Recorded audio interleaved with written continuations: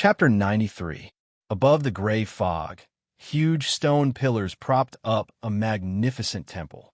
Two dark red blobs suddenly appeared beside the ancient and mottled bronze table. They stretched into illusory figures. "Good afternoon, Mr. Fool." Audrey, who seemed to have a hazy effect, bowed and smiled. "It's a pity that there's no good wine here. Otherwise, I would be able to toast to your successful attempt." She was referring to the matter of ritualistic magic. "Your strength far exceeds our imagination," Alger Wilson praised as well. Klein's body was still shrouded in an extremely thick gray fog. He pressed his right hand down and spoke as though he was answering an ordinary question. "Very good. This shows that we are on a fruitful path. In the future, if you have something on and can't leave on Monday afternoon, hold the ritual ahead of time and inform me. Yes, you just need to change the contents of the incantation, such as pray for a sweet dream, to a specific reason." "All right." Audrey nodded her head briskly. "Mr. Fool, I've obtained another page of Roselle the Great's diary. I should still be missing a page. This week I've been far from land, so I haven't been able to find a new one." Alger pressed his right hand to his chest and bent forward to express his apology. "Don't worry about it. This matter is destined to take a long time." Klein leaned back his chair and tapped his index finger on the armrest. He looked at Miss Justice and said, "You can express the diary now." Audrey bowed slightly. "By your will." She picked up the fountain pen that suddenly appeared on the table and carefully recalled the runes that she had forcefully memorized and expressed the will she wanted to express. In just a few seconds, she saw that the goat skin in front of her was filled with dense, neat, and orderly content. After checking it, she put down the fountain pen and said, "It's done." Klein gently raised his hand, and the goat skin suddenly appeared in his palm. His gaze moved down, and he began reading without any emotions. 9th July. I suddenly thought of an interesting question. Since the sequence pathways are also known as the grace of God, the pathway of God, why is the slate that records the complete 22 sequence pathways called the blasphemy slate? Blasphemy, what a loaded term. Who exactly has it blasphemed?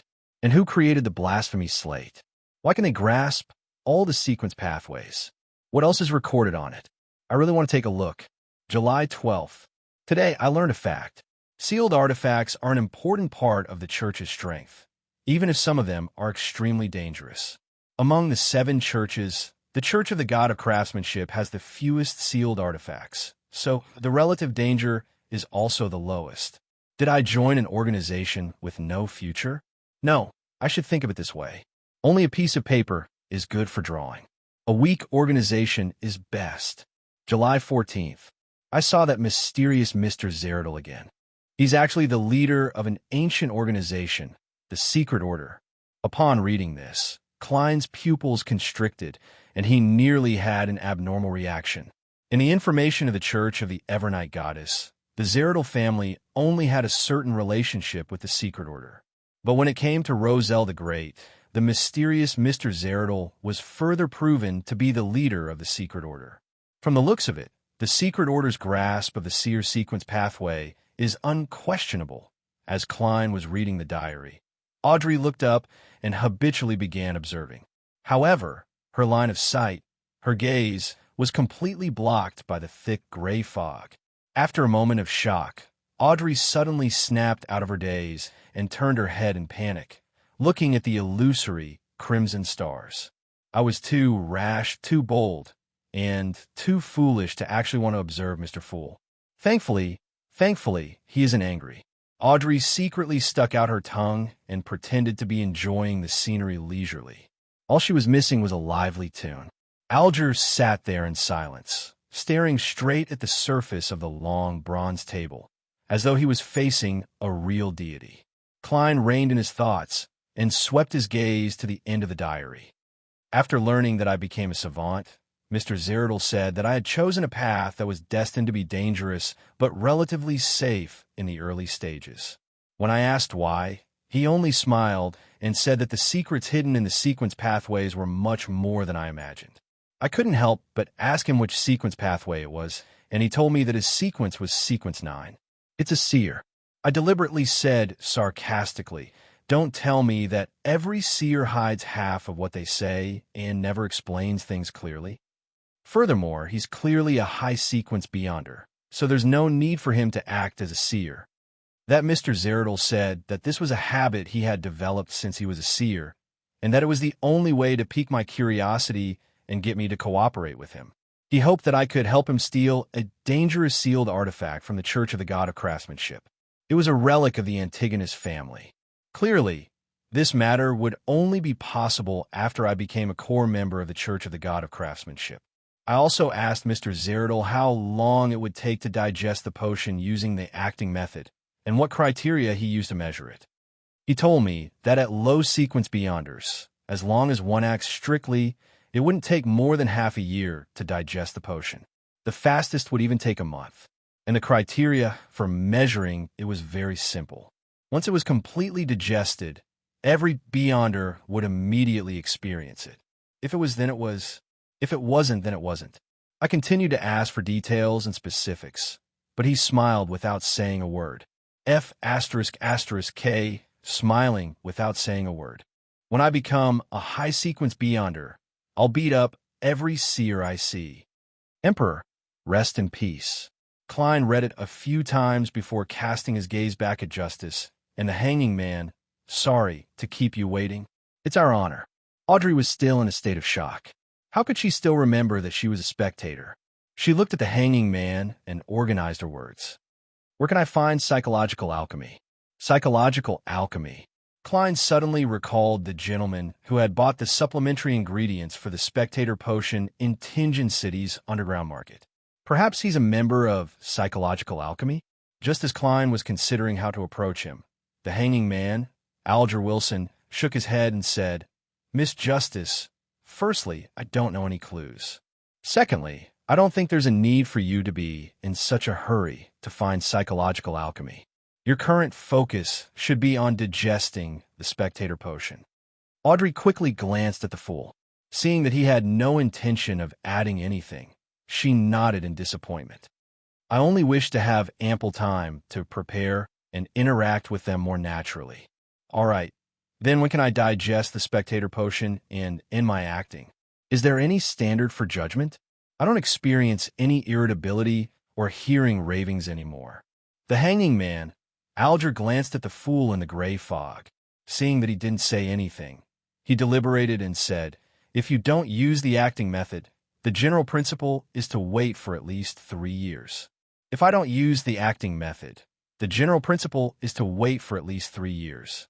After confirming that there are no symptoms of mania, auditory hallucinations, or visual hallucinations, I'll use a simple method to determine it, which is to exhaust myself to the limit. In this state, if I still don't hear any crazy whispers or see anything strange, it means that I can advance. As for the acting method, I've only just come into contact with it. It feels good, so it shouldn't take 3 years.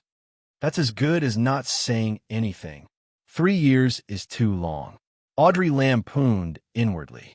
Just as she had that thought, she suddenly heard a light knocking sound. Audrey was stunned at first, but she was immediately delighted. She turned her head and saw the fool tapping on the edge of the long table. Alger sat, even more upright, waiting for the fool to speak. Klein's tone was normal as he said, For low-sequence beyonders, as long as you act strictly, you can completely digest it in half a year. It's not impossible for you to do it in a month. He looked at Justice and added, It's a sign of complete digestion. When the time comes, you will naturally understand without needing anyone to teach you. A month. That's great. Thank you, Mr. Fool. Audrey's joy was beyond words. Miss Justice, don't think that you're the chosen one. The point is that it'll take half a year. Klein raised his right hand and placed it by his mouth. Half a year, Alger repeated softly. From his tone, Audrey acutely sensed joy, relief, and strong doubts. What's he doubting?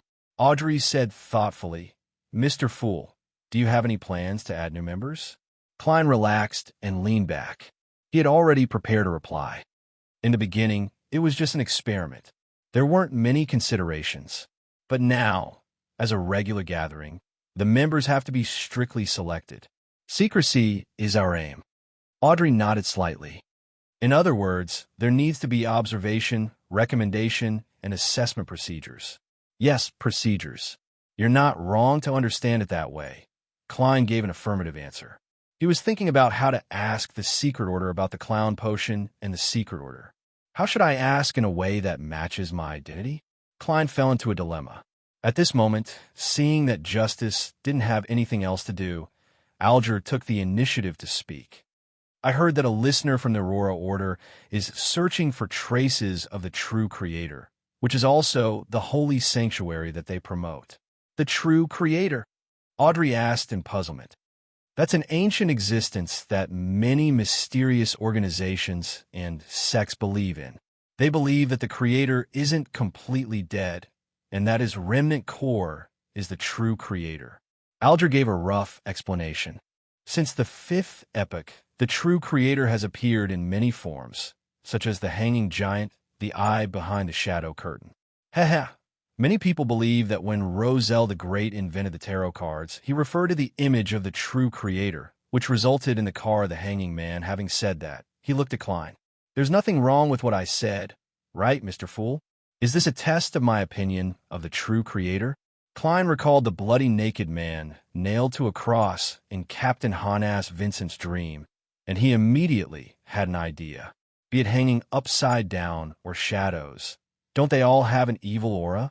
Hence, he chuckled. I prefer to call him the Fallen Creator. Chapter 94. The Fallen Creator.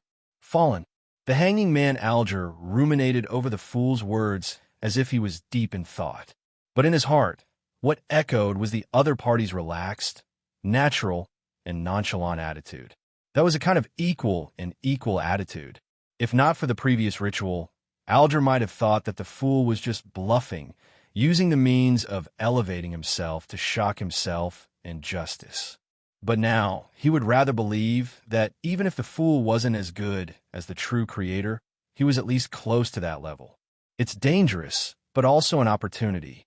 Alger muttered silently before saying with a smile, Mr. Fool, your description is indeed more appropriate. Mr. Fool, your description is indeed more appropriate.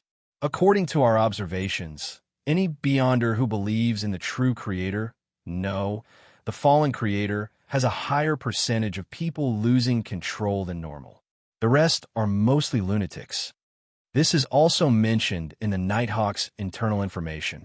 And the so-called lunatics don't mean that they've lost their rationality, but that their worldview has become abnormally distorted.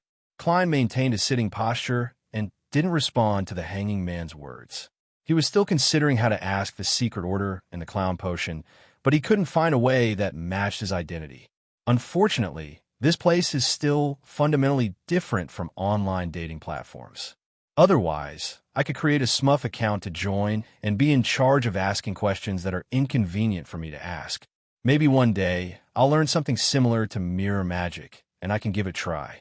For example, making half of the members be my SMUF account. There are 22 chairs here and 22 tarot cards. It corresponds perfectly, but when I wanted a temple, I didn't call myself the Fool, nor did I think of building a tarot.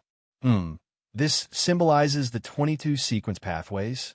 I wanted a shrine, so a shrine appeared. I wanted a SMUF, so would a SMUF appear, seeing that the Fool, who was shrouded in a thick gray fog, didn't speak again. Audrey sighed and said curiously, It sounds terrifying. That sounds terrifying.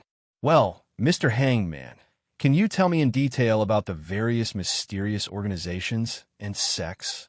It's difficult for me to come into contact with these things in my daily life, so I can only learn about them through you. I'll pay you. What do you want? Good question. Miss Justice, you've taken on the responsibility of my SMUF account to a certain extent. This way, the hanging man will definitely mention the secret order. You're the best sidekick. Klein perked up when he heard that, but he didn't let his emotions show through his expression or actions. Alger thought and said, I need a sum of money. I need a sum of money, 1,000 pounds. It's best if it's unnumbered banknotes or freshly mined gems. I'll calculate it according to the monthly average price of the Backlund jewelry market. 1,000 pounds? That's a huge sum of money, and it's enough to buy a house in Tingen. It's not just anyone, but a captain is captain. Captain is captain. Lady or single, 1,000 pounds is captain. Captain, captain, thousand captain, captain, captain, man, and captain, captain, captain, man. Also captain is captain. Captain is could even if captain is captain doesn't also captain means in captain of hot captain of captain. Even captain is captain's only hey hells in captain is of captain a captain. For a single lady or lady, 2,000 pounds is enough for her to live a decent life for the rest of her life. A stable annual income of 2,000 pounds would be around 100 pounds. 1,000 pounds? Audrey blurted out in surprise before replying in a light and cheerful tone. No problem. Should I send it to the previous address? For Miss Justice's tone, she seems to think it's very cheap. Klein didn't let his gaze shift over. Alger remained silent for more than 20 seconds before saying, yes. Send it to the Warrior and the Sea Bar, Pelican Street, Pritz Harbor's White Rose Borough. Give it to the boss, Williams. Tell him that the captain wants it. All right. Audrey leaned back slightly and posed as a spectator. Mr. the Hanging Man, you may begin. Alger glanced at the fool, deliberated for a moment, and slowly said, let's start with the Moses Ascetic Order. It's the earliest secret organization. Of course, many people believe that the earliest secret organizations should be the Church of the Evernight Goddess, the Church of Mother Earth, and the Church of the God of Combat. These people must be members of the Church of the Lord of Storms, the Church of the Eternal Blazing Sun, or the Church of the God of Knowledge and Wisdom. Audrey retorted sullenly. The Church of the Goddess is the earliest secret organization. This was the first time Klein had heard of such a theory. What exactly happened in the fourth epoch or the third epoch? Alger smiled and said, these truths have long been buried in ancient history. The only thing that can be confirmed is that no one has ever said that the Church of the Lord of Storms, the Church of the Eternal Blazing Sun, and the Church of the God of Knowledge and Wisdom were once secret organizations. All right, let's save time and get back to the topic at hand. The Moses Ascetic Order was first established by a few humans who saw the blasphemy slate. They believed in an impersonal deity known as the Hidden Sage. This is described as a deity, but it's closer to a concept, a natural law. For example, all things are numeric, and the Hidden Sage is the embodiment of numeric. For example, knowledge is supreme, and the Hidden Sage is knowledge itself. Therefore, in the early days, the Moses Ascetic Order was a very respected organization. They had a good relationship with the various churches. The members of this organization use ascetic cultivation to resist losing control and resolve the remnant effects of the potion. They also strictly keep it a secret and adhere to morality and precepts. They believe that people will constantly reincarnate after death. The sequence 9 they control is called Mystery Prior. The term warlock also came from this organization. Audrey savored the description of the Hanging Man and asked sharply, you said that the Moses Ascetic Order was a very respected organization in the early days. Are they not now? Alger nodded indiscernibly. Yes, they have already degenerated into an evil organization. Why? I think their concept is very good. It's very normal. Audrey expressed her puzzlement. This was also what puzzled Klein. The information he had access to with his security clearance did not record the reason for the Moses Ascetic Order's degeneration. Alger looked at the unfathomable and silent fool and tersely acknowledged, I'm not sure of the true reason. It might have been completely covered by the dust of history, but I know a shocking explanation. In that explanation, the main reason for the Moses Ascetic Order's degeneration is that the God they believe in, which is the Hidden Sage, came alive. He became a personified evil god. Came alive? How? How did he come back to life? Audrey asked in an inconceivable and incomprehensible tone. She had unknowingly exited her spectator state. It's just like a ghost story. Furthermore, that ghost is a deity. Klein's heart stirred up a storm.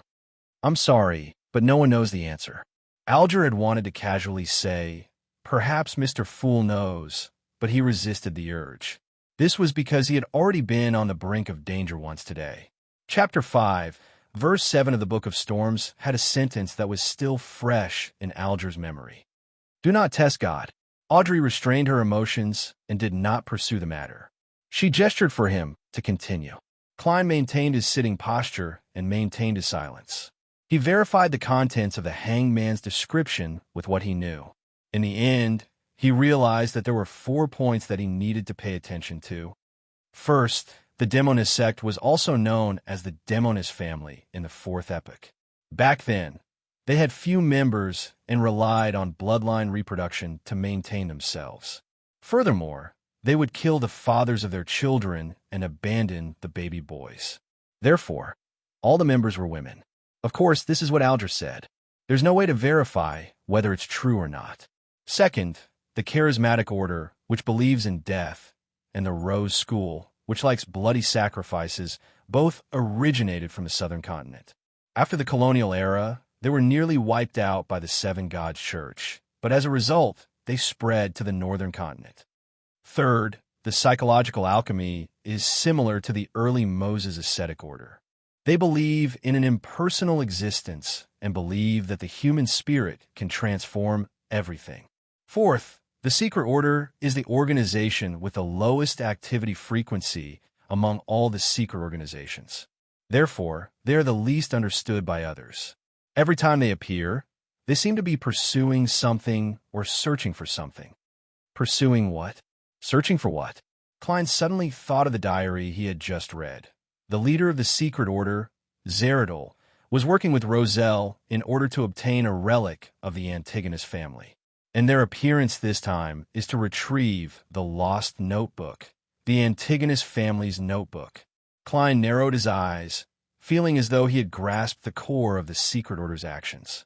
They are after the relic of the Antigonus family. Klein resisted the urge to tap the edge of the table as thoughts ran through his mind. They're searching for traces of the Antigonus family? If I want to obtain the clown potion formula from the secret order, this is where I need to start? After exchanging information, Klein announced the end of the gathering. By your will. Audrey and Alger stood up at the same time. After severing the connection and seeing their figures shatter and vanish, Klein rubbed his glabella and attempted to imagine a smurf account. Just as he had this thought, he saw a figure appear at the bottom of the long bronze table. The figure was wearing a black tuxedo and a half-top hat. Its expression was blank, and its actions were stiff.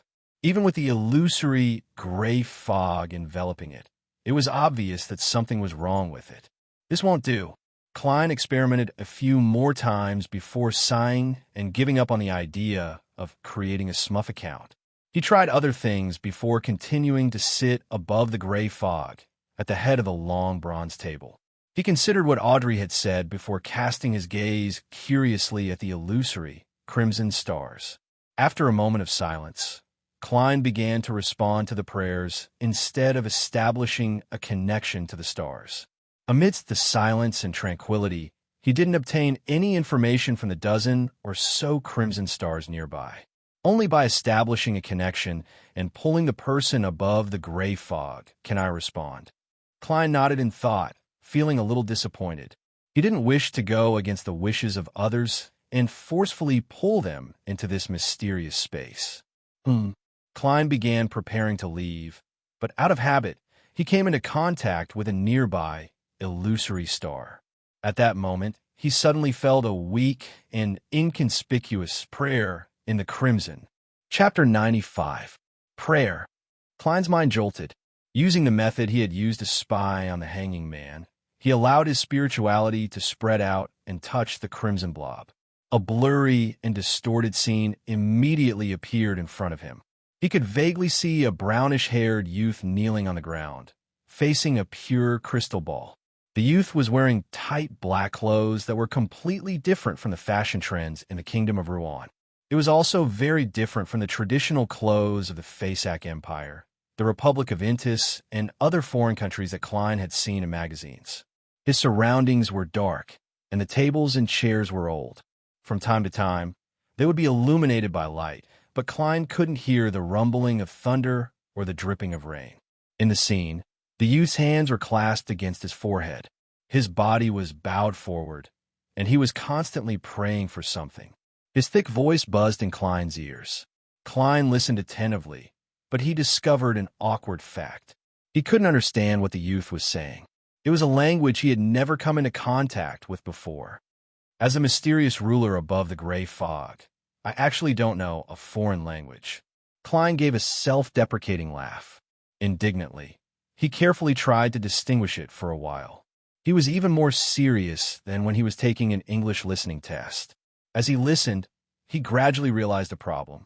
Although the youth's language wasn't one of the languages he had learned, it was very close to ancient Fasak. There were signs of similarities. Father, mother, these two words should mean this, right? It's very similar to ancient Fasak, but there are certain differences. Klein frowned and fell into deep thought. Ancient Fasak is the common language of humans in the fourth epoch. It's the source of all modern languages, and it's also gradually changing. I have no way of confirming it now. He listened again and again, and from the grammatical structure, he eliminated contemporary languages like Ruan, Fasak, and Intis. Is it a variation of ancient Fasak in its long history? Like the words written in the Antigonus family's notebook? Klein wrapped his fingers on the edge of the long bronze table and nodded indiscernibly. There's another possibility. Ancient Fasak didn't appear out of thin air. It evolved from the language of the giants. The Fasak Empire in the north has always claimed that its citizens have the blood of the giants. This might be the language of the giants from ancient times. At this point, Klein, who lacked knowledge, could only pause and retract his spirituality. He no longer watched or listened. He didn't plan on immediately pulling the praying youth up above the gray fog. He wanted to figure out what he was talking about first. Of course, before that, he would often observe and perform basic tests. Phew! Klein exhaled and leaned back in the magnificent temple of gray mist. He wrapped his spirituality around himself and simulated the feeling of falling. After reviewing Roselle's diary, Klein changed into his formal attire and headed for the divination club. He still chose to take the public carriage despite having his salary doubled. However, he extravagantly attended to Mrs. Wendy's business and spent 5 pence to buy a cup of sweet iced tea to ward off the afternoon heat. When he arrived at Howe Street, Klein threw the paper cup into the trash can and walked to the second floor. Before entering, he pinched his glabella and activated his spirit vision ahead of time. Just as he stepped into the reception hall, Klein immediately felt a faint sense of sorrow. The beautiful receptionist, Angelica, sat there. Her gaze was unfocused, and there was a hint of redness in her eyes. Sorrow will eventually pass. Klein came in front of Angelica and said gently and calmly. Angelica suddenly looked up and muttered in a daze. Mr. Moretti, soon. She snapped out of her daze and asked in surprise, Why you know about Mr. Vincent? All right. I forgot that you're an outstanding fortune teller. All right. I forgot that you're an outstanding fortune teller. Klein went along with her and sighed. I can only divine a vague situation. What exactly happened to Mr. Vincent? Boss told us that Mr. Vincent suffered a heart attack in his sleep and passed away peacefully. As Angelica spoke, she sounded like she was on the verge of tears. He was a kind, polite, and true gentleman. He was the spiritual mentor of many members. He was still so young. I'm sorry for making you even sadder. Klein didn't console her further as he slowly walked to the meeting room. Angelica took out a handkerchief and wiped her eyes and nose. Then, she looked at Klein's back and raised her voice. Mr. Moretti, what would you like to drink? Black tea. Compared to coffee, Klein preferred it, even though he didn't think much of it. In comparison, he preferred ginger beer and sweet iced tea. However, as a gentleman, he shouldn't act like a child in a formal setting. Because it was Monday, there were only 5 or 6 members in the meeting room. In Klein's spirit vision, they all had different emotions. Some were truly sad, some were slightly gloomy, and some seemed to be unaffected. It's all very normal, a normal reaction. Klein nodded indiscernibly. He held his cane and found a random spot. Just as he was about to deactivate his spirit vision, he saw Angelica enter and walk towards him. Mr. Moretti, there's a customer looking for you. Oh, it's the one from last time, the beautiful lady said with a suppressed voice. You still remember him? Klein asked with a smile. Yes, I wonder if that man bought the magical medicine according to my instructions. I wonder if he still needs surgery. Angelica pursed her lips. He's the only person who's willing to wait an afternoon at the club. Klein held his cane, stood up, and walked out without a word. In the reception hall, he saw the man who had come for his divination previously. He also saw that the aura around his liver had returned to normal. His overall coordination was the same. Congratulations. The taste of health is wonderful. Klein smiled as he extended his hand. Bogda was taken aback at first before he reached out with both hands and grabbed Klein's right palm. Mr. Moretti, you can indeed see my condition. Yes, I've recovered. The doctor has asked me again and again, checked me again and again, but he still can't believe that I've recovered just like that. As he listened to Bogda's ecstatic recount, Klein calmly confirmed one thing. The apothecary from Lawson Folk Herb Store was definitely a beyonder. He had seen the severity of the man's liver disease with his own eyes. For him to be cured in a few days had already exceeded the limits of herbal medicine and medical skills. Only a beyonder could explain it. Coupled with Glassy's matter, there was only one answer left. I want to repent to God. I actually doubted you, doubted that magical apothecary.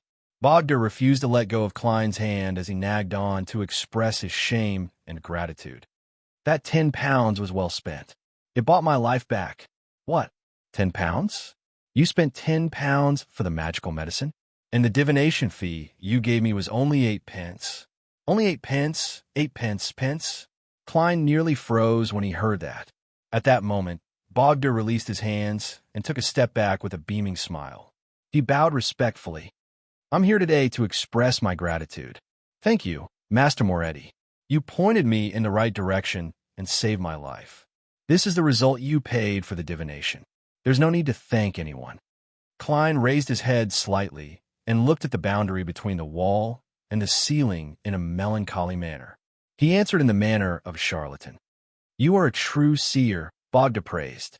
I'll be heading to Vlad Street to thank that apothecary and buy the medicine he recommended. Haven't you already recovered? Klein hid his surprise very well. Bogda surveyed his surroundings. Seeing that the beautiful receptionist wasn't paying attention to him, he chuckled. That's an herb with mummy powder added. It can be brewed into medicine that both men and women will be satisfied with. I didn't believe that apothecary in the past, but now I have no doubts. There's such a medicine? For a moment, Klein felt that the apothecary was a cheat. He suspected that he had pushed the gentleman in front of him into a pit of fire. He scrutinized Bogda a few times and confirmed that there was nothing wrong with the color of his aura. Mummy powder? Klein cautiously grabbed onto a word and asked. Yes, mummy powder. I've asked a friend. He said that the nobles of Bakeland have been frantically pursuing this item. This powder ground from mummies allows a man to perform perfectly in bed. Although it's disgusting and sounds filthy, it's truly made for nobles. Bogda explained in detail, his eyes filled with urgency. Mummies? Mummies made from corpses? Powder ground from them? Klein was flabbergasted and nearly vomited at Bogda. Those nobles sure know how to play. Just as he was about to dissuade him, Glassy, who had a lung disease, happened to enter the shop and heard the rest of Bogda's description. Yes, it's very effective. I recommend you to go to Lawson's Folk Herb Pharmacy on Vlad Street. Mr. Lawson's secret formula is very effective. Glassy took off his monocle and leaned over with interest. He lowered his voice and recommended, My experience was very, very, very perfect. You know about it too? I was just about to go to Mr. Lawson's Folk Herb Pharmacy.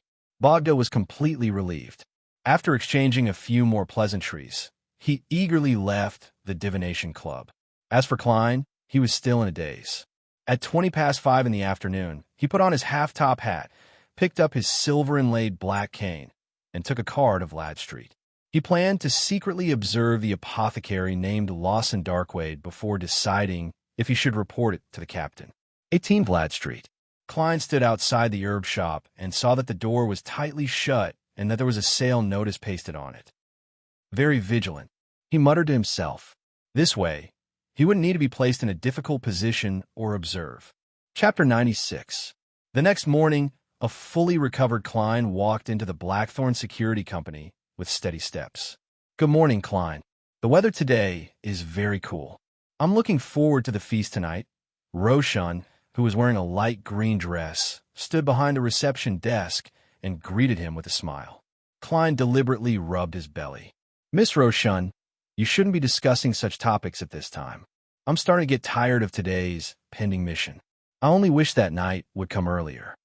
Me too. Roshan chuckled. She looked around and gestured for Klein to come closer. Then she suppressed her voice and said, she lowered her voice and said, I saw Madame Daly just now. Spirit medium Daly? Klein asked in surprise. The most famous spirit medium in Alwa County had always lived in Inmat Harbor, which wasn't too close to Tingen. Yes. Roshan nodded vigorously. But she has already left. Ah, she's the ideal beyonder in my heart. If I could become a spirit medium, I would leave Tingen and travel the world alone. I would go to Intis, Fasak, Fainapotter, the southern continent, the plains, the primeval forests, and the snowy plains. Miss, understand the rules and regulations of the Nighthawks. Klein shook his head in amusement. Even if it's Madame Daly, if she wants to leave in Matport, she needs to apply and get permission. I know, but you can't remind me at this time and shatter my fantasies. Roseanne said angrily. In fact, it's impossible for me to become a beyonder. It's too dangerous. I don't know when I'll die. In my opinion, the so-called beyonders turn themselves into monsters in order to fight them. Archbishop Chanis once said that we are guardians, but also a bunch of pitiful wretches who are constantly fighting against danger and madness. Klein sighed as he answered the words that left a deep impression on him. In order to fight against the abyss, we have to endure the corruption of the abyss. The two fell silent for a moment. Roshan was the first to recover. She gestured towards the partition. Captain wants you to look for him as soon as you arrive. Okay. Klein took his hat and cane, passed through the partition, knocked on the door, and entered Dunn's office. The middle-aged gentleman with deep gray eyes and a high hairline put down his coffee cup and smiled. Daly was here. It's not surprising because Roshan told me about it in advance, Klein replied with a smile. Dunn didn't mind his humor. He sighed and said, Daly has been transferred to the Bakelin Diocese. That's the most prosperous and crowded city in the world. It also has the most beyonders and opportunities. She has a higher chance of becoming an archbishop or a high-ranking deacon than me. Why? Klein sat up straight and asked in confusion. Dunn pondered for more than 10 seconds. She has a unique talent when it comes to grasping and excavating sequence potions. I previously told you that the internal rules of the Nighthawks are that if you want to consume the potion of the next sequence, you have to wait 3 years and undergo a strict examination to prevent losing control. But normally, 3 years isn't enough. I used 3 years to go from sleepless to midnight poet and 9 years to go from midnight poet to nightmare. A total of 9 years. And from nightmare to sequence 6, I've already spent 3 years. I have no idea how many more years I'll need. When our bodies grow old and our spirits begin to decline, even if we manage to overcome the hidden dangers, we shouldn't attempt to advance anymore because the risk of losing control is so high that no one is willing to take the risk. As for Daly and I, we are different from most beyonders. After she became a corpse collector, she submitted a special application a year later, hoping to immediately consume the subsequent potion. To everyone's surprise, she successfully passed the more stringent examination and obtained the Gravedigger potion. She only took a year to go from Gravedigger to Spirit Medium. This is only her 5th year as a Beyonder. She's only 24 years old. She's still young enough and has plenty of opportunities. On the surface, she's the most famous Spirit Medium in Alwa County. But in fact, she's a real Spirit Medium. Isn't this acting? O'Neill seems to have mentioned that M. Daly has similar tendencies. Klein felt that he had grasped the core factor behind Daly's rapid advancement as a spirit medium. Captain, you're still young enough. You're only in your 30s. Klein consoled Dunn and added inwardly, it's just that your memory is a little bad. Dunn drank a mouthful of coffee and shook his head with a wry smile. Why don't you ask M. Daly for advice on how to grasp and excavate the sequence potion? Klein deliberately asked. Dunn put down his coffee cup and rubbed his eyebrows. She wants me to become a real nightmare. I don't know what that means. Acting as a nightmare? Man, a nightmare makes me feel evil. Klein frowned slightly and fell silent for a moment. At this moment, Dunn took out his pipe and took a whiff. I discussed with Daly that the seer potion's follow-up is clown, without considering the possibility of the secret order deliberately deceiving you. She raised an interesting guess. What guess? Klein's eyes lit up as he asked anxiously. He had once used divination to verify if clown was the follow-up potion for seer, and he had obtained a vague answer that was closer to a definite direction. Dunn's deep gray eyes glanced at him as he said in thought, Normal sequence pathways have a progressive relationship. Normal sequence pathways have a progressive relationship. They follow a common point and advance in a domain. For example, sleepless, midnight poet, and nightmare. Clearly, they are related to the evernight, as well as the sleep and tranquility derived from the evernight. I can imagine that it will be the same in the future, but it will be more powerful and involve a wider range of factors. There might be elements like concealment, disaster, horror, and the crimson moon. Some sequence pathways don't appear to be like that on the surface, but upon careful analysis, one can still discover similarities. For example, assassin and instigator. The similarities they share are that they bring calamity, pain, sorrow, and despair to others. The later sequences should also conform to this pattern. Klein listened attentively and took the initiative to ask, but the seer and clown don't have such a relationship? Yes. Dunn nodded slightly and said, Daly believes that there might be another sequence pathway that has a relationship. After all, we don't know enough. He paused for a moment before continuing. Daly said that in a similar pathway, the low and mid-sequence potions will provide the Beyonder with a brand new ability that doesn't seem to have anything to do with the one before. At a certain stage of qualitative change, these abilities will mix together and evolve into an abnormally powerful job that includes them. In other words, it's not progressive, but a relationship of decomposition and combination. Seeing that Klein was a little confused, Dunn raised his right hand and said, Normal sequence pathways are progressive. The normal sequence pathway is progressive, just like everyone's body. Starting from a young age, they grow taller bit by bit, becoming stronger, heavier, and more mature. And special sequence pathways are like this. Upon saying this, Dunn curled his thumb. This is sequence 9. Then, he curled his index finger. This is sequence 8. Following that, he slowly curled his remaining fingers one by one. Each finger is independent of each other.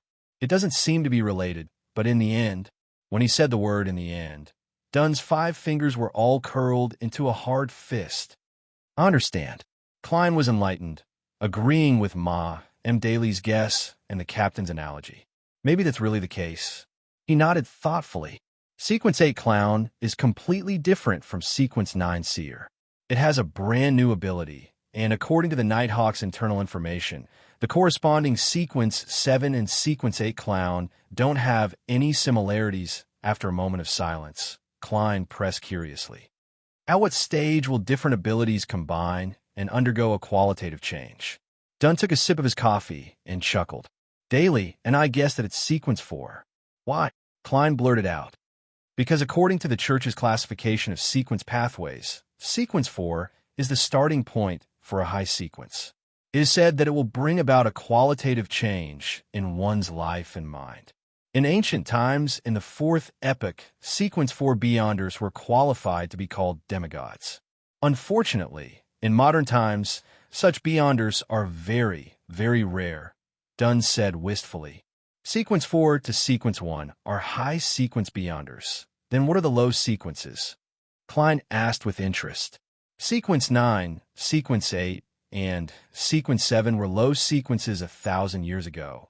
But in recent centuries, the scarcity of Beyonders has caused the various churches to view Sequence 7 as a medium sequence. Dunn gave a self-deprecating laugh. Sequence 9 and Sequence 8 are low sequences. Sequence 7, Sequence 6, and Sequence 5 are medium sequences, and Sequence 4 and above are high sequences. Klein repeated it in his heart, unable to help but feel a little yearning. Roselle the Great is a high sequence beyonder. However, the higher the sequence, the greater the risk of losing control. Klein thought with fear. He pretended to ask another question casually. What's the name of the sequence 4 potion of the Church of the Goddess? In fact, I'm not sure. My security clearance doesn't allow me to access the corresponding information. I'll only be able to read it when I become a diocese bishop or a Nighthawk deacon. Dunn shook his head and said with a smile, in fact, at least half of the 13 archbishops and 9 high-ranking deacons at the top of the church are below sequence 4. Yes, what I said is more optimistic. The previously wanted archbishop, Zangwill, lost control after failing to advance to sequence 4. The one who took away sealed artifact 0-08? His potion's name seems to be Gatekeeper. Klein thought for a moment and probed.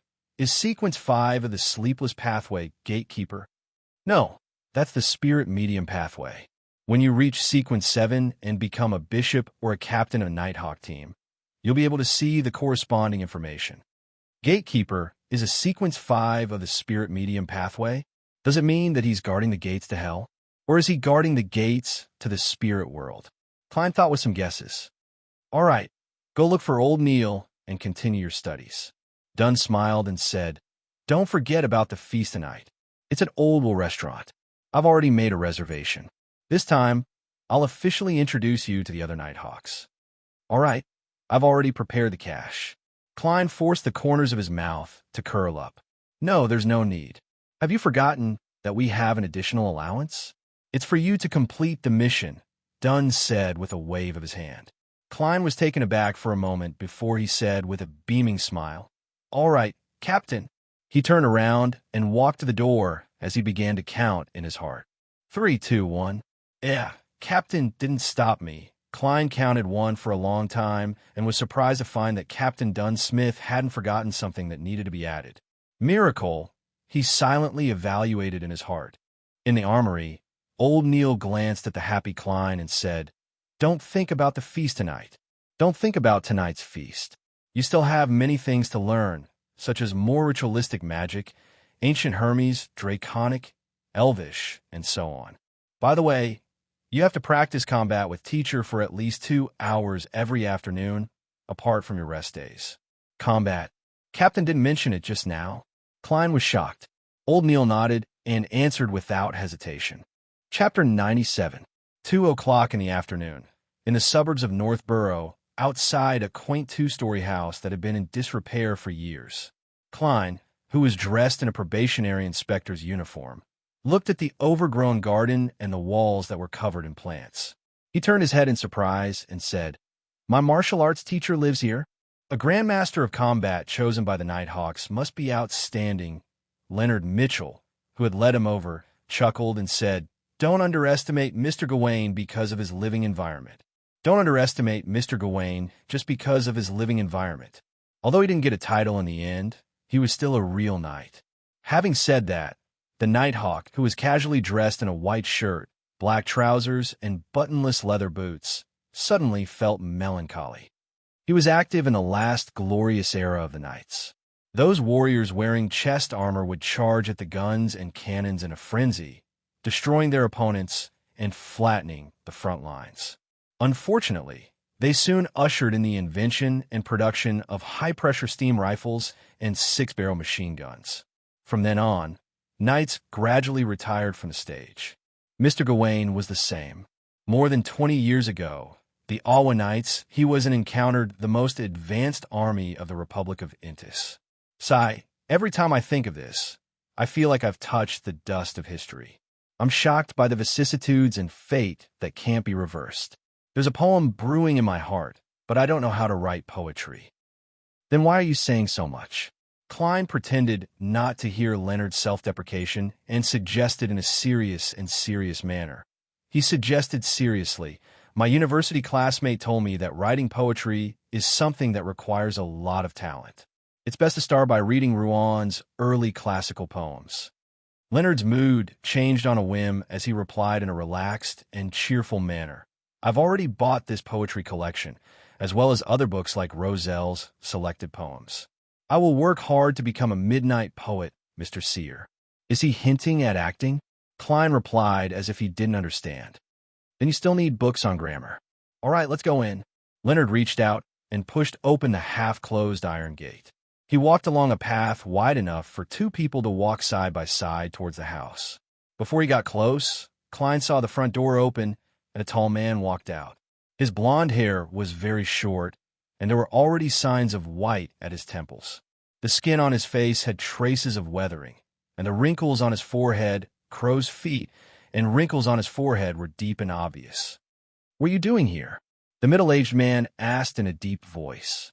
"Mr. Gawain, according to the contract you signed with the police department, this probationary inspector will learn combat from you," explained Leonard with a smile. "Combat?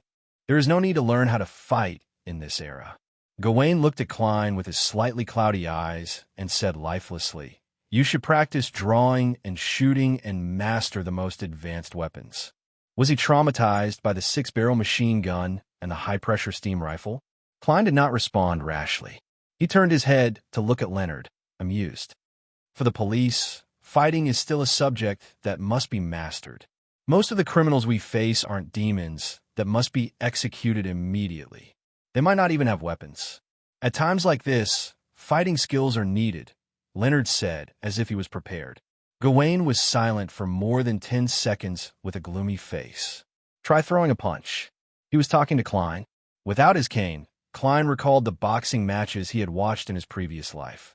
He raised his arm and swung it forward. The corner of Gawain's mouth twitched indiscernibly. He thought for a moment and said, "Kick." Turning his body sideways, Klein tightened his thigh and lashed out with his right leg. Ahem. Gawain covered his mouth with his hand and coughed lightly. He looked at Leonard and said, "I will abide by the contract. But with his situation, he only needs to come 4 times a week for 3 hours for the first month. You're the combat expert. You decide." Leonard nodded without hesitation and said to Klein with a smile, "See you at dinner." After he walked out of the metal fence, Klein asked curiously, "Teacher, where should I start?" "Teacher, where should I start?" As a qualified keyboard warrior, he knew that footwork in combat was also very important. Gawain's hands hung by his sides as he shook his head lethargically. Gawain's hands hung by his sides as he shook his head lethargically. What you need most right now is strength training. Do you see that? There are 2 iron dumbbells. They will be your companions for today. In addition, you also need to practice squats, running, and rope skipping. We'll do it in groups. While Klein was in a daze, he suddenly raised his voice and asked majestically, "Understood, understood." At this moment, Klein felt as if he had returned to military training, facing an unreasonable instructor. "Go change your clothes first. There's a knight's training suit on the couch." Gawain suddenly sighed. He turned around with his hands behind his back and walked toward the pair of black dumbbells. 6 o'clock in the evening, a corner of the Old Wool restaurant. Other than Fry, who was on duty at Cheney's Gate, all the members of the Blackthorn Security Company were present. There were 6 Nighthawks and 5 civilian staff. A white tablecloth was spread quietly on the long table. The waiters brought in plate after plate of food. They cut the food before serving it to each guest. Klein saw a steak with black pepper sauce, bacon, sausage with mashed potatoes, custard, aloe vera, specialty cheese, and amber champagne. However, he had no appetite. He nearly vomited from the afternoon's training. Glancing at the pale and unfocused new Nighthawk, Dunn raised a glass of red wine in front of him and smiled. "Let us welcome our new official member, Klein Moretti. Cheers!" The cold and reserved black-haired lady, Royale Radine, the short and capable sleepless Kenley White, the unkempt man, Leonard Mitchell, and the white-haired, black-eyed midnight poet, Sikatron, all raised their glasses and looked at their new teammate. Klein endured the lingering discomfort from the training, picked up the amber-colored champagne, and stood up. He stood up and said, "Thank you." He clinked glasses with each Nighthawk and downed the remaining champagne. "Isn't our Miss Author going to say something at a time like this?" Dunn looked at Sikatron with a smile. Sikatron was a lady in her 30s. Her looks were rather ordinary, but she had an outstanding temperament. She was quiet and serene, and with her rare long white hair, she had a unique charm. Klein had heard from old Neil that this midnight poet was an amateur fiction enthusiast. She had attempted to submit articles to newspapers and magazines, but only a few of them had been accepted. Sika smiled and glanced at Dunn. In order for you to address me as Miss Author to become a reality, Captain, I think you should give me a special fee so that I can publish my own novels. Dunn spread his hands and smiled. You should learn from old Neil and find a more suitable reason. In this aspect, I'm most impressed by Mr. Neil. Roshan swallowed a piece of roasted lamb and chimed in. As the group chatted, Leonard glanced at Klein and chuckled. You're too tired and have no appetite. Can't eat? Yes. Klein sighed. If you haven't touched it, I can help. Leonard looked as though he didn't want to waste food. Klein didn't mind at all and nodded. No problem.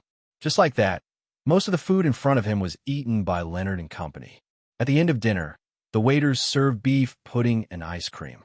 Klein took a bite of the latter and found it cold and sweet. It was especially appetizing. Unknowingly, he finished his blueberry juice ice cream. And because of this, he began to feel hunger in his heart and stomach.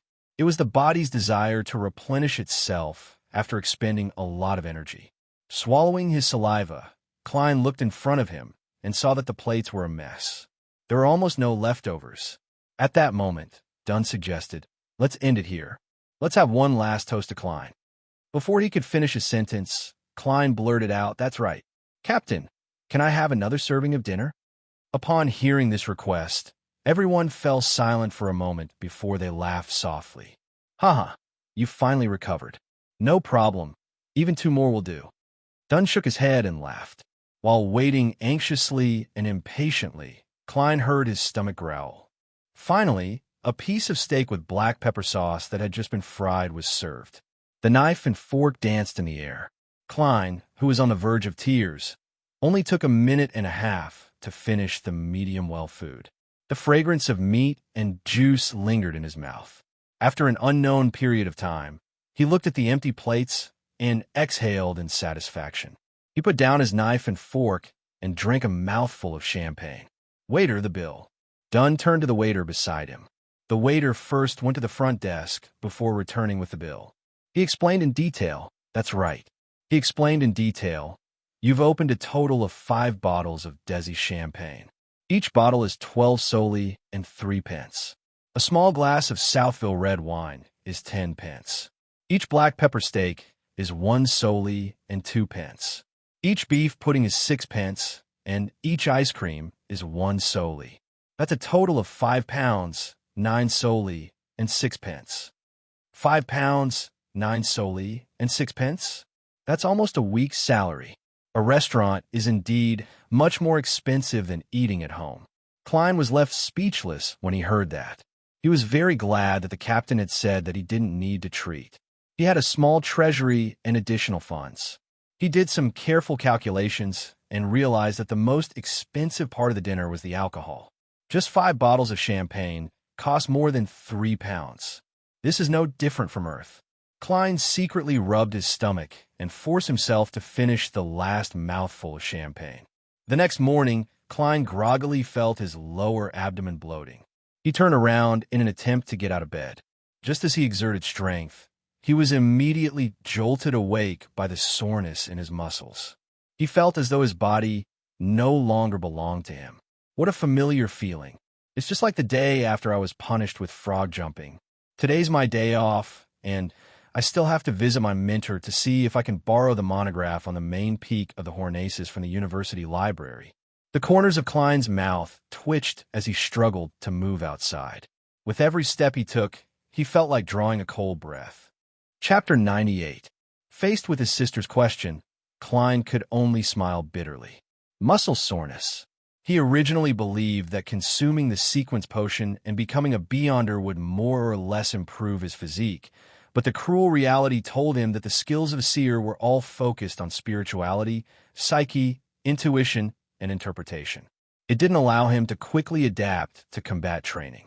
As for the original Klein, he had been focused on his studies for many years and had suffered from malnutrition, causing his physique to always be below average. It was rather normal for him to have such a sequela today. Muscle soreness? I remember you came back after dinner last night, and didn't do anything else. Could alcohol cause muscle soreness? Melissa inquired probingly. Could it be that alcohol causes muscle soreness? Sis, that question of yours really makes one's thoughts go astray. Klein laughed dryly and said, No, it has nothing to do with alcohol. No, it has nothing to do with alcohol. It happened yesterday afternoon. I joined the company's combat training. Combat? Melissa was even more surprised. Klein quickly organized his words and said, It's like this. I thought that, as a consultant of a security company's history and cultural relics, I can't stay in the office forever, staying in the warehouse at the dock. Perhaps there will be a day in the future when I need to go to the countryside with them, to the ancient castle, to the original location of the cultural relics. On the way, I will climb mountains, cross rivers, and walk many, many roads. I will have to undergo all kinds of tests from nature. This requires a healthy body. So you joined the combat training to improve your physique? Melissa understood what her brother meant. Yes. Klein gave an affirmative answer. Melissa frowned slightly. But that's not gentlemanly. Don't you always hold yourself to the standards of a professor? A professor only needs to read the literature, consider difficult problems, and be gentle and gentlemanly. Of course, I'm not saying that's not good. I like men who can solve problems by themselves, whether they use their muscles or their brains. Klein smiled and said, No. No. Melissa, you have misunderstood the definition of a professor. A real professor can communicate with people in a gentle and polite manner, and they can also use physics to persuade the other party when communication is blocked. The way of physics. Melissa didn't react for a moment, but she quickly understood what her brother was trying to say. She couldn't find the words to refute. Klein didn't say anything more. He moved his legs with difficulty and moved to the bathroom. Melissa stood there and watched for a few seconds. Suddenly, she shook her head and chased after him. Do you need my help? She made a gesture to support him. No, there's no need. I was just putting on a show. Klein felt insulted. He straightened his back and walked normally.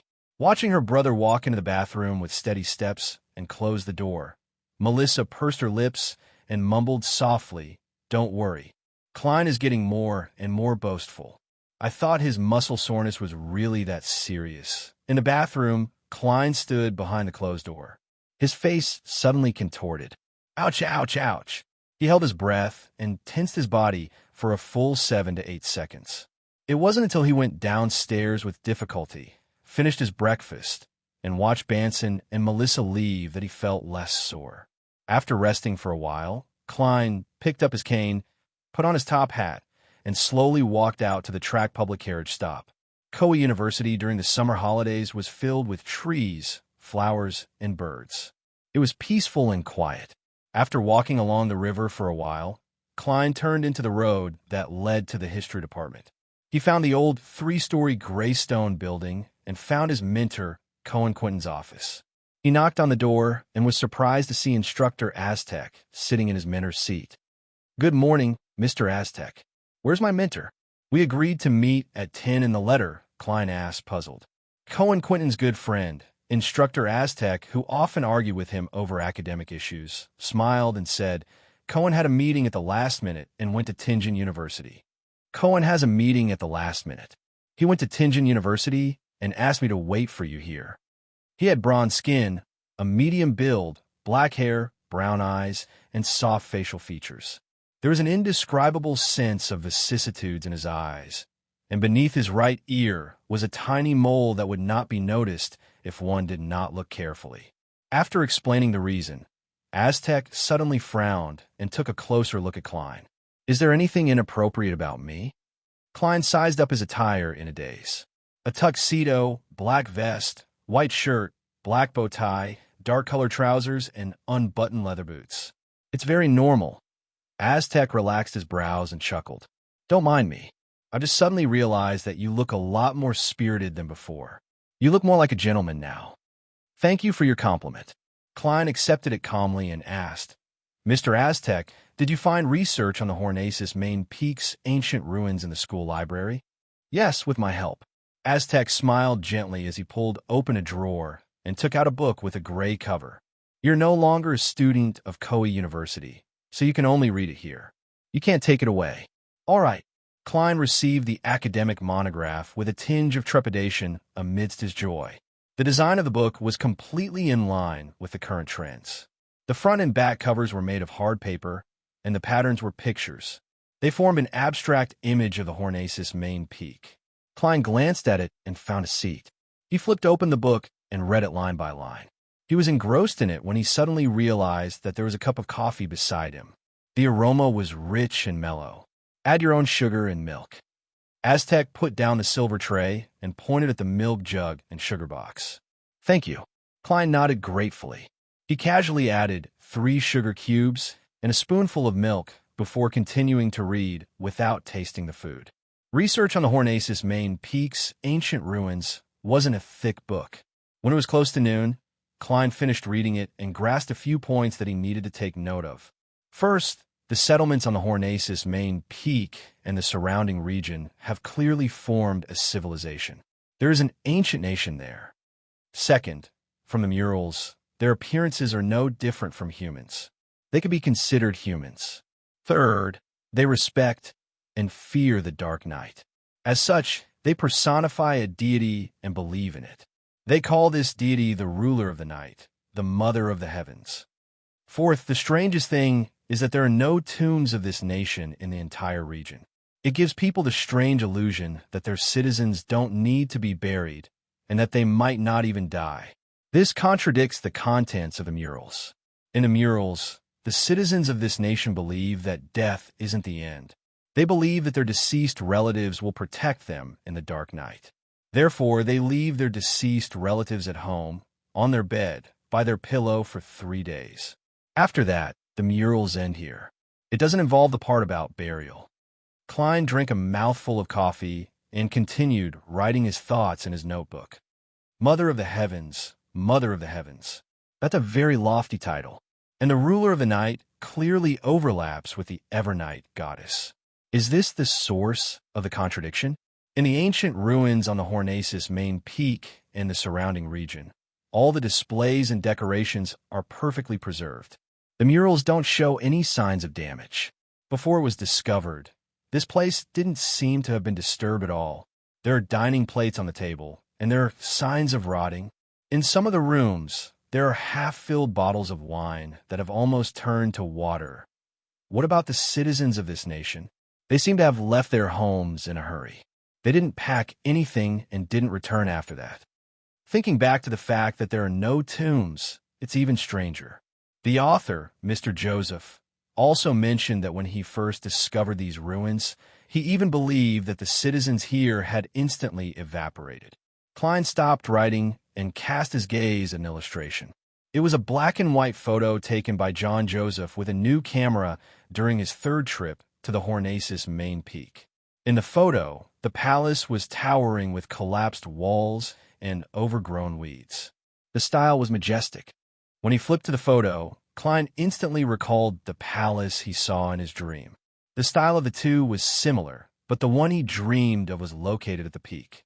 It was more majestic, and there was a gigantic chair that didn't seem to belong to a human sitting at the top. There were countless transparent maggots huddled together as they slowly squirmed. It can be confirmed that my dream is related to the ancient ruins on the Hornacis main peak. That should be the nation of the Evernight, mentioned in the Antigonus family's notebook. Klein nodded indiscernibly and closed the book. At this moment, Aztec sat opposite him and touched the inconspicuous mole beneath his right ear. How was it? Did you find anything? Quite a lot. Look, I took many pages of notes. Klein pointed at the table and smiled. I don't understand why you're suddenly interested in this. Aztec sighed and said, Klein, when I was a university student in Bakeland, I came into contact with some divination stuff. I've done some research in this area. Yes, I found that your fate is not in harmony. What? Divination? Talking to me about divination? As a seer, Klein looked at instructor Aztec in amusement. What's the incongruity? Aztec thought for a moment. Have you encountered many coincidences in the past 2 months? A coincidence. Because he had received a favor from Mr. Aztec, Klein did not reject the other party's question. He subconsciously began to recall. If we were to talk about coincidences, the most obvious one was when we were chasing the kidnappers. We actually found clues to the Antigonus family's notebook that had been missing for several days opposite the room they were hiding in. Also, Ray Bieber didn't escape Tingen, but he hurriedly found a place to digest the power bestowed by the notebook, allowing sealed artifact 2-049 to easily track his whereabouts. This is a little illogical. Although Mr. Iyer Harson's explanation is correct, I still feel that it's a coincidence. Yes, after Selena peeked at Hanas Vincent's secret incantation, she endured it all the way until the birthday banquet. I happened to discover it, which is also a bit of a coincidence. Otherwise, Hanas Vincent wouldn't have died so suddenly. Klein thought seriously for a few minutes and said, "There are 3. Not too many, and not too often. Also, I can't find any signs of interference or guidance from others." Aztec nodded slightly. Roselle the Great once said that anyone can encounter a coincidence that only happens once. 2 is considered normal, but a third has to be considered as an internal factor guiding it. "Can you tell anything?" Klein probed. Aztec chuckled and shook his head. "I can only tell that there's something incongruous. I can't tell anything else. You have to know that I'm not a real seer." "Doesn't that mean I didn't say anything?" Mr. Aztec is a little strange. He's acting like a charlatan in front of charlatan like me. Klein exhaled. Taking the opportunity when Aztec got up, he pinched his glabella and activated his spirit vision. At a glance, Aztec's aura was reflected in his eyes. It was normal in every way. Chapter 99. In the afternoon, Klein returned home and drew the curtains, casting his bedroom in darkness. He took out a pen and paper, and after some thought, he finally wrote down a sentence. Elliot's kidnapping was guided by supernatural factors.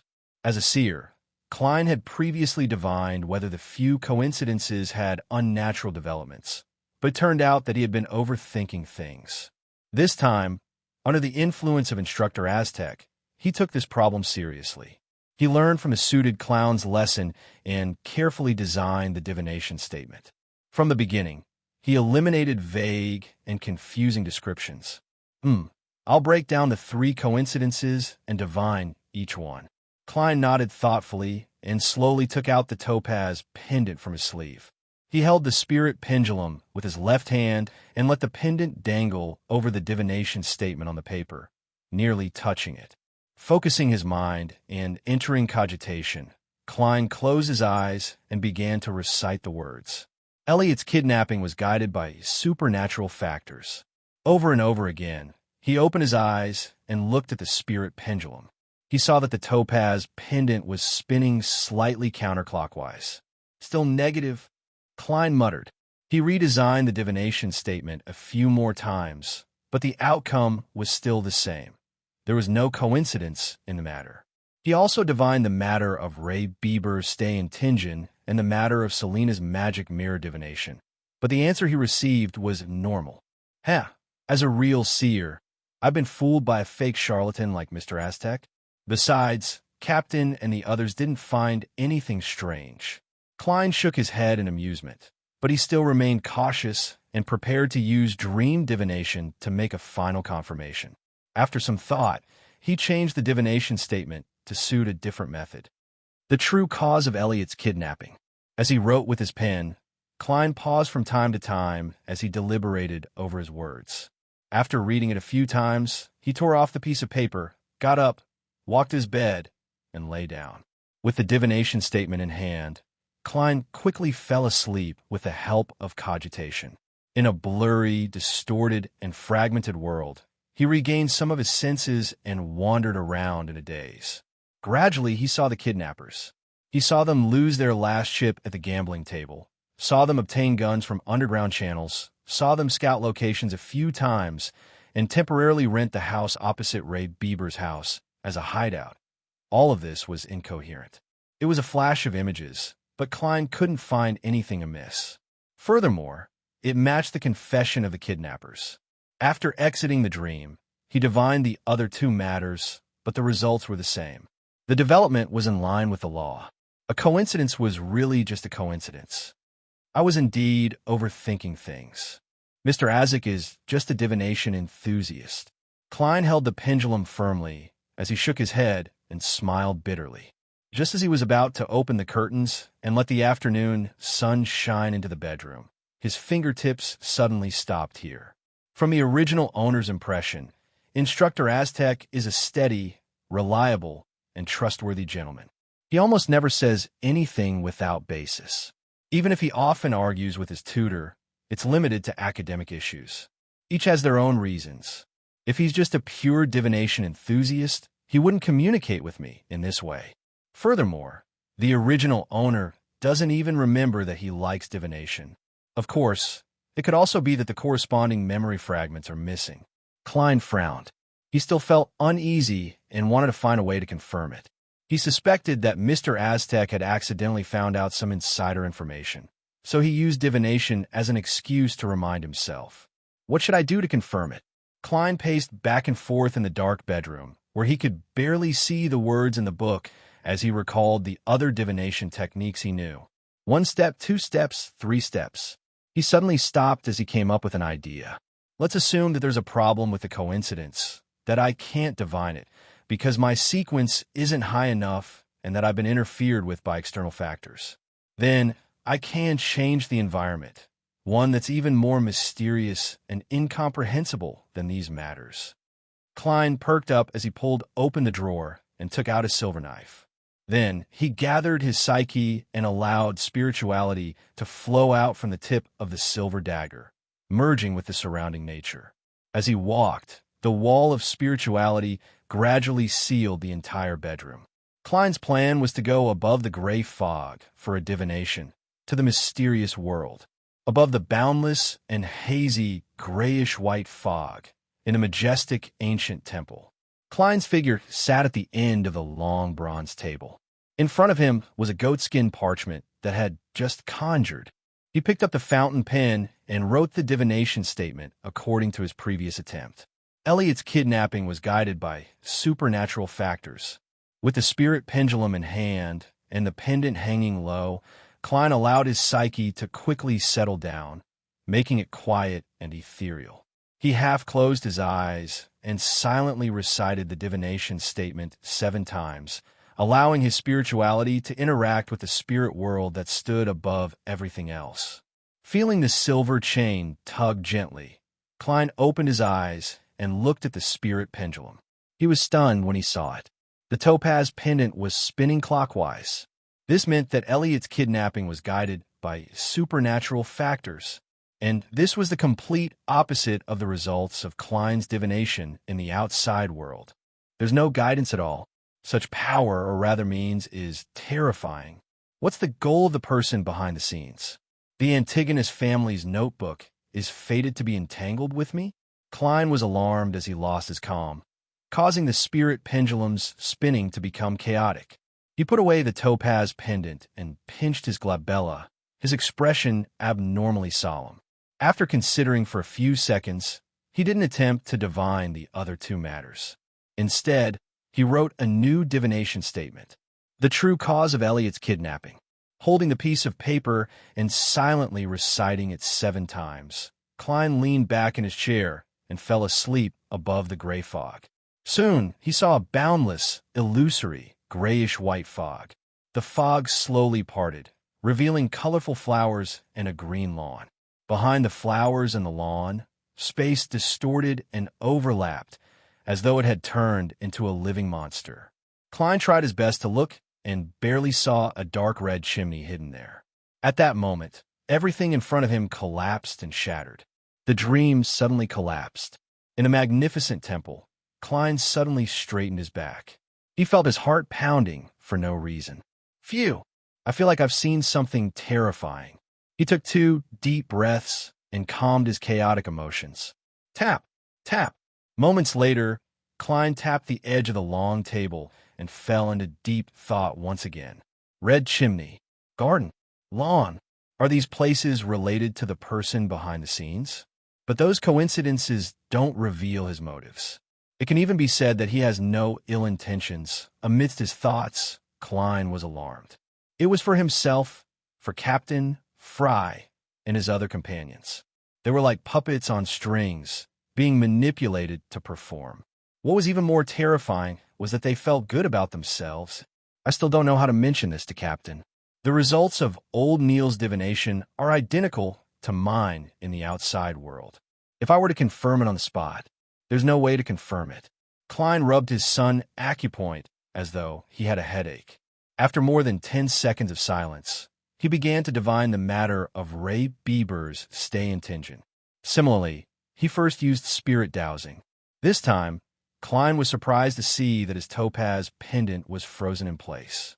It didn't move at all, neither confirming nor denying it. Something strange, he muttered, his thoughts wandering as he tried to guess the reason. Did the person behind the scenes notice my divination and respond? Next, he tried dream divination, but all he saw was an incoherent, fragmented, and blurry gray fog. He discovered nothing else. The outcome of the Selena Magic Mirror incident was the same. Klein had almost confirmed his previous thoughts. Since he couldn't find a good opportunity to warn Captain Dunsmith, he had an unprecedented urge to improve himself. I'll continue going to the divination club later and try to succeed in acting as soon as possible. I'll digest the seer potion. Also, I have to confirm if the clown potion is a follow-up to the seer potion and find clues about it. Also, I have to interact more with Mr. Aztec and see if I can dig out any insider information he knows. Klein held his forehead with his right hand and quickly came up with a plan to focus on. After some thought, he conjured a piece of goatskin paper in front of him and wrote, Sequence 9 Seer's corresponding Sequence 8 is Clown. With his previous experience, Klein was now completely confident that his divination skills would be augmented by the gray fog and be elevated. It's just like how I can always throw a great success. Is this what it means to wield good luck? He muttered silently as he picked up the spirit pendulum again. Not long after, Klein received an affirmative answer. Sequence 9 Seer corresponded to Sequence 8 Clown. Following that, he wrote, Seer corresponds to Sequence 8, 7, 6, and 5. They will each obtain at least one brand new ability that is not related to each other. Phew. Letting out a turbid breath, Klein tried the spirit pendulum again. However, he saw that the topaz pendulum was still there without any movement. There isn't enough information to complete the divination and obtain a revelation. As he muttered to himself in thought, he put down the silver chain and began to consider the words needed for dream divination. After about 10 seconds, he raised his pen and wrote seriously. Chapter 100. Clues to the Clown Potion.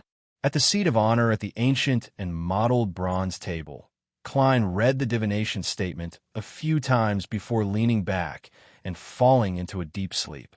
His surroundings quickly became peaceful and silent. What he saw in his eyes was ethereal and blurry. Countless distorted and indistinguishable scenes flashed past him like drops of dew on a tender flower petal in the morning. Gradually, Klein grasped his spirituality and regained a certain level of consciousness. He saw a fireplace in front of him, and in front of it was a rocking chair. Sitting on the rocking chair was an old woman in a black and white dress. Although she had her head lowered and he couldn't see her face, Klein felt that she was an old lady from the bottom of his heart. He was quite certain of it. Directly opposite the old lady was a table. On the table were newspapers and tin cans inlaid with silver. This is... Klein, who found the scene abnormally familiar, quickly recognized what he saw. This was the place where Ray Bieber and his mother lived. This was the place where he had seen the Colossus view for the first time. There are clues to the clown potion here. Just as this thought flashed through Klein's mind, the scene around him changed. It was a grayish-white warehouse hidden in the innermost part of a similar building. There were white bones scattered inside, and a few lumps of flesh and blood that looked like they had been flattened by a boulder. In the middle of the warehouse was a grayish-white object the size of a fist. Its surface was covered in ravines, giving off a soft and viscous feeling, as though it was a brain that had been dug out alive. Just as Klein recognized the place and recalled what it was, the scene in front of him distorted and shattered like a reflection on water, turning into a new, hazy scene. A naked body was lying on a long table covered with a white cloth. In front of the body floated a ball of blood with a tinge of blue. Klein immediately frowned and mumbled, "That's right. Just now, it was Ray Bieber's hiding place and his remains. Now it's the thing formed from the suited clown's wrist brand." Just as he was trying to guess what these scenes symbolized, the changes in the scene suddenly intensified. There was a marble coffee table, a leather sofa with one master and two assistant sofas, and a chandelier hanging from the ceiling. The black-haired, brown-eyed, scholarly Klein Moretti, a plump, fair-skinned, wealthy man, and a beautiful young lady wearing tool gloves. There was a middle-aged man in a black robe with thick brown hair that stood on end. There was a fat man with a round body and fair skin. There was an old man in his 50s with messy eyebrows, sparse brown hair, and grayish-blue eyes. There was also a black notebook placed on a round table between them. It gave off an ancient and distant aura. The Antigonus family's notebook. Klein suddenly sat up straight, and there was no trace of the dream left. Looking at the boundless gray fog and crimson stars outside the magnificent temple, he thought in astonishment and puzzlement, I was divining for clues regarding the clown potion. Why would the Antigonus family's notebook appear? Let me think. That rotund fellow is Welch. Right, Welch, the unlucky bastard who bought the Antigonus family's notebook and triggered a series of events. The beautiful young lady wearing a gauze glove is Naya. I remember now. That marble coffee table and leather sofa is a symbol of Welch's residence. I saw spirit medium daily there. In other words, I just saw the living room of Welch's residence. I saw the scene of the original Klein discussing the notebook with his two classmates. Klein calmed down and regained his composure. His fingers rhythmically tapped on the edge of the long bronze table. Then, what does the last scene represent? The notebook and Welch appeared. Could it be the scene when he bought the antique? One of the other two looked familiar. I think I've seen the middle-aged man in the classic black robe somewhere before. Brown hair like a porcupine, thick dark circles under his eyes. Yes, I know who he is. Hannas Vincent, the Divination Club's Hannas Vincent. Because Selena secretly learned the secret incantation, Captain sneaked into his dream and died peacefully. Man, he was the one who sold the notebook to Welch. After going one big round, it's actually connected. The world is really small. No, Tingen is really small. Come to think of it, it's really possible. Hannas Vincent isn't an ordinary fortune teller. He's clearly in the realm of mysticism and gained the attention of an ancient evil god. He has the means, the ability, and the opportunity to obtain the notebook that the secret order accidentally leaked. It's no wonder Captain and the rest couldn't find out where Welch bought the notebook. They were going in the wrong direction. They were trying to investigate the antique market. Later, when they found out the exact whereabouts of the notebook, they gave up on this attempt. It's a pity that Hannas Vincent died not long ago. Otherwise, I could definitely find something related to the notebook from him. As a person who had delved deep into the mysterious field, he should have studied the notebook. His death is really a coincidence. But there was another person present, an old man in his 50s. He might know a lot of things. Klein's fingers stopped tapping on the edge of the table. He went through all the scenes he had seen in the dream divination. Ray Bieber's home, Ray Bieber's hiding place, Ray Bieber's remains, the branded item on the tuxedo clown's wrist, Welch's home, the scene of Welch, Naya, and the original owner of the body, the group photo of Welch, Hannas Vincent, and the Antigonus family's notebook. Other than the branded item on the tuxedo clown, everything else is directly related to the Antigonus family's notebook. But what I divined was clues to the clown potion. This isn't scientific. No, this isn't mysticism. After becoming a seer, Klein had once tried to divine where Welch had bought the Antigonus family's notebook. However, he hadn't considered the uniqueness of the world above the gray fog, so he hadn't received any revelations. But now, when he was divining another matter, he seemed to have accidentally brought out the truth. After calming down for more than 10 seconds, Klein combined the contents of Roselle's diary and began attempting to interpret the dream from before. The first possibility is that Zeradol, or the Secret Order, is searching for and pursuing the relics of the Antigonus family. Therefore, the symbolic meaning of this dream is to use matters related to the Antigonus family to lure the secret order to appear and obtain the clown potion formula. The second possibility is that the Antigonus family's notebook directly recorded the clown potion formula. The fact that the Zeridal family is searching for traces left behind by the Antigonus family means that they have a very deep relationship. Perhaps they are friends or enemies. Therefore, it's very normal for the Antigonus family to know a portion of their sequence. There's no need to talk about friends, but enemies know each other the best. But the second symbolic explanation can't be connected to the branded item on the suited clown. Sigh. I hope it's the second one. Once the Holy Cathedral finds an expert to interpret the notebook, I'll be able to obtain the clown potion without any risk. From the looks of it, the first explanation is the most likely, but as a seer, my intuition tells me that there's a deeper symbolic meaning. With this in mind, Klein rubbed his forehead. He suddenly had a deep understanding of the limitations of a seer. Unless it was a very simple and intuitive symbol, a seer's interpretation had to be very careful. It was like walking on the edge of an abyss or walking on the surface of a thin ice lake. The suited clown was a living, bloody example of the moment he made a mistake in his interpretation or failed to interpret the most crucial meaning. At that moment, Klein had the illusion that he had grasped the true meaning of a seer. It was as if he was just one step away from completely digesting the potion. "Thank you for using your life to guide me. Praise the lady," he whispered as he drew a crimson moon on his chest.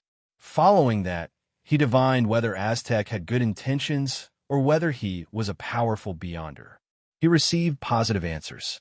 At that moment, the continuous divination and the exertion of being above the gray fog made Klein begin to feel exhausted. He had no choice but to stop his thoughts and decide on the key things that he had to do. I have to find the elder who appeared in the same scene as Welch, Hanas Vincent, and the Antigonus family's notebook as soon as possible. I can start with the divination club. Run to Mr. Aztec more often. Yes, he might be a mid-sequence member of the Life School of Thought, but there's a lack of information that prevents divination few.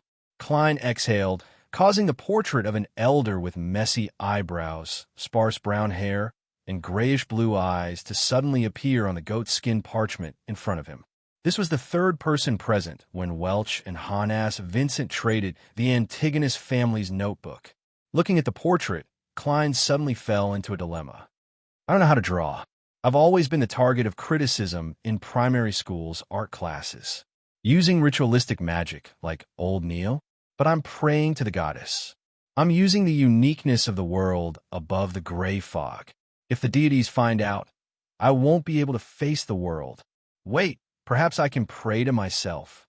Transmitting a picture is about the same as transmitting a voice, although I'm temporarily unable to stir the mysterious power above the gray fog. Such a trivial matter shouldn't be a problem. With a train of thought, Klein immediately spread his spirituality and wrapped it around himself, simulating the feeling of falling. Returning to his bedroom, he casually lit the gas lamp and began praying softly. "The fool that doesn't belong to this era. You are the mysterious ruler above the gray fog. You are the king of yellow and black who wields good luck. I pray for you to give me a revelation. I pray that you will allow me to depict what I see." After chanting the incantation, Klein didn't sprinkle any essential oils or burn any herbs. He didn't use their powers. Praying to myself is just that easy. Suddenly, he heard a murmur. He saw the 4 black dots that formed a square appear on the back of his hand. After taking 4 steps counterclockwise and chanting the incantation, Klein once again passed through the madness and frenzy and returned above the gray fog. This time, he didn't discover any crimson stars contracting or expanding. However, he noticed that behind the high-back chair at the end of the long bronze table, there was a strange symbol formed by a portion of the pupilless eye and a portion of the contorted lines. It was flickering with a faint light as it produced an illusory prayer. Klein listened attentively. After confirming that there was no mistake, he conjured the portrait of the third person and threw it into the flowing light in the same manner as a response to the prayer. After doing all of this, He immediately left the mysterious world above the gray fog and returned to his bedroom. Just as he found his footing, the portrait immediately appeared in front of Klein's eyes. He felt an illusory and weak power imbue him. He picked up a fountain pen, found a piece of white paper, and gave his wishes. To Klein's surprise, his right hand moved uncontrollably as it quickly drew lines. Not long after, he saw the lifelike portrait of the third person. After writing down the hair color, pupil color, and other characteristics, Klein, whose right hand was twitching slightly, heaved a sigh of relief. Chapter 101. House Street, Divination Club. Klein pressed down on the half-top hat on his head as he walked up the stairs to the door. He was no longer dressed in his usual formal attire. Instead, he wore a white shirt with a light vest and a thin black trench coat that reached his knees. It added a sense of vigor to his entire being. This set of clothes that was convenient for combat only cost him £1, including the small pockets that were sewn on the inside. Compared to a formal tuxedo, it was so cheap that it made him want to cry. Touching the revolver in his holster and the small metal bottles in the inner pocket, Klein took out the portrait and walked into the divination club. Without any surprise, he saw the beautiful lady in charge of reception, Angelica. "Good afternoon, Mr. Moretti. I thought you would only be here a few days later." Angelica was first taken aback before she revealed a radiant smile. Klein took off his hat and sighed. "Good afternoon, Miss Angelica. I had a dream this afternoon. I dreamed of Mr. Hannes Vincent and some matters related to him. As you know, as a fortune teller, I cannot ignore every dream.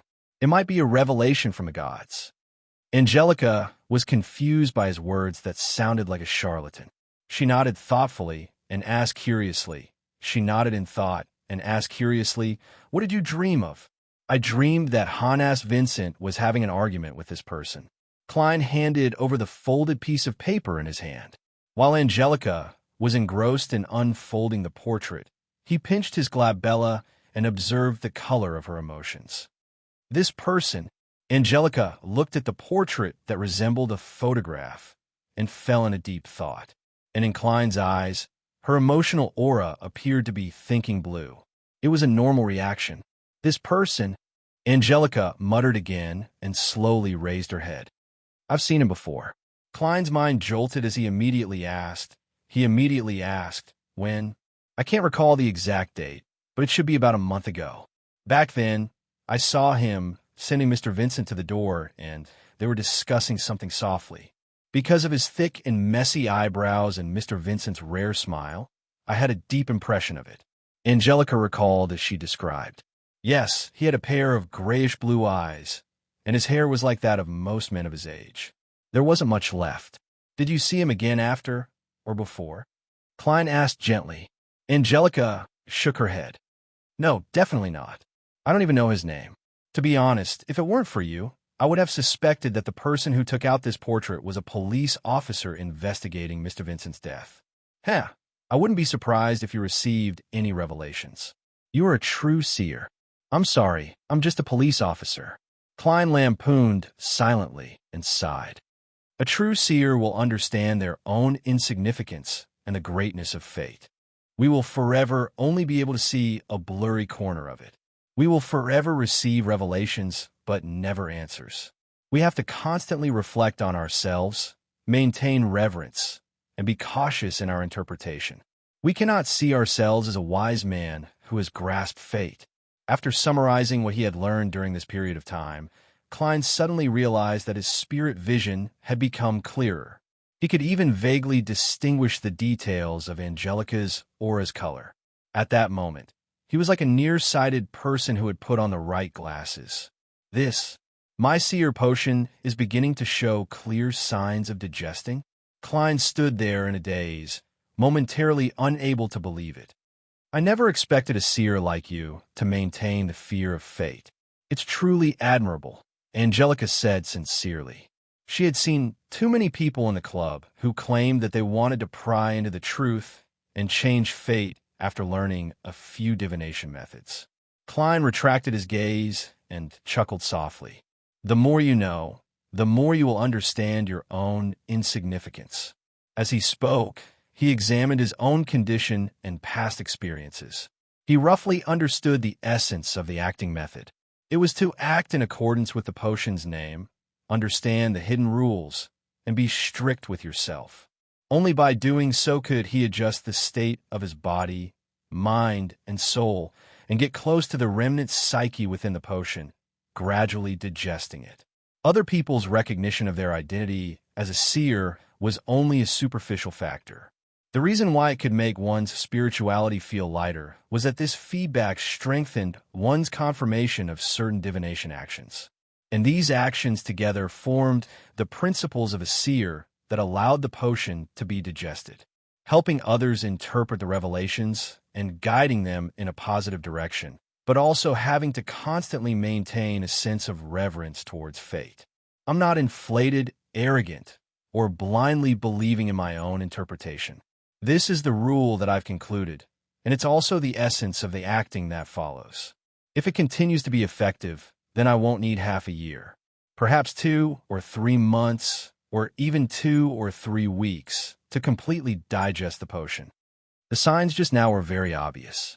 It's no wonder that mysterious Mr. Zeradal said that when the potion is completely digested, the Beyonder will be able to clearly sense it. There's no need for others to teach them. Yes is yes, and no is no. Just like now, although my spirit vision has improved a little, I know very well that this is only a node in the digestion process and not the end. With this in mind, Klein couldn't help but thank the suited clown. He had used his life to educate him. If not for him, he might have needed to spend a few more months in the divination club before he could conclude the principles of a seer through various cases, good or bad, and begin his strict acting. Mr. Moretti, sometimes I even feel that you are a philosopher, Angelica said with a sigh after hearing Klein's reply. In my circle, a philosopher is a curse word. Klein was in a good mood. With that said, he bowed, put on his hat, and bade her farewell. Although Angelica didn't know the name or identity of the man in the portrait, Klein wasn't disheartened at all. Such a gain was enough for him to carry out the next step of his plan. 36 Zutland Street, inside the Blackthorn Security Company. Dunn's gray eyes looked deeply at the portrait in his hand. You wish to find this person through an investigation? Yes. Klein had already organized his words. Captain, didn't I mention previously that I was going to the Divination Club to observe the members' reactions to Hannas Vincent's sudden death?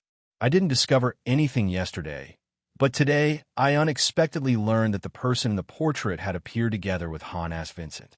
They even had a secret conversation. I just flipped through the team's investigation records and didn't discover any records of such a person. There was nothing wrong with his description. Even if Dunn Smith were to bring the portrait to the Divination Club, he would receive confirmation from Angelica. Dunn shifted his gaze away from the portrait and smiled. It seems like the funds weren't wasted. Captain, I thought you had a bad memory. Why did you remember the funds at this time? Klein maintained his smile and didn't say a word. Did you draw this? Dunn asked casually. Yes, I drew it with the help of ritualistic magic. Klein answered with 100% truth. Of course, telling the truth and telling the whole truth were two different things. Dunn nodded slightly and said, Get old Neil to get a few more copies. Get old Neil to make a few more copies. I'll get Kenley and Royale to investigate later. I'll also get the police department's help. If this clue is indeed useful, you'll be credited again. May the goddess bless us. Klein tapped his chest 4 times, his attitude abnormally sincere. To him, it was enough that Dunn and company could find the name and identity of the man in the portrait. He could divine his whereabouts above the gray fog. After leaving the Blackthorn Security Company, Klein, who was on his day off, didn't immediately return home. Instead, he took a public carriage to the harbor and arrived at the entrance of the Evil Dragon Bar. He had considered it. Although a seer lacked direct means to counter an enemy and didn't have any spells that could be cast quickly, there were many types of battles. Not all were encounters. As long as there was sufficient time to prepare, a seer could also use ritualistic magic to deal with an enemy, just like how he had resolved the magic mirror divination incident at Selena's place. And this meant that it was best for a seer to carry some herbs, essential oils, and small candles with him. This was to prevent himself from being unable to produce the materials when he needed them and could only wait for death. After all, not everyone was like Selena, who had a pile of mysticism items at home that just happened to be of use. As for the ones he had applied for, Klein had practiced too much and had used up most of them. The pockets on the inside of his clothes were filled with the remaining ones. He touched the notes in his pocket, pushed open the heavy door of the Evil Dragon bar, and walked in. It was afternoon, so there weren't many customers in the bar. There weren't any dog and mouse competitions or boxing matches. It was rather quiet and not lively enough. Klein looked at the 2 tables of customers drinking and playing cards, and he prepared to walk towards the billiard room that led to the underground market. At that moment, he saw a burly old man in a tattered Navy officer's coat walk out. "Are you the friend old Neil brought over the last time?" The blue-eyed elder with messy brown hair and a strong smell of alcohol sized up Klein and chuckled. Klein vaguely guessed the other party's identity. He took off his hat and bowed. "Yes. How may I address you?" "Old Neil should have mentioned me to you. I'm the boss here, Swain." The blue-eyed elder had thick arms and firm muscles. He had the bearing of a military officer, former captain of Tinjin's mandated punishers. Rumor has it that he was once in the Royal Navy. Klein replied politely, "Yes. If you're short on money, feel free to look for me," Swain reminded him with a smile as he prepared to walk to the bar counter. At that moment, Klein's heart stirred as he hurriedly shouted, "Wait, Mr. Swain. Wait a minute, Mr. Swain. I have something to ask you." Swain stopped in his tracks, turned around, and chuckled. He chuckled and said, "You and your boss really resemble each other." "No, I don't have any memory problems." The corners of Klein's mouth twitched as he directly took out the portrait. "Have you seen this gentleman before?" It suddenly occurred to him that Selena must have been brought to this underground market by Han-Ass Vincent, which also led to Elizabeth finding out about the Evil Dragon bar. In that case, could the man in the portrait, who had a certain relationship with Han-Ass Vincent, have been here before? Swain took a careful look and answered with certainty, "I remember him. He came to ask me if there were any documents and items related to the main peak of the Hornacis." Documents and items related to the main peak of the Hornacis? Klein was taken aback as he suddenly thought of something else. Back when he was borrowing magazines related to the main peak of the Hornacis in Deweyville Library, the librarian had casually mentioned that someone had just returned it. Therefore, he remembered it very clearly and didn't need to flip the card to confirm its existence. Could it be that the person who borrowed those magazines before me was this gentleman in the portrait? Chapter 102. The more Klein thought about it, the more he felt that it was possible. Otherwise, who would borrow those journals for no reason? Yes, the study of the ancient ruins on the main peak of the Hornacis is an unpopular field. Apart from the corresponding lecturers and associate professors, ordinary enthusiasts probably wouldn't have heard of it. Even the original Klein, a history graduate, only learned about it from the Antigonus family's notebook. Although Tinjin is a university city, there shouldn't be too many people interested in it. Even if there is, it's mostly on a university campus.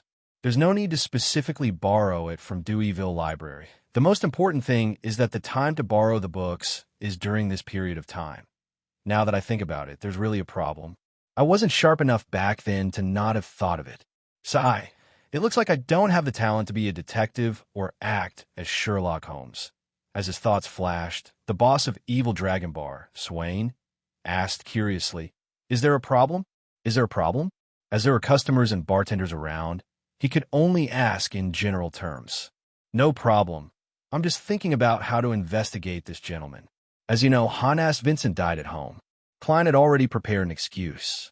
He didn't want the mandated punishers to be interested in the ancient ruins on the main peak of the Hornacis. Vincent is a rather famous fortune-teller in Tinjin. He often comes here. Swain was indeed brushed off as he recalled.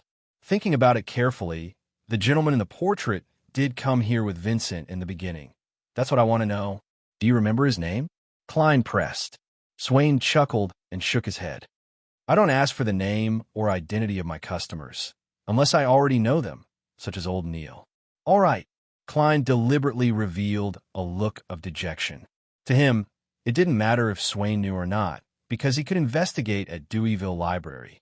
Borrowing books from a privately donated library would definitely leave behind personal information, and it had to be trustworthy.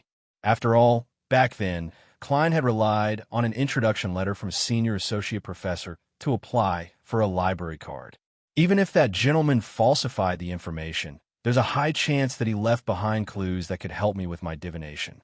Klein watched Swain walk to the bar counter before he entered the billiard room in deep thought. He wasn't in a hurry to head to Deweyville's library to investigate. He wanted to complete his purchases first. After all, no one could say for sure if he would run into danger or if he would need to use ritualistic magic. After passing through a few rooms, Klein entered the underground market. At this time, there were very few stalls and customers. It was obvious that the market had not reached its peak yet. Just as he took a step forward, he suddenly saw the monster, Ade Missile, who had previously said that he smelled like death, standing in the corner.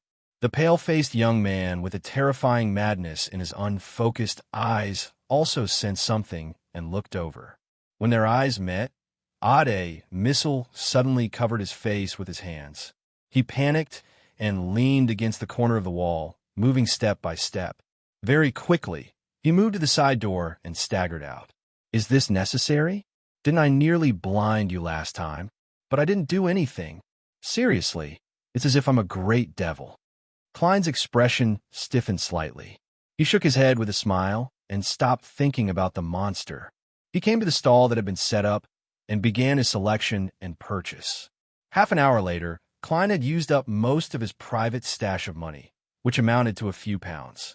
Counting the remaining 3 pounds and 17 soldi on him, he touched the metal bottles in the inner pocket of his black trench coat with a pained and satisfied expression.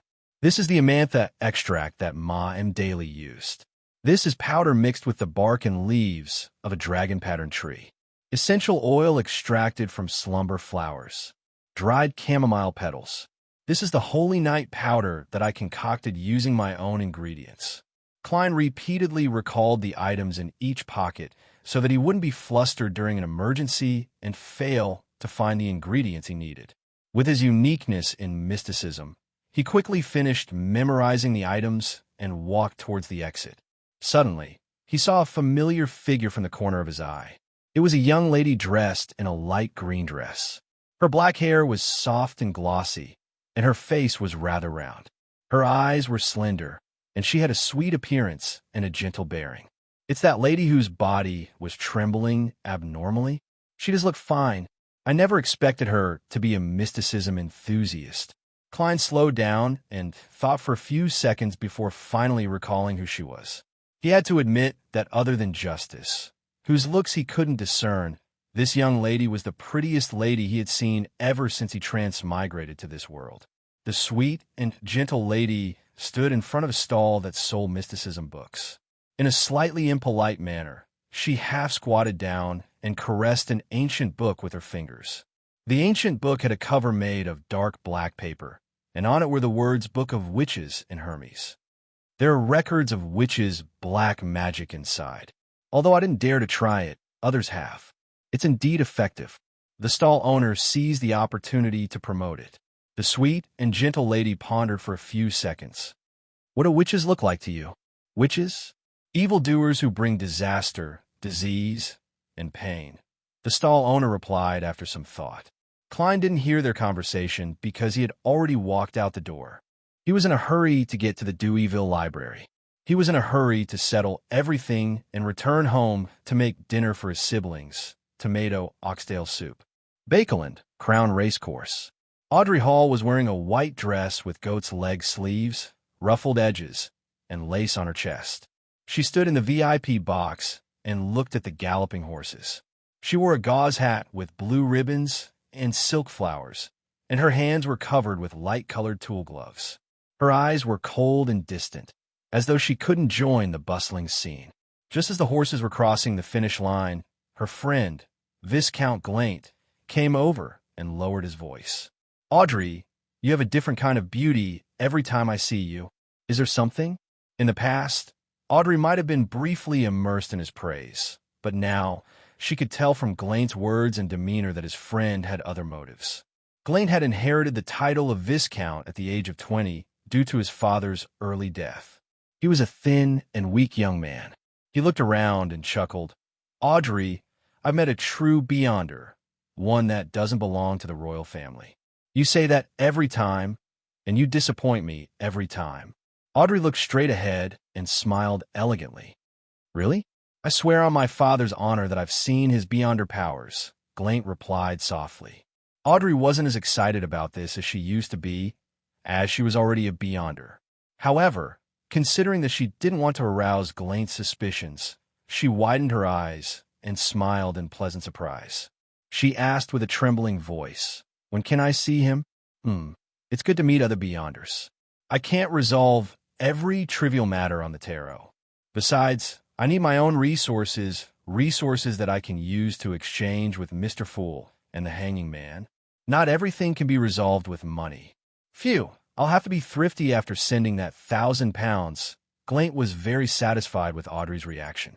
He looked at the racecourse outside. Tomorrow afternoon, there will be a literature and music salon at my house. Deweyville Library. Klein took out his ID and badge from his pocket and placed them in front of the administrators. I'm a probationary inspector from the Special Operations Department of the Alwa County Police Department. I need your cooperation in my investigation, he said in a deep voice as he recalled the police movies he had watched in the past. The administrators flipped through the documents and badges, looked at each other, and nodded. Officer, please feel free to ask. Klein read out the names of the journals, New Archaeology, and finally, he said, I want the borrowing records of these journals and magazines for the past 2 months. He realized that one of the librarians was someone who had served him previously, but the person clearly didn't recognize him. All right, please wait a moment. The administrators began to get busy and quickly found the most recent borrowing records. Klein flipped through them seriously, searching for the names of the same journals that he had borrowed. There weren't many such names, only one. He had borrowed them a few times, and the journals he had borrowed basically contained the ones that Klein knew. The earliest borrowing record was at the end of May, and the most recent was last Saturday, the day before Hannes Vincent's death. Klein rubbed the borrower's information with his finger and memorized it. Chapter 103. He lives at 19, House Street. While memorizing the information, Klein acutely grasped a piece of information. Yes, Welch lives in House Street. The Divination Club is in House Street. This cloth merchant, named Sirius Arpus, also lives in House Street. From the looks of it, it's not strange that Welch knows Hannes Vincent. In fact, he might have gotten to know Hannes Vincent through Sirius Arpus. Suddenly, Klein felt the clues connect, and his thoughts became clear. He was originally filled with questions as to how Welch knew Hannes Vincent. This was because the son of a banker wasn't someone who liked mysticism. To him, money was more useful than divination. But now, Klein felt that he could roughly deduce how the two of them got to know each other. According to the descriptions in various magazines, the middle class and the wealthy are very willing to visit neighbors of the same level to form a social circle that is beneficial to them. Welch and the cloth merchant, Sirius, who also lived on House Street, had the motivation to become friends. It's not too difficult to understand why Sirius knew Hannes Vincent, who often visited the Divination Club on House Street. Perhaps it was a chance encounter, or perhaps a favor, allowing people who have been in the same area for a long time to become familiar with each other. Hannes Vincent wanted to sell the ancient books in his possession, so through Sirius's introduction, he found the history department student, Welch. In Hannes's dream, there was an image of the suspected evil god, the true creator. He also had the correct incantation format. All of this means that he is very knowledgeable in mysticism. I can't eliminate the possibility that he is a member of a secret organization. I can't eliminate the possibility that he joined a secret organization because of Sirius's guidance. As these thoughts flashed through his mind, even without divination, Klein was almost certain that the information left behind by Welch was reliable. Even if his name isn't Sirius Arpus, he isn't a cloth merchant, and he doesn't live at 19, he definitely belongs to House Street or a nearby area. As Klein thought, he re-examined Welch's borrowing records. The last time he went to Deweyville's library was last Saturday, the day before Selena's birthday banquet. It was also the day before Han-ass Vincent died. It's been a few days, but he still hasn't returned the magazines. According to the previous records, if he only borrowed 2 journals, he would usually come back the next day. Does this mean that Sirius knows about Hannes's death and is so frightened that he no longer dares to come to Deweyville Library? Yes, at first, he borrowed a lot of irrelevant history books and periodicals. Later, he gradually became clear about his target, and the books I borrowed overlapped on a large scale. This means that he didn't have anyone to guide him. He didn't have a senior associate professor from a university's history department to consult him. What would a frightened target normally do? There are 2 choices. 1, when the information is basically complete, he will head straight for the main peak of the Hornaces mountain range. 2, when the main conditions are lacking, he will first hide and observe the situation. After confirming that Hannes's death doesn't implicate him, he will appear again. Thinking of this, Klein closed the borrowing record and pushed it back to the librarians. He then took out the portrait and asked them if they had seen the target. Unfortunately, there were many people who came to borrow books every day, and it was difficult for the librarians to have an impression of someone with no obvious characteristics. All right, sorry for the trouble. Klein put away his identification and badge. He didn't plan on continuing the investigation alone. Not only was it dangerous, but it was also troublesome. He planned on heading to Zutland Street again and leaving the rest to his captain and teammates. He would then return home to make tomato oxtail soup for his siblings. He would also use the mysterious space above the gray fog to divine the target's situation and whereabouts. "Officer, is there anything else?" A librarian heaved a sigh of relief as he asked earnestly. Klein nodded slightly and said no. "If there are any new clues, I'll come again." He held his black silver-inlaid cane in his left hand and quickly walked to the door. At that moment, he saw a man wearing a black double-breasted suit with a high collar walk in with his head lowered. At the instant they brushed past each other, Klein caught a glimpse of the man's thick and messy eyebrows, as well as a pair of grayish-blue eyes. These were areas that a high collar couldn't hide. Sirius? Sirius Arpus? What a coincidence. Klein was taken aback. He never expected to meet the target directly. What kind of luck is this? Isn't this too much of a coincidence? He weighed his body and felt the soreness in his muscles. He pretended that nothing had happened and continued walking to the door. Yes, as a person, I have to follow my heart's wishes and be steady. As long as Sirius hasn't left Tingen, it doesn't matter if I miss this opportunity. At that moment, the man in the black double-breasted suit walked to the reception desk and handed the journal in his hand to one of the librarians. "Return it," he said vaguely with a suppressed voice. The librarian casually took the journal and glanced at it. Suddenly, he froze. He subconsciously raised his head and looked across as his body began to tremble uncontrollably. "Is there a problem?" the man with the high collar asked in a deep voice. His words were like a spark that ignited a barrel of explosives, causing the administrator to lose control in an instant. He ran to the side and shouted. As he ran to the side, he shouted, "Officer, that criminal is here."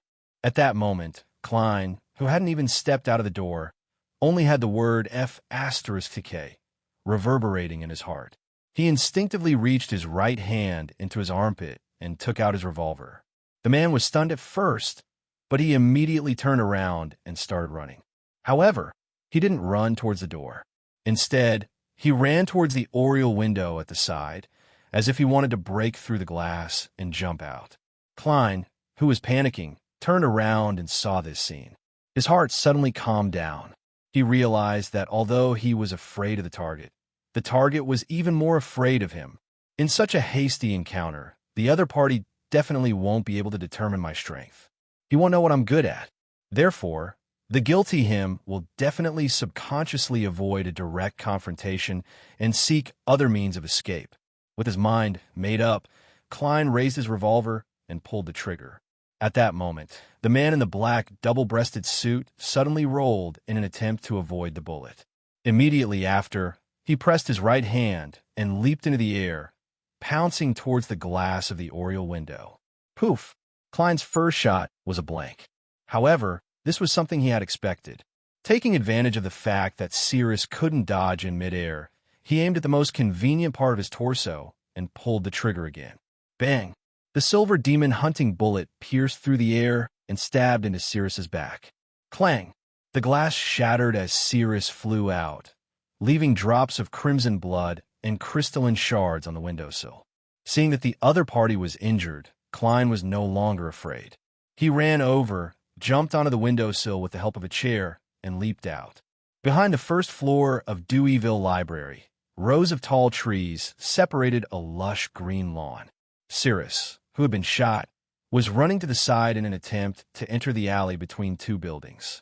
Klein hadn't practiced his accuracy when running, so he didn't dare to shoot blindly. He could only hold his cane in one hand and his gun in the other as he chased after the man in the black suit. Tap! Tap! Tap! He followed the blood on the ground, trying his best to shorten the distance between them. With the corner in sight and the injured Cirrus slowing down, Klein, who was waiting for an opportunity, suddenly felt his heart palpitate.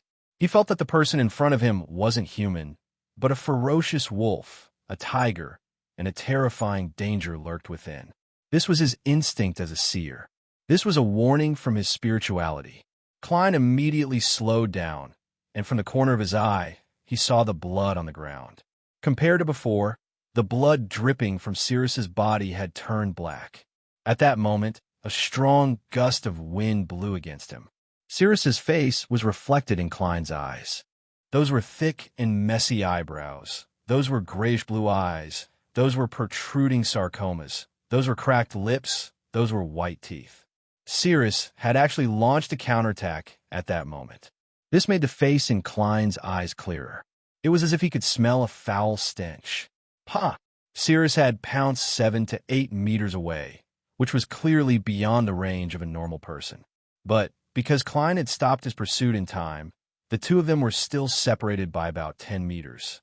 At a distance of less than 2 meters, the mouth that drooped with sticky saliva and the extremely disgusting dense sarcomas formed a clear and horrifying scene.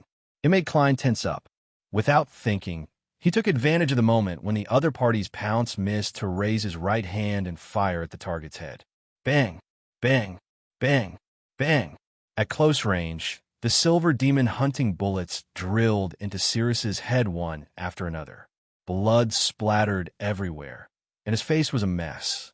He was hit so hard that he staggered backward.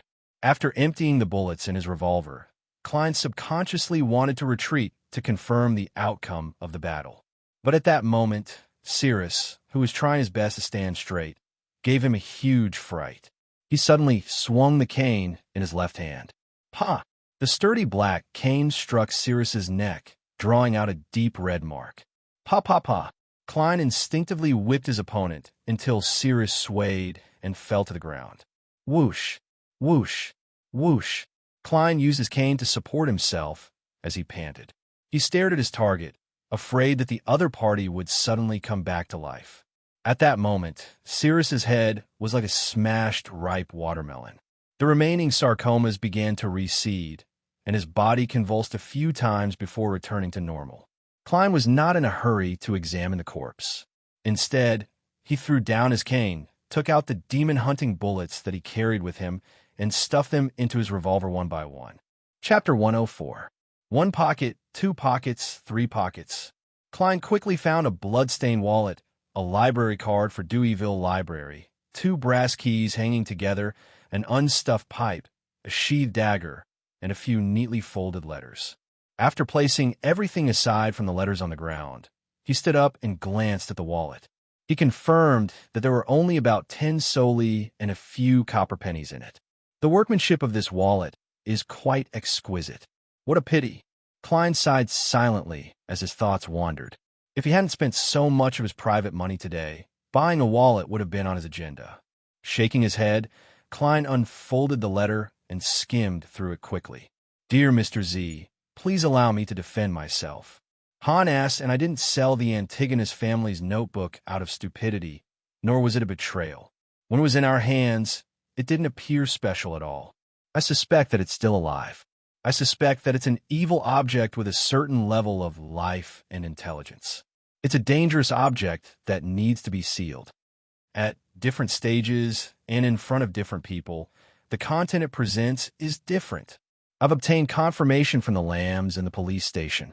Although the content presented in the notebook is sufficiently authentic and has plenty of supporting evidence, I believe that only in the hands of a descendant of the Antigonus family would it reveal its complete form.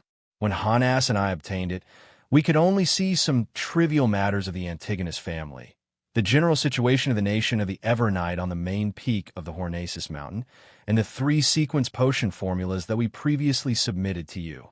As you know, the Secret Order is in control of the seer pathway and has extremely powerful tracking abilities. Therefore, Hanas and I believed that it was an extremely risky move to continue keeping the notebook. And back then, the value it presented wasn't enough for us to take the risk. We didn't have time to wait for your reply. After some discussion, we sold the notebook to Welch, who lived on the same street as us. He liked to collect cultural relics and ancient books, so he could afford to pay a high price. What happened next is what you know. This is the first thing I want to explain. When I wrote this, Hanas died. The cause of death was a heart attack in his sleep.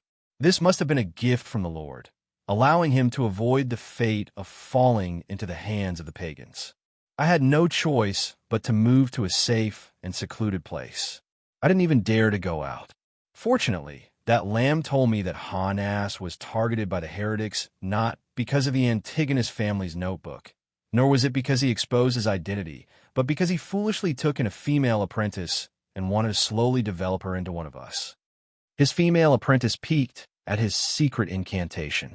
Under the watchful eyes of the night watchman, she attempted a magic mirror divination. I believe you can guess what happened next. There's no need for me to describe it. Unfortunately, that lamb's status isn't high enough, so I can't figure out the details. From all the feedback, the heretics didn't suspect me. Their investigation was interrupted because of Hannes's timely death. Therefore, I returned to the streets. I plan on going to the Deweyville Library to borrow a few periodicals and search for more clues. As a faction that is also in control of the seer pathway, the Antigonus family should have expected its destruction. They must have left behind a secret treasure to revive. There's sufficient reason to believe that the treasure is at the main peak of the Hornacis mountain range, somewhere in the ruins of the nation of the Evernight. Upon reading this, Klein's pupils constricted. He nearly dropped the letter in his hand. The sequence that the Antigonus family has in control of is the seer pathway? What a coincidence! Claps of thunder boomed in Klein's mind, leaving him in a state of chaos. He once again felt a sense of destiny. The notebook that caused the death of the original Klein and indirectly helped me transmigrate came from the Antigonus family that has in control of the seer pathway. What made me ultimately choose the seer potion was Roselle the Great's diary. And Roselle the Great is leaning towards the seer sequence because of the mysterious Mr. Zeradal, the leader of the Secret Order who also has control of the seer pathway. It's like fate has weaved a suffocating net. What's hidden behind all of this? With the letter in hand, Klein paced back and forth a few times, attempting to find other evidence to support the content. Yes, the Secret Order controlled by the Zeradal family is pursuing and searching for the relics left behind by the Antigonus family. If both parties belong to the same Beyonder pathway, the reason and motive are sufficient. Perhaps it's to complete a sequence, perhaps it's to obtain rare ingredients for advancing to a high-sequence Beyonder, or perhaps it's because they covet the experience that the other party has accumulated to avoid losing control. Thinking about it this way, it's rather reasonable that the Antigonus family has control over a portion of the sequence chain of the seer pathway. Right, when I divined for clues regarding the clown potion, the scenes that appeared were mostly related to the Antigonus family. The only exception was the suited clown from the Secret Order. Therefore, the true meaning of those symbols is that every scene represents a possibility of obtaining the clown potion. There's a clue hidden in each scene, but I didn't understand the crux of it. Regrettably, I missed it. With these two pieces of evidence, Klein almost believed what Sirius had mentioned in the letter. He also understood why he always heard the word Hornacis when he wasn't supposed to hear it. The first time something like this happened was when I just consumed the seer potion, he muttered to himself with a serious expression. At the same time, he guessed that being alive after coming into contact with the Antigonus family and becoming a beyonder of the seer pathway were the two requirements to hear the whispers related to the Hornaces.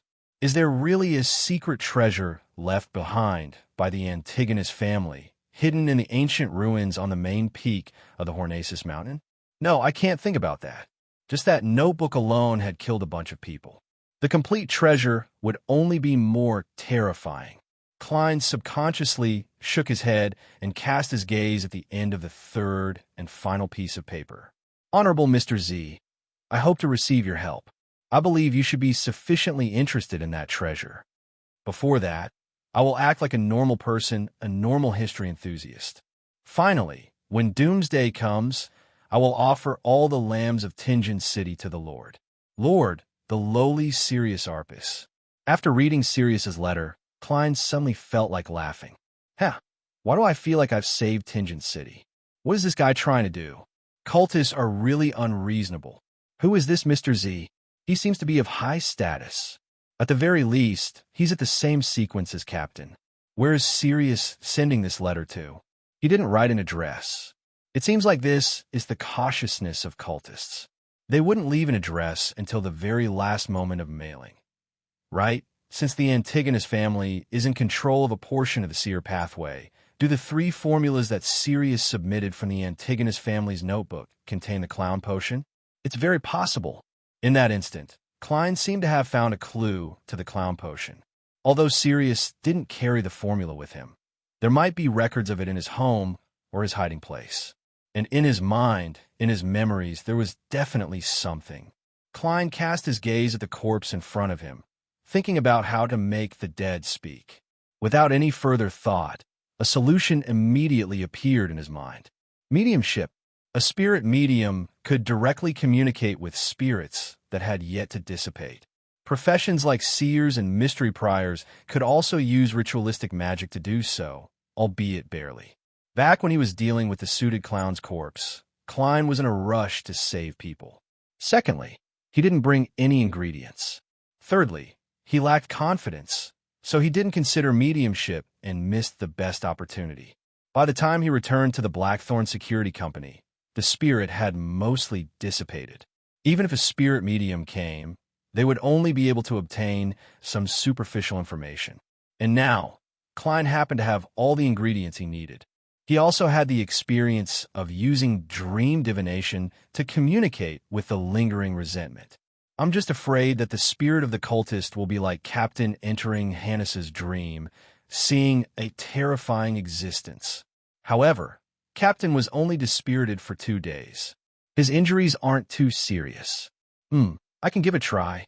After hesitating for about 10 seconds, Klein made a decision. He didn't want to miss this opportunity. He looked up, turned around, and cast his gaze at the spot where the glass had shattered.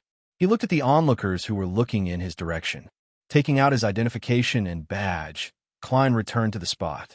Through the jagged oriel window, he said to the onlookers, "I'm a probationary inspector from the Alwa County Police Department's Special Operations Department. I'm a probationary inspector from the Special Operations Department of the Alwa County Police Department. I've already killed the criminal. Please find someone to bring this badge to the nearest police station and ask them to send someone over to handle the aftermath. The rest of you, help me seal off this area. Don't let anyone come close and destroy the evidence at the scene." "Yes, officer." The administrator who had tricked Klein immediately took the badge. After the scene was sealed off and no one else entered the lawn, Klein returned to the corner and stood beside the corpse. While he was glad that the innocent onlookers couldn't see the corpse that looked like a monster, he put down his cane and revolver. He reached into the inner pocket of his black windbreaker and took out a small metal bottle. Chapter 105. Klein unscrewed the lid of the metal bottle and brought it to his nose. He caught a whiff of a slightly stimulating but invigorating scent. This was holy night powder concocted from herbs such as slumber flower, dragon blood grass, crimson sandalwood, and peppermint. As it was easy to make, Klein had found an opportunity to obtain a bottle after replenishing his ingredients at the underground market. Now it came in handy. He poured a portion of the holy night powder into his palm, calmed his mind, and deepened his eyes. Then, Klein put away the metal bottle, picked up the powder, injected his spirituality into it, and sprinkled it on the ground. As he sprinkled it, he circled around Sirius's corpse. An invisible wall was erected, isolating the area from the outside world. Klein shook off the remaining holy night powder, took out another metal bottle, and dripped the amantha extract and other liquids around him. The sequence of the ritual he set up was different from the one old Neil used at Ray Bieber's house. This was because the matter he wished to pray for was different, and the goal he wished to achieve was also different. For example, old Neil sprinkled the liquid first, followed by holy night powder. This could create a tranquility and holiness that was second only to a formal altar. As for Klein, he first used holy night powder before sprinkling the liquid. This was because his goal was to prevent Sirius's spirituality from being disturbed by the surrounding objects, and to create an environment that barely satisfied the requirements of the ritual. If he had used old Neil's method, Sirius's spirituality would have been expelled, and there would be no way to communicate with him. After doing all of this, Klein put away the ingredients and maintained his cogitation state. He softly chanted the incantation written in Hermes. I pray for the power of the Evernight. I pray for the power of concealment. I pray for the goddess's blessings. I pray for you to allow me to communicate with the cultist spirituality within the altar. As the incantation echoed in the sealed environment, Klein suddenly felt a majestic, terrifying, and mysterious power descend upon him. His eyes turned completely black, as though he had lost his pupils and the whites of his eyes. Seizing this opportunity, Klein silently recited the divination statement. The Clown Potion Formula. The Clown Potion Formula. With the help of meditation, he allowed himself to enter a dream for a short period of time. He entered the dream standing. In the dusky world without sky or earth, Klein stared at a transparent, illusory figure with abnormal clarity. He reached out his right hand and touched the lingering spirit of Sirius. With a boom, the scene in front of him suddenly changed. It was a dark red lacquered desk on which stood a silver candlestick with 3 candles, and on which was a blank sheet of paper. Sirius was holding a fountain pen and writing in the common loan language. This is the second formula. The name recorded in the notebook is Clown. 80 milliliters of pure water, 5 drops of datura juice, 7 grams of black edge sunflower powder, 10 grams of golden cloak grass powder, 3 drops of poison hemlock juice. These are the supplementary ingredients. The main Beyonder ingredients are an adult Hornaceous gray goat's horn crystal and a complete human-faced rose. Sirius didn't seem to need to think about it as he finished writing down the Clown Potion formula. At this moment, he paused for a moment and drank a mouthful of coffee. Then, he untied the silver pendant around his wrist. He held the pendant, half-closed his eyes, and muttered to himself, Doomsday, tranquility of the heart, may the Lord bless me, I repent to you, and other words and phrases. After Sirius finished his prayer, Klein finally saw the pendant clearly. Beneath the silver bracelet was a thumb-sized sculpture of a human. The sculpture had the unique vertical eye of a giant. Its head was facing down, and its legs were bound by chains that connected it to the top. At this moment, the giant's vertical eye suddenly flashed with a faint blood-red light. Kacha! The scene Klein saw instantly shattered. His legs went limp, and he nearly knelt to the ground. A sharp pain came from his head, as though he had been struck by a club. Klein's vision was filled with blood, and he couldn't help but place his hands on his knees. After a few seconds, he recovered and stood up straight again. He felt that his spirituality was abnormally weak, as though he had heard a whisper that pierced through his mind again. However, thanks to the progress of his digesting the potion, the abnormal reactions quickly calmed down. The hanging giant, the true creator, Sirius and Hanas, are members of the Aurora Order, but what the captain saw in Hanas Vincent's dream was a huge cross, a terrifying existence that was nailed to the cross. It's not the hanging giant of the Aurora Order. Klein took 2 deep breaths, waiting for his spirituality to slowly recover. The Aurora Order was a secret organization that had only appeared in the past 200 to 300 years. They worshipped the true creator, and they used the hanging giant as a symbol of that existence. They believed that everyone had divinity, and as long as one's mind was resilient enough to withstand repeated tests, one would be able to accumulate sufficient divinity to become an angel. According to the internal records of the Nighthawks, the Sequence 9 of the Aurora Order was known as Secret Suppliant. These Beyonders could sense certain mysterious and terrifying existences, and they had a certain level of knowledge regarding sacrifices and a small amount of ritualistic magic. There was sufficient evidence to prove that senior Secret Suppliants would more or less have distorted views, and they would easily lose control. The Sequence 7 of the Aurora Order was unknown, but the Sequence 8 was Listener. This was a rather terrifying Beyonder job. Every listener could directly hear the whispers of the corresponding hidden existence, so they could often obtain powerful, distorted, and unique abilities. But correspondingly, if a listener was unable to advance, it would be difficult for them to survive for more than 5 years. In addition, the evaluation given by the Nighthawks was that all listeners were lunatics. Even if they appeared normal, they were definitely a hidden lunatic. Klein quickly went through the information on the Aurora Order in his mind, and his preliminary judgment was that Sirius was a secret suppliant. From the description, secret suppliant and seers were equally bad at encounters. This does match Sirius's performance. Did he lose control due to his severe injuries? Fry said before that every Beyonder would have some strange changes after death. Klein thought as he tapped his chest 4 times. Praise the lady. Following that, his spirituality recovered a little, and he ended the ritual according to the sequence, releasing the sealed wall of spirituality. As the wind whistled, Klein forced himself to look at Sirius's corpse again. He noticed that there was an obvious sarcoma on Sirius's bloody face.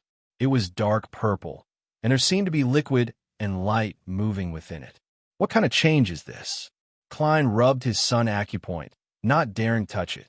He bent down to pick up his cane, allowing it to bear part of his weight. After the backlash, he knew that Sirius's remaining spirituality had been completely destroyed. Even Spirit Medium Daily was unable to communicate with him. After waiting for a while, Klein waited for Captain Dunn and his teammates, Leonard and Kenley. I feel that you have a predestined connection with Beyonders and evil powers. The number of Beyonder incidents you've encountered recently is more than what we've seen in the past quarter. Leonard looked at the corpse on the ground and made a casual joke. Perhaps it's not a coincidence. Klein suddenly thought of the red chimney he saw in his dream divination, as well as the majestic palace on the main peak of the Hornaces mountain range and the invisible gaze. Hence, he took the opportunity to point it out. Dunn surveyed the area and looked at Klein with his deep gray eyes. You've tried mediumship? The smell of holy night powder and essential oil still lingered at the scene. Yes, Klein answered frankly. I was worried that you guys would arrive too late and that the remaining spirituality would show signs of dissipating. You don't seem to be in a good condition? The short Kenley asked out of concern. As Klein handed the letter that Sirius had yet to send out to the captain, he began from the beginning. When I went to the underground market to purchase the materials for the ritual, I suddenly recalled that Selena had been to the Evil Dragon Bar before. Furthermore, it was Honass Vincent who led her there. This meant that Honass was a frequent customer there. Hence, I suspect that the man in the portrait, the man who has a certain relationship with Honass, might have been to the underground market before. I took the portrait and asked the boss, Swain, and he gave me a positive answer. He told me that this man had tried to purchase cultural relics and ancient books related to the main peak of the Hornaces mountain range. This made me think of this place, and that someone had just returned the corresponding magazines I borrowed. Leonard listened with a smile and suddenly interjected. He suddenly interrupted. Hence, you brought your probationary inspector ID and the badge of the Special Operations Department here to investigate the borrowing records of those magazines? Actually, I'm very curious. Why did you have a conflict with this man? Even if you encountered him directly, with your style of doing things, you should have pretended not to know him and quickly left the library to seek our help at Zutland Street. Yes, you didn't have to take the risk. As long as you confirmed the target, as long as he hasn't left Tingen, there would always be a way to find him, added Dunn, who was reading the letter. Klein immediately felt a little awkward. The librarian recognized him and shouted for the police officer to help. I couldn't have pretended not to hear it. Leonard and Kinley looked each other in the eye. One didn't hide his smile, while the other turned his head to the side. Dunn nodded slightly and shifted his gaze away from the letter. What did you gain from channeling the spirit? I saw a pendant with the carving of an upside-down giant. I saw the giant's eye flash red, and then I left the ritual, Klein described truthfully. He didn't mention the clown potion for the time being because of two considerations. On the one hand, if Dunn and company were able to find the corresponding records from Sirius's hiding place in the follow-up investigation, then it wouldn't make a difference if he didn't say anything. There wouldn't be any additional credit. On the other hand, if Dunn and the others did not manage to find it, he could find a chance to report it in the future. This way, he could apply for the ingredients and concoct the magic potion to accumulate more credit. This was the method of splitting the credit into two, which came from Old Neil's teachings. The Aurora Order? Dunn muttered thoughtfully before asking a few related questions. After waiting for Klein to answer them one by one, he looked at his exhausted expression and waved his cane. Not bad. You foiled a plot against Tingen City. You can go back and rest. Kinley, get Old Neil here. After giving the instructions, Dunn shook his head and smiled bitterly. Before Sequence 6, Beyonders of the Sleepless Pathway lack many supplementary powers. They can only grasp the simplest and most basic ritualistic magic. Captain, you mean from Sequence 6? In the beginning, Beyonders of the Sleepless Pathway will receive corresponding enhancements? Klein asked curiously. Yes. Dunn gave an affirmative answer.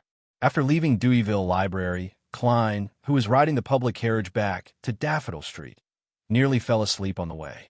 He forced himself to enter, took off his hat and coat, and fell asleep on the sofa. After an unknown period of time, he suddenly woke up, took out his pocket watch, and snapped it open. Melissa will be back in half an hour, and Banson will have another 40 to 50 minutes. I have to make them wait an hour and a half before they can enjoy dinner. Klein rubbed his forehead and walked into the kitchen. He first washed his face with cold water, then took out the oxtail, tomatoes, carrots, and onions he had bought in the afternoon. After finishing his preparations, he suddenly froze. He had a nagging feeling that it didn't match what had happened in the afternoon. Chapter 106. After 8 o'clock, in a Moretti family's dining room. Looking at the plate with only a thin layer of soup left, Benson raised his hand to cover his mouth and burped in satisfaction. Even though this is the third time I've eaten it, I still find it delicious. The sweetness and sourness of the tomato and the elasticity of the oxtail combine perfectly. Klein, I'm sorry that the Blackthorn Security Company has caused Tingen to lose an outstanding chef. Melissa leaned back in her chair and nodded in agreement. That's because you haven't seen real culinary skills. Klein smiled humbly. If there's a chance in the future, let's go to the Bonaparte restaurant on Howe Street to taste the authentic Intis feast, and the Shoreline restaurant in the Golden Indus Borough to taste the delicacies of the South. These were all restaurants that often appeared in the newspapers. The former spent £1.50 per person. I prefer your cooking, Melissa answered without hesitation. Banson chuckled and said, but I still feel that your tomato oxtail soup is lacking something. Perhaps it shouldn't be paired with bread? Klein nodded in agreement. Its best partner should be rice. Rice, Melissa murmured, her expression filled with yearning. In Tingen, which was located in the north and wasn't considered a metropolis, it was very difficult to eat rice apart from a few designated restaurants. To Banson and Melissa, such food only existed in the newspapers and occasionally in textbooks. Seeing his sister's expression, Klein laughed. After we save up for another half a year, we'll find a chance to go on a vacation to Desi Bay and try the delicacies there. Desi Bay was located in the southernmost part of the Rouen Kingdom, and a third of it belonged to the Fanapotter Kingdom. It was sunny and had beautiful scenery. Paya was very famous there. Without waiting for Melissa to express her opinion on being thrifty, Klein suggested. In another 3 months, my salary will increase significantly. In another 3 months, my salary will increase by a large margin, and I will be able to meet the needs of traveling and saving money at the same time. Why? As expected, Benson and Melissa's attention was diverted. Klein coughed lightly and explained with a smile. Due to my good professionalism, the police department that often works with our company is also interested in hiring me as a part-time history consultant. They will pay me an additional salary, at least £2 a week. In the future, if you see me in a police uniform with the corresponding identification, don't be surprised. Of course, as you all know, the efficiency of the government is like the footsteps of a 90-year-old woman. They still need a long process and a test for me. Therefore, I will often go to Koa University during my 2 months off to look for my tutor and the faculty I know to learn more. Under the astonished gazes of his brother and sister, he paused and spoke with a slightly strange expression. Just like what Roselle the Great said, one is never too old to learn. Benson fell silent for a few seconds. He sighed and said in a self-deprecating manner, "Is it too late for me to apply to a university now? Knowledge is indeed equal to wealth. It's also equal to power." Klein added silently, "Benson, you need Klein's grammar books and his classical literature textbooks." Melissa suddenly said what Klein wanted to say. Benson's expression changed as he gritted his teeth. He clenched his teeth and said, "Klein, give me those books tonight. Even if they help me sleep, I have to read them for an hour, no, an hour and a half a day. I swear in the name of the goddess. If I can't do it, I'm a curly-haired baboon." Klein immediately smiled. "No problem." The next morning, after Klein hung his coat and hat on the coat rack in a break room, he followed Roshan's instructions and went underground to the guard room outside Cheney's gate. Captain Dunn, Renfry, Sika, Royale, Leonard, and Kinley were all present.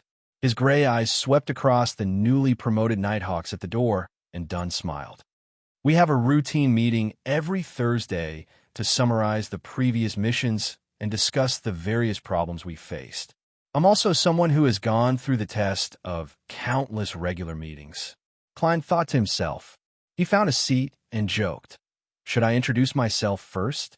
Dunn laughed and turned to look at Kinley. "Brief me on the follow-up investigation of Sirius Arpus." Kinley was also a Nighthawk who had been promoted from a civilian worker. He wasn't tall, but his brown hair was rather thick. His figure was rather well-proportioned, and his muscles were very firm. He gave off the feeling that he was smart and capable. He thought for a moment. "With old Neil's help, we found Sirius's secret hideout. There are many books and items at the scene. Based on them, we can confirm that Sirius is a subordinate of a secret organization, the Aurora Order.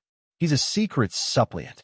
There's enough evidence to prove that he and Hanas Vincent were the ones who sold the Antigonus family's notebook to Welch. Those who don't remember Welch can ask Klein. The valuable items that we found included 3 sequence potion formulas. They are Sequence 9 Seer, Sequence 9 Apprentice, and Sequence 8 Clown. The next mission is to find the peripheral members of the Aurora Order who believe in the evil god, based on the undestroyed letters in Sirius's usual social circle. The focus is on the cultist who is hiding in the police department. Also, we need to reinvestigate the people who came into contact with Hanas. Dunn nodded slightly and looked at Klein. "You heard it too. We obtained the clown potion formula, but we can't confirm its authenticity for now. We're waiting for the Holy Cathedral to give us feedback. You made a major and crucial contribution to the missions related to the Aurora Order. Together with the incident of shooting a member of the Secret Order, it won't take long for you to earn enough contributions to advance. But I have to remind you that not everyone is like Daly. You have to endure your desire for 3 years. You can't let the clown potion formula affect your mental state, or you might lose control. Captain, this is because you don't understand the magic of the acting method. Last night, I used divination above the gray fog to confirm that the clown potion formula is correct." Klein nodded honestly. "I will control my emotions." Following that, the white-haired, black-eyed midnight poet, Sikatron, said, "We still haven't found any clues about Instigator Therese. We still haven't found any leads on Instigator Therese. I suspect that he has already escaped Tingen. After discussing the various matters, Klein left the duty room and looked for old Neil to continue his mysticism lessons. In the afternoon, he went to his combat teacher, Gawain, to do basic strength, endurance, and overall coordination training. The sun was still shining brightly at 5 o'clock. Klein took off his training clothes, took a quick shower, changed into his original clothes, and took a public carriage to Bustling Street. He didn't forget the red chimney he saw in his dream divination, nor did he forget the man who bought the supplementary ingredients for the spectator potion at the underground market and was suspected to be a member of the psychological alchemy. However, it wasn't convenient for him to use the power of the Nighthawks to investigate. Number 27, Henry Private Detective Agency. Yes, it's here. According to the description in the newspaper, Klein found a private detective agency that was said to be trustworthy. He put on his mask, pulled down his top hat, and straightened his collar. He walked up the stairs and arrived at the agency on the second floor. Knock, knock, knock. He knocked on a half-closed door. Please come in. A voice that sounded like it was filled with phlegm was heard. Klein held his cane and pushed the door open. He saw that the detective agency had a semi-open layout. There were a total of 4 employees, each sitting on a seat separated by a partition. Hello, I'm Detective Henry. May I know how I can help you? A man in a white shirt and black vest came over. He held a pipe in his hand, and his face was chiseled. His eyebrows were like sharp swords, and his dark blue eyes were sizing up his employer professionally. Klein used the collar of his trench coat to cover half his face and said, I have 2 matters to entrust to you. I have 2 requests. How are you going to charge me? It depends on the difficulty of the matter. Detective Henry retracted his gaze and pointed to the guest area with a sofa. Let's talk there. Klein followed him to the semi-partitioned area and sat on the single-seater sofa. He didn't take off his coat, hat, or mask. He deliberately said in a deep and hoarse voice, The first matter is that I need you to help me investigate which houses in Tingen have chimneys that look like this. Also, I need you to find out who the landlord is and who the current occupant is. As he spoke, he took out a folded piece of paper and unfolded it to reveal the red chimney and the surrounding scenery. This was a drawing that Klein had once again used the uniqueness of the world above the gray fog and the method of self-prayer. This drawing is really well done. Detective Henry subconsciously praised.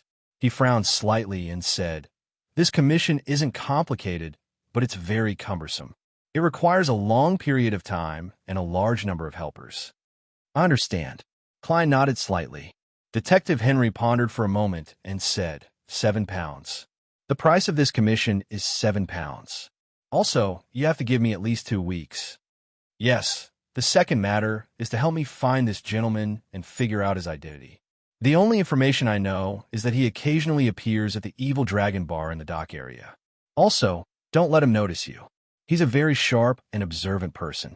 Klein took out a second drawing. He attempted to get in touch with members of psychological alchemy to see if he could obtain valuable information and materials, such as formulas that could be exchanged with justice. £3.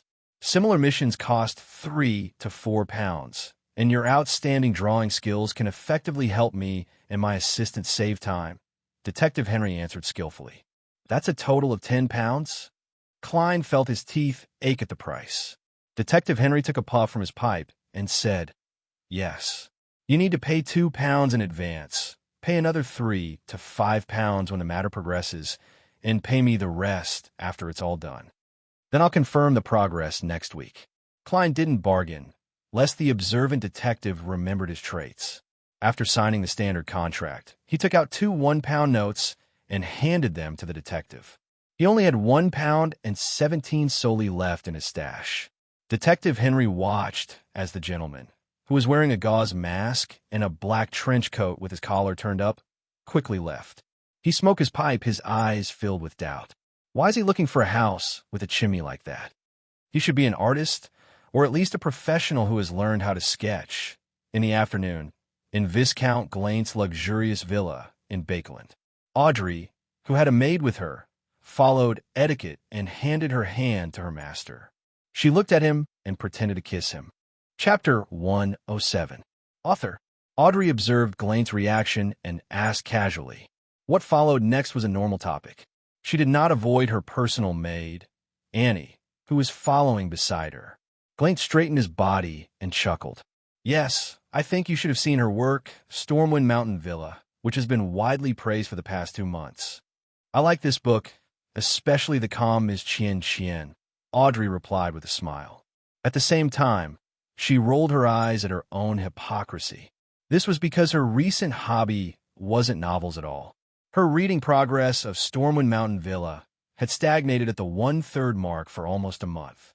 Ever since she joined Tarot, got to know the powerful Fool, and became a true Beyonder, she had been integrating all the mystical knowledge she knew and systematically learning about psychology. She lacked interest in other things. As Viscount Glaint led Audrey to the living room with the sofa, he said with a beaming smile, "Don't worry, Audrey. Then I'm sure you'll have a good impression of Ms. Furswall, because she's just like Ms. Sissy in Stormwind Mountain Villa, calm, intelligent, and lazy. Also, my dear Miss Audrey, would you like to play the piano for us later? This is the best reward for literature and novels." Audrey looked at Glaint's side profile. From his expression, tone, and some of his body movements, she could tell that he wanted to show off. "You want me to be something he can show off," Audrey thought, as if it was the first time she had met this friend. She maintained her elegant smile and said, "My music teacher, the pianist Mr. Veckenau, thinks that my level has dropped significantly recently and that I need more practice." "All right." Glaint was about to say something when he suddenly saw a lady coming to the long table to get some dessert. "Audrey, this is Ms. Furswall, the author of Stormwind Mountain Villa." Audrey looked up and saw that Mayim Furs was about 23 or 24 years old and about 165 meters tall. She was wearing a beige dress with a ruffled collar, and her brown hair was slightly curled. Her pale blue eyes turned towards Glaint's introduction, and there was a teasing smile on her face. In less than 3 seconds of observation, Audrey noticed many small details. Ms. Furs's fingers have traces of being smoked. She likes to smoke cigarettes. There are obvious calluses where she holds her pen, matching the author's identity. Her arm movements show that she has good strength. This isn't a trait that an author should have, unless she loves to exercise, or she was born this way, or she used to have another profession.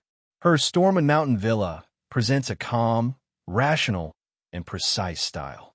This should have something to do with her previous profession. Her gaze and expression are very relaxed, as though she's looking down on me and Glaint. Is this the psychological advantage that Beyonders have over ordinary people? If her identity as a Beyonder was discovered by Glaint by chance, she would definitely feel uneasy and uneasy. After all, she can't guess his reaction and subsequent developments, and the unknown will bring fear.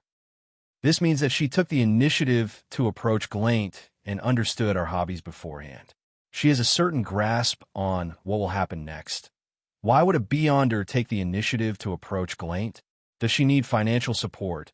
Or is it the Beyonder ingredients hidden in the treasure vault? Or does she need help with something? At this moment, Glaint was introducing Furs to Ms. Furs. "Madam, this is the Miss Audrey I mentioned before. She's the most dazzling jewel of Bakeland. Her father is Earl Hall, a member of the House of Lords who is trusted by the king and respected by the nobles. Good afternoon, Madam Furs. Your Stormwind Mountain Villa is still at my bedside." Audrey bowed, strictly according to the etiquette of nobles. Then, she added in her heart, "That's because I haven't finished reading it after a month." Furs returned the greeting simply. "Good afternoon, Miss Audrey. Your beauty has left a deep impression on me. I think I already have the material for my next novel." "Ha! Viscount Glaint even praised your outstanding musical talent." In public, the two of them only exchanged a few pleasantries and didn't talk about anything else. Audrey watched as Furs continued walking to the dining table, her target a small cake covered in cream. She retracted her gaze and followed Glaint to the living room. She recalled the various details she had seen, trying to accurately grasp his thoughts so that she could gain the initiative in their future interactions. Taking a step forward, Audrey, who was as cold as a neutral spectator, stepped on the hem of her dress. Her body swayed and she nearly fell. At this moment, her personal maid, Annie, was prepared to support her, saving her beautiful image. "Miss, the unique design of this dress requires you not to walk too fast," Annie whispered into Audrey's ear. "I understand." Audrey nodded with a flushed face. "I was just too focused on observing others and forgot to pay attention to my feet," she complained in her heart, feeling wronged. In the salon, Audrey maintained a graceful and sweet smile as she faced the attentive writers, critics, and musicians. Finally, as her cheeks began to ache, she received Viscount Glant's hint. After waiting for a few minutes, she used the washroom as an excuse to lift the hem of her dress, stood up slowly, and left the salon. After confirming that no one was looking at her, she circled to the study on the first floor and said to her personal maid, "Annie, I have something to discuss with Glant. Guard the door and don't let anyone else in." "All right." Annie didn't find it strange because she knew that her Miss and Viscount Glant had the same hobbies. They often discussed mysticism in private. After entering the study and locking the door, Audrey saw Glant sitting behind the table, playing with a fountain pen. Meanwhile, Fur's Wall was standing in front of the bookshelf, casually flipping through her collection of books. "Let me reintroduce Madame Furs, a true beyonder." Glant put down his fountain pen and came forward. "Is that so?" Audrey deliberately expressed her suspicion. Furs stuffed the book back into its original spot, turned her head, and smiled. "Looks like I need to prove myself." She walked slowly to the door, stretched out her right palm, and pressed it on the handle. Suddenly, Audrey's vision blurred. She seemed to see Madame Furs turn into a phantom and pass through the door.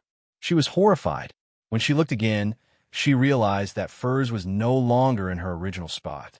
A few seconds later, the doorknob turned and the locked door was opened. Furswall walked in with a smile. Not far from the door, the maid, Annie, didn't notice what was happening behind her. "What a miraculous ability," Glant praised. Audrey took a light breath. "I have no more doubts." At the same time, the ability Furs displayed also confirmed her opponent's true intentions. Be it money or materials, nothing could stump a beyonder like her. Glant's house doesn't have a beyonder guarding it. Does Furs wish to use my and Glant's identities and resources to accomplish something? Audrey tried her best to be like a spectator. Furs chuckled. "Let's be honest. We don't have much time. I was once a doctor in a clinic, and I became a beyonder by chance. It's been more than 2 years since then. I hope that you can help me do something, and the reward I'll give you is to lead you into the circle of true beyonders. I'll sell you the formulas and corresponding ingredients of certain sequence potions." Upon hearing such a promise, Glant couldn't wait to ask, "What is it?" "I have a companion who has been imprisoned and is awaiting her final trial. I hope that you can rescue her, no matter what it takes," Furs succinctly explained. Audrey frowned slightly. "Madame Furs, the ability you've shown should be very suitable for this kind of thing." Furs shook her head and smiled. "No, it's not like that. She can't pass through the places that I can. I can only go in to see her and chat with her. Besides, I don't think it's a good idea to risk a rescue. Life is short, and there are many things that need to be done." Audrey observed the other party's face and limbs and deliberated before asking. She deliberated and asked, "I understand. What crime is your companion in prison for?" Furs's expression immediately turned a little awkward. "My companion is actually very respected. She makes people want to obey her from the bottom of their hearts. She has a noble and kind character. She just went a little overboard when she was trying to convince a certain scoundrel. After delegating the mission, Klein maintained a schedule of mysticism studies in the morning and combat practice in the afternoon. His routine made him almost forget that he was a nighthawk, and the curse of frequently encountering beyonder incidents seemed to have disappeared. When Saturday came, it was his turn to guard Cheney's gate. "Feel free to enjoy the coffee I left here and the black tea in the clerk's office," Dunn said as he scanned the duty room with his deep gray eyes. Klein, who had already come up with a reason to explain it to his brother and sister, nodded happily. "All right, Captain. You really are a generous gentleman." Dunn smiled and said, "All right, Captain. This will help you relax. Too much tension is not good for your health." He took his hat and cane and slowly walked to the door. Just as he was about to leave, he suddenly turned around and said, I forgot to remind you. No matter what you hear, do not open Cheney's gate unless it's open from the inside. Remember, no matter what you hear, no matter what happens. Captain, I'll be scared if you say that. Klein tensed up. He felt that the darkness underground surpassed the light of an elegant gas lamp. Chapter 108. In the wee hours of the morning, in the well-ventilated but silent underground, the dim yellow glow of the gas lamp was protected by the glass, illuminating the deserted and peaceful passageway without wavering. Klein sat in the duty room, casually flipping through the stacks of newspapers, magazines, and books in front of him. He also diverted half of his attention to the outside, in case anyone tried to barge into Cheney's gate. His coat and top hat were hanging on the coat rack at the entrance. His cane was leaning against the wall, in a convenient spot. The rich aroma of coffee wafted out. Klein involuntarily took a deep breath and massaged his sun acupoint to combat the heaviness in his head and the fatigue in his body. Although he was a man who often slept at 5 in the morning and woke up at 12 in the afternoon when he was studying in university on Earth, he would occasionally stay up all night after working for 2 to 3 years and still go to work in high spirits the next day. However, this was all because the games were too fun, the novels were too interesting, and the movies, variety shows, and television dramas were too interesting. And this world clearly did not have the necessities to stay up all night. Roselle the Great, too. If he wants a posture, he should do it properly. He should devote his limited life to an unlimited cause and lead the people of the other world into the information age. Klein mumbled silently. He could only console himself that at least there were newspapers, magazines, and novels that were getting more and more abundant. He had originally wanted to focus on his studies to overcome his sleepiness, but in practice, he realized that this conflicted with his duties. Once he was in the zone, it was easy for him to ignore the commotion outside and the situation at Cheney's gate. Phew! Klein picked up the coffee cup and carefully blew at it. He pursed his lips, letting the aroma linger in his mouth as the liquid slowly flowed down his esophagus. Fermo coffee from the Paz Valley. It's bitter, but it's very refreshing, Klein praised as he put down the cup. The Paz Valley was located in the southern continent. It was an excellent production area for coffee beans, and it was currently being fought over by the Republic of Intis and the Kingdom of Rouen. They had established colonial regimes on the left and right banks of the Paz Valley, destroying the original kingdom of Perth. In the creepy silence, Klein randomly picked up a magazine and discovered that it was Women's Aesthetics, which talked about fashion and matching. She must have gotten this from Roshan. He whispered, amused, and flipped through it with great interest. Perhaps it was influenced by the rapid advancement of camera technology in the last decade or so. The magazine, Women's Aesthetics, not only made extensive use of illustrations, but it also imitated newspapers and used black and white photos as its content. In a rather fashionable fashion, they invited famous theater and opera actors to show the charm of costumes and the magic of matching.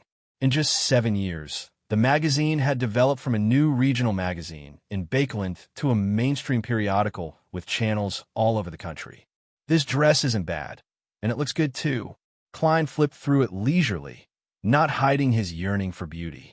He was a man who had developed normally in both body and mind.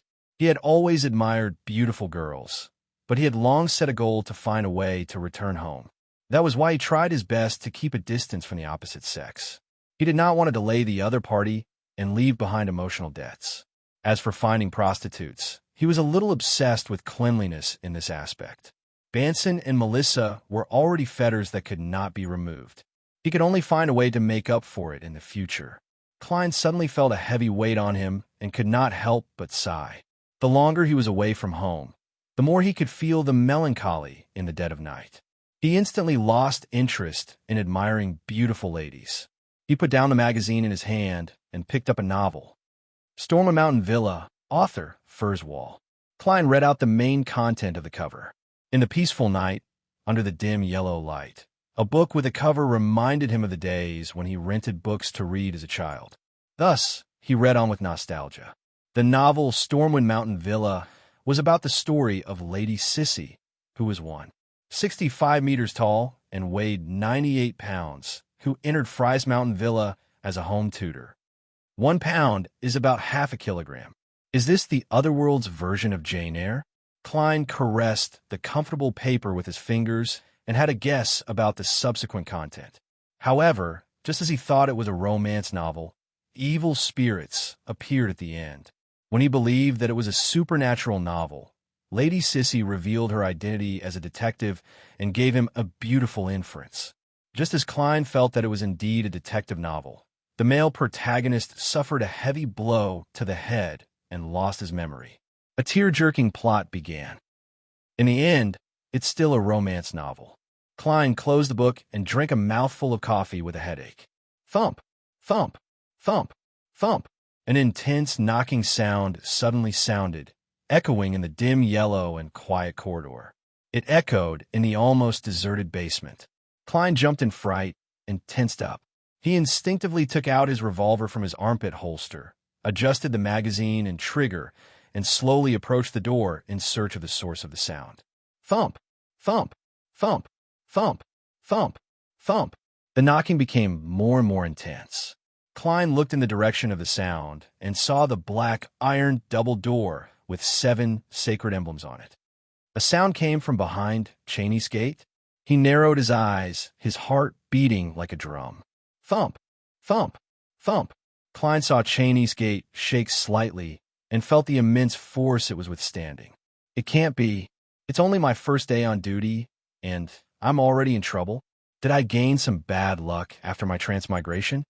Klein's right hand was sweating as he gripped his gun. But soon, he recalled his captain's exhortation. No matter what you hear or what happens, do not open Cheney's gate unless it is open from the inside. Is this normal? Klein calmed down. Thump, thump, thud, thud, thud, thud. The commotion behind Cheney's gate grew louder, but the heavy black iron double door only shook and did not show any other abnormalities. It's really normal. That gave me a fright, Klein muttered, and was about to return to the guardroom. At that moment, he heard an ear-piercing screech of friction. He saw Cheney's gate heave outwards as a gap opened. Screech. Amidst the jarring sound, Klein's nearly frozen eyes saw a figure. It was about the height of an adult man's forearm. It was wearing a black, elegant, and miniature regal dress. There were obvious stains on the hem of the dress. It had an average-looking face, dark eyes, and a tightly pursed mouth. It was a doll, a toy doll. Almost at the instant Klein subconsciously raised his gun to aim, the doll in the black regal dress pressed tightly against the open Cheney's gate and unfurled the paper in its hand.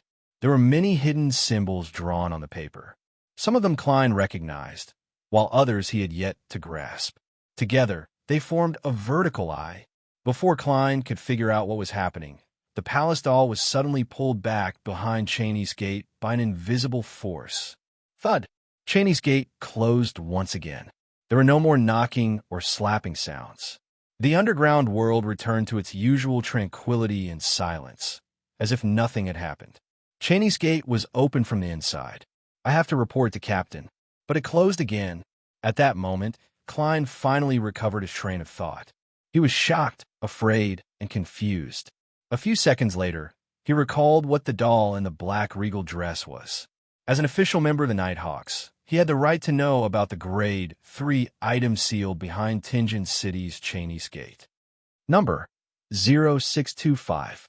Name Misfortune Cloth Puppet. Danger level 3. There's a certain level of danger. Use with caution. Can only be applied for operations involving 3 or more people. Security clearance. Official Nighthawks and above. Sealing method. Only needs to be isolated from humans. Description: this doll is wearing a regal dress that was popular around 1300. There are traces of stains on the hem of the dress that are difficult to wash away. It is impossible to confirm if they were there from the beginning. In a few tragic cases in Tinjin City, due to financial crises, the police noticed the existence of this doll.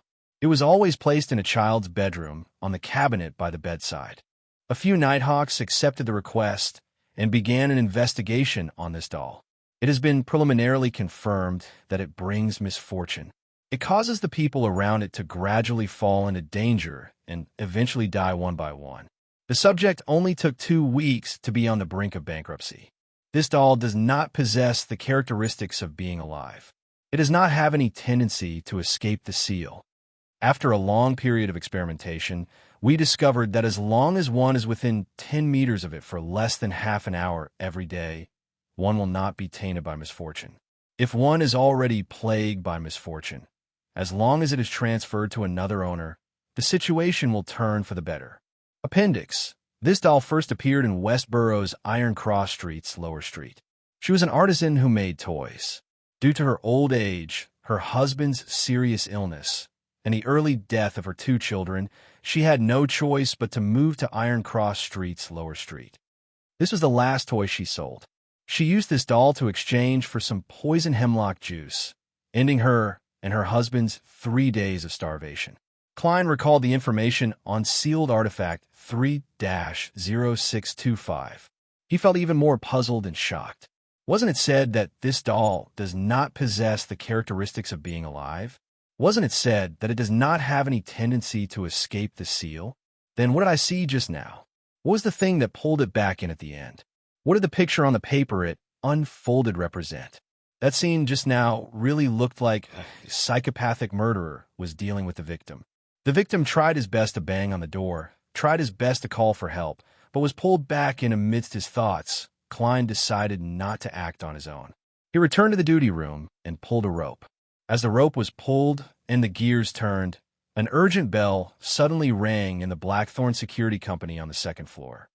Leonard Mitchell and the rest of the sleepless who were playing cards in the entertainment room immediately put down their cards and rushed underground. Chapter 109. The sound of running footsteps traveled into Klein's ears, calming him down as he stood at the door of the guardroom. What happened? Leonard, who was the first to arrive, asked in a deep voice with his revolver in hand. Seeing that he couldn't stop in time, Klein immediately recalled what Roshan had mentioned. 3 years ago, Leonard, who had just become a sleepless, had attempted to sprint down the stairs without getting used to the potion's powers. In the end, he ended up turning into a wheel. With a light cough, Klein pointed at Cheney's gate and said, "There was a loud knocking sound coming from inside." Just now, there was a loud knocking sound coming from inside, and then it turned into slapping. Then, the door was pushed open a little. "Cheney's gate has been pushed open?" the short Kinley asked in shock. Yes, it was pushed open a little. Klein was about to continue describing when he saw that Leonard, Kinley, and Royale didn't approach the guardroom. They stopped a few steps away and formed an arc, as though they were guarding against him. He paused for a moment. "Are you suspecting me?" "No, it's not suspicion. This is normal procedure." Kinley shook his head and denied it. In such a tense atmosphere, Leonard continued with an indecent smile and added, "In other dioceses, there were similar cases. In other dioceses, there were similar cases." The beyonder on duty at Cheney's gate lost control and rang the bell. Then, while his teammates who rushed to help weren't paying attention, he killed 2 people. All right. Klein no longer felt aggrieved and angry at being targeted. He asked, "Then, how can I prove that I didn't lose control?" Leonard wiped away his cheeky expression and tapped his chest 4 times. He chanted in a deep voice, "You're the Lord of the Abyss." He chanted in a deep voice. They were naked, without food or clothes. They had no cover in the cold. They were drenched by the rain, and because they had nowhere to hide, they hugged the rock tightly. They were mothers whose children were taken away. They were orphans who had lost hope. They were poor people who were forced to leave the path of righteousness. The night did not give up on them. It blessed them. The holy and compassionate prayer echoed underground, allowing everyone's body, heart, and soul to feel a sense of relief. Seeing that there was no abnormal reaction from Klein, Leonard stopped chanting and smiled. "There's no problem. You're still our trustworthy companion." Royale, who had been silent all this while, looked at Cheney's gate and took the initiative to ask, after the door was pushed open, "What did you see?" "I saw the misfortune cloth puppet, the one in the classic black dress, 3-0625. Klein answered with some lingering fear. But in less than 3 seconds, it was pulled back by an invisible force. Cheney's gate closed once again. What exactly happened? Leonard, Kinley and Royale looked at each other. Haha, we're the same as you. We don't know the reason behind all this. Since Cheney's Gate has been closed again and there are no longer any abnormalities, we shouldn't enter at this time. We have to wait for daybreak and wait for Captain. At this time, Royale added coldly, I'll stay here and keep watch with you. All right. Leonard spread his hands and teased. As the strongest person here, I'll stay too. Kinley, return to the second floor, in case the police department can't open due to an urgent case. Kinley didn't say anything else. He nodded and turned to leave. At this moment, Leonard glanced at Klein and Royale. Perhaps we can continue playing cards? Under such circumstances, we need some entertainment so that we won't be too tense. No problem. Klein adjusted his revolver and placed it back into his armpit holster. Royale didn't agree or disagree. With her smooth black hair draped over her shoulders, she followed Klein into the guardroom. In the middle of Fight the Landlord, no, Fight Evil, Klein said casually, the Misfortune Cloth Puppet, 3-0625. Misfortune Cloth Puppet, 3-0625. According to the description of the data, it shouldn't have the characteristics of being alive. Haha. 3 as.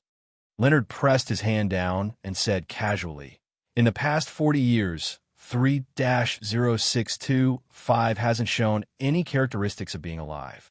We can first assume that the information is correct and use it as a premise for deduction. Yes. You have an idea? Royale asked succinctly. As Klein was hesitating if he should throw down 3 twos, Leonard took a sip of his freshly brewed coffee and said, yes. Yes. Since 3-0625 doesn't have the characteristics of being alive, its performance today must have been influenced by other factors, and it must be a factor that appeared recently. Otherwise, it would have shown us this side of it a long time ago, Sheehan said. And in the past month, what's different behind Cheney's Gate? Royale looked at the 3 twos that Klein had thrown down and pondered for a few seconds. She pondered for a few seconds and said, there's only one thing that's different. The Antigonus family's notebook and sealed artifact 2-049 once stayed behind Cheney's Gate for a night. Leonard looked at the cards in his hand and lightly rapped the table with a smile. If it could make the Misfortune Cloth Puppet act, strangely, 2-049 would have long caused something similar behind Bakel and Cheney's Gate. Therefore, I suspect that the problem stems from the Antigonus family's notebook. Klein thought about it carefully and couldn't help but nod. That's the most likely possibility. Leonard, I didn't expect you to be so good at deduction. Typically, being a romantic poet and being good at deduction are incompatible. That's only because he's been reading detective novels recently, Royale stated calmly. 2 kings, straight from 8 to K. Is there no one who wants it? 3 sixes, that's it. Upon seeing this scene, Klein and Leonard fell silent. Without focusing on their cards, they had forgotten something very important. Royale was the one who was evil this time. Seeing Royale cut the cards, Klein took the opportunity to ask again. What force pulled 3-0625 back? Leonard shot a glance at him and chuckled. Don't tell me you think that the defensive measures behind Cheney's Gate are only a sealed chamber buried deep underground and a few elderly guards? In fact, when the sun completely sets, the guard have already left Cheney's Gate and returned to St. Selena Cathedral. The power inside reaches its peak at night and is no longer suitable for living beings. It will only weaken when the sun rises. This is also the reason why the captain told us not to enter Cheney's Gate no matter what we hear. In other words, the captain forgot to tell me this reason. Klein pondered and asked, a defensive measure similar to an array formation? Like a magnified version of charms and amulets? Yes. Royale nodded as she touched her cards. The reason why Cheney's Gate is placed beneath the central cathedral of every city is to be maintained by the believers who come daily. Their pious prayers will allow a portion of their spirituality to enter the array formation, accumulating into an ocean. Is that so? Klein nodded in enlightenment. He had seen a terrible hand of cards. At this moment, Leonard smiled and said, this isn't the only defensive measure behind Cheney's Gate. There's more than one protective measure behind Cheney's Gate. St. Selena's ashes are buried there. She was a high-sequence beyonder when she was alive. Saint Selena's ashes? A high-sequence beyonder's ashes? Saint's ashes? What's the use of that? Klein was puzzled and curious. Saint Selena was a saint during the establishment of the Church of the Evernight Goddess. She was active in the ancient Third Epoch and was recorded in various holy Bibles. Therefore, Selena was a common name among the people who believed in the Evernight Goddess. Leonard seemed to have heard Klein's thoughts as he continued to speak. He continued, "There are rumors that the remains or ashes of high-sequence beyonders still contain incredible power. Of course, that's just a rumor." Klein nodded slightly and turned his attention back to the poker cards in his hand. In the next few hours, nothing out of the ordinary happened behind Cheney's gate. However, Klein had lost 2 soldi, a loss that pained him greatly. As for Leonard, who had the air of a romantic poet when it came to cards, he had lost 4 soldi and 5 pence. Only the Silent Royale was the winner. The sun has just risen. It's my turn next. The quiet author, Sika Tron, entered the guardroom at 6 o'clock. Klein wrote down his encounter last night in his notebook and returned to the Blackthorn Security Company with Leonard and Royale. At that moment, he looked extremely exhausted, but the midnight poet and Sleepless beside him were still in high spirits. This is the difference between different sequences. Klein was about to pass through the partition and head home to catch up on his sleep when he saw the captain enter. "Good morning, Captain." He couldn't help but yawn as he greeted him. Dunn, who was wearing a black trench coat, took off his hat and glanced at him with his gray eyes. "Good morning. You should go back and get some rest. Did anything happen last night?" Klein immediately explained the matter regarding the misfortune cloth puppet and Leonard's deduction. "Okay." Dunn didn't express his opinion as he walked to his office with a solemn expression. "I'll send a telegram to the Holy Cathedral." Klein didn't stay any longer. He slowly walked out of 36 Zutland Street and breathed in the cool morning air. His spirits were lifted, and he suddenly remembered something that he had forgotten all along. "I forgot to tell the captain and Leonard that the misfortune cloth puppet had a piece of paper in its hands. How could I forget? There seems to be a subtle force affecting me, preventing me from telling the other Nighthawks about this." The Antigonus family's notebook was stored behind Tingen City's Cheney's gate many days ago. The misfortune cloth puppet 3-0625 should have been affected a long time ago. Why did it only show signs of abnormality last night? Because last night was the first time I was on duty at Cheney's gate? It used all its strength just to let me see the picture on the piece of paper? Is this the goal of the Antigonus family's notebook? Because I survived after coming into contact with it and even became a seer?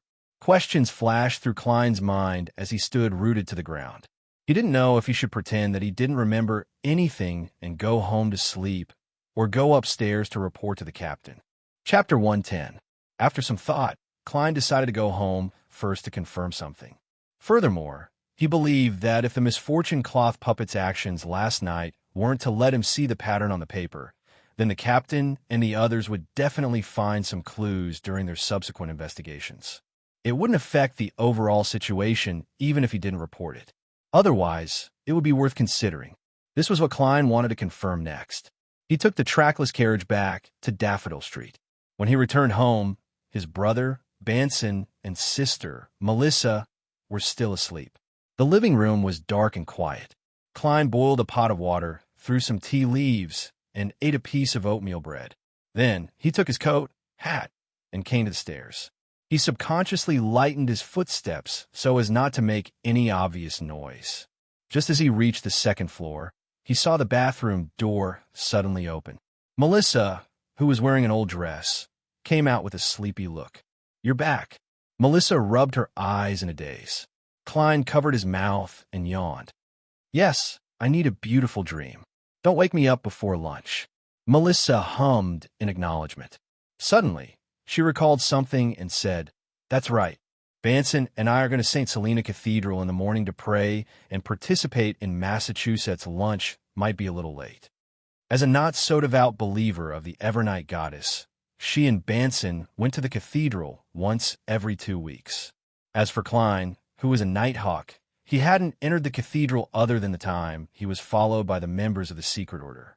"No, I'm in the cathedral every day. It's just that it's underground. Klein subconsciously defended himself. He was very worried that the goddess would abandon him, a false believer.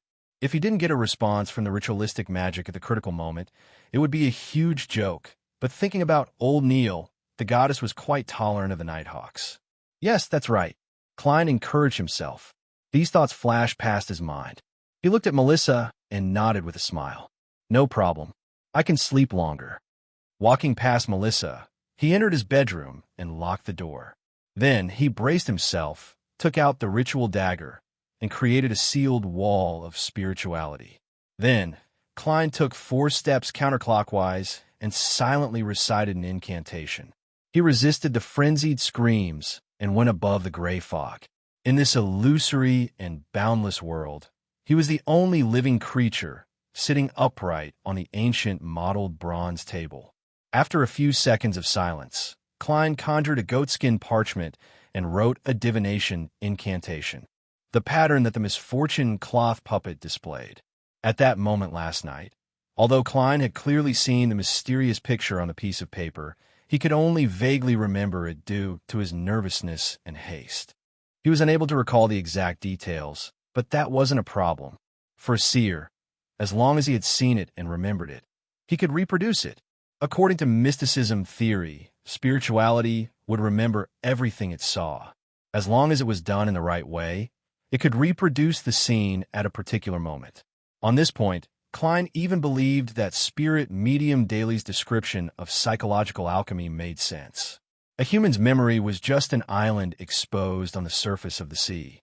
It couldn't hold too much, so most of the information that spirituality remembered became subconscious, becoming the main body of the island underwater. And spirituality itself, even if it wasn't the entire ocean, it included all the sea around the island. After silently reciting the divination incantation, Klein leaned back and entered sleep through cogitation.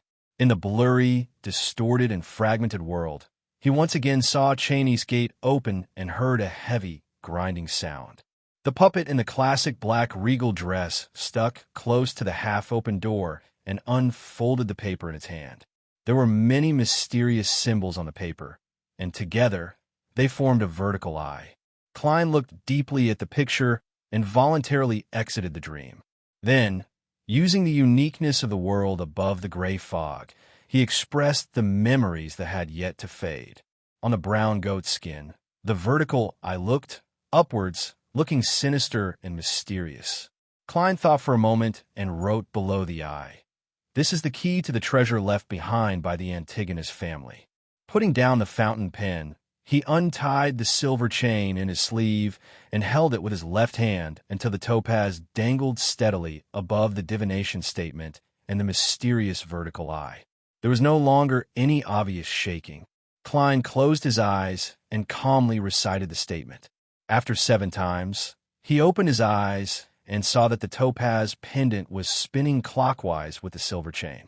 And this represented confirmation in spirit dowsing. The vertical eye picture is really the key to the treasure left behind by the Antigonus family. Klein nodded slightly, as though he was in thought. He rapped the edge of the long bronze table with his fingers and muttered to himself. Because of Ray Bieber's death, the Antigonus family's descendants were severed. Therefore, that notebook views me, a seer who came into contact with it and is still alive, as its inheritor. It influenced 3-0625 to leave behind the key to the treasure so that it could show me during my shift at Cheney's Gate. There's no problem with this logic, but it still doesn't convince me. How does that notebook confirm that the Antigonus family's descendants are extinct, and I'm a completely unrelated person? If I had the Antigonus family's bloodline, the original owner wouldn't have committed suicide in the first place. It doesn't matter if I tell Captain and the others about this. I'll do some more research. Following that, Klein divined the location of the Antigonus family's treasure, but without a doubt, he did not obtain any detailed information. The only thing he could be sure of was that, just as Sirius had guessed in his letter to Mr. Z, the treasure was related to the main peak of the Hornacis mountain range and the ancient nation of the Evernight. After divining these matters, Klein discovered that the crimson star with the prayers had produced a weak fluctuation again. He touched the illusory star in response to the prayers, and once again saw the brownish-haired youth dressed in unique black, tight-fitting clothes. The youth was still kneeling on the ground, still facing the crystal ball of pure water, as he continued muttering something. At this moment, Klein, who had specially learned a little bit of Dragonese, finally managed to understand one of the words. Praying to save. Father and mother. It's really Dragonese. Which place still uses Dragonese? This is an antique that's thousands of years old. Unfortunately, this mysterious ruler above the gray fog is just an empty shell. I don't have the ability to save them, even if I wanted to. Klein shook his head and sighed. He decided to observe for a while longer. I'll think about it after I master enough Dragonese and understand what happened to his father and mother. Klein retracted his spirituality, wrapped it around his body, and plummeted. Returning to his bedroom, he removed the wall of spirituality, changed into old but comfortable clothes, lay on the bed, and began to catch up on sleep. Klein slept until 12:30 p.m. until Melissa, who had prepared lunch, knocked on the door. After a sumptuous lunch, he saw Melissa pick up the gauze hat that matched her new dress and looked like she was going out. What else do you have to do in the afternoon? Klein asked in confusion. Sitting on the sofa, Banson, who was studying a grammar book with a frown, helped him answer without raising his head. Mrs. Shoud, who lives next door, told Melissa that there will be a lecture on family issues at the municipal hall in the afternoon. Melissa plans to attend and learn how to deal with daily family issues. Melissa nodded. I asked Selena and Elizabeth to accompany me. That's right. I hope that the lecturer will tell you that a family like ours needs to hire at least one maidservant, Klein said with a smile. Seeing that Melissa was about to retort, he immediately added, we need to invest our limited time into more valuable things. Melissa was taken aback. After a long while, she pursed her lips, put on her gauze hat, and left. At 2 p.m, Klein appeared at the Blackthorn Security Company again. Didn't you go back to rest? Roshan and Dunn Smith, who happened to be in the reception hall, asked at the same time. Klein smiled. I was planning on going to the divination club, but I couldn't stop thinking about what happened last night, so I came over first. Did the Holy Cathedral reply? Dunn glanced at Roshan, turned around in silence, walked to the partition, and walked into his office. Roseanne made a face at his back and whispered fiercely, Don't worry. Seriously, Captain. Well done.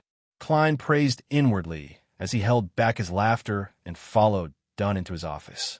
Seeing the door close, Dunn took a whiff of his pipe and said, The Holy Cathedral has already confirmed that it's a problem with the Antigonus family's notebook. Furthermore, it has been reclassified as a Grade 1 sealed artifact. Unfortunately, you won't have the clearance to read it. Grade 1, highly dangerous. Only people at the level of bishops and Nighthawk team captains and above wouldn't know the exact situation. In other words, even the leader wouldn't be able to figure out what was going on. It's highly dangerous, no wonder. Klein felt a little regretful, but he also felt a lot more relaxed. Dunn glanced at him and continued, The Holy Cathedral also asked us to investigate if there were any items behind Cheney's Gate that were infected by the notebook. After confirmation, only 3-0625 was abnormal. We have already changed its seal. Anything else? Klein asked, pretending to be curious. Dunn shook his head. No. Klein nodded thoughtfully and didn't continue the topic. After exchanging a few pleasantries, he bade farewell and headed to the divination club to continue his digestion journey. In the municipal hall, the three good friends, Melissa, Selena, and Elizabeth, sat near the door, waiting for the lecture to begin. If she doesn't do well, we'll sneak out, Selena suggested excitedly. Elizabeth immediately agreed. Chapter 111. Not long after, the lecturer with high cheekbones stepped onto the half-raised wooden platform in front of the auditorium. Good morning, kind and benevolent ladies. I'm Sevilla Gita. Today, I'm going to share with you my experience in arranging household expenses. It's divided into 3 parts. The first is how a family with an annual income of around £100 should balance the expenses of food, housing, clothes, and hiring servants. The second is how a family with an annual income of £200 should increase their expenses to make themselves look more presentable. Melissa listened carefully. She didn't need to calculate in her head to remember the total annual income of her two brothers. More than £200, she thought, half relieved and half frightened. She was both happy and content with her present life and afraid that it would soon disappear. At this moment, Selina, who had burgundy hair, covered her mouth and said to her two friends in a hushed voice, "She seems to be a follower of the Storm Lord. She's wearing the Storm Badge."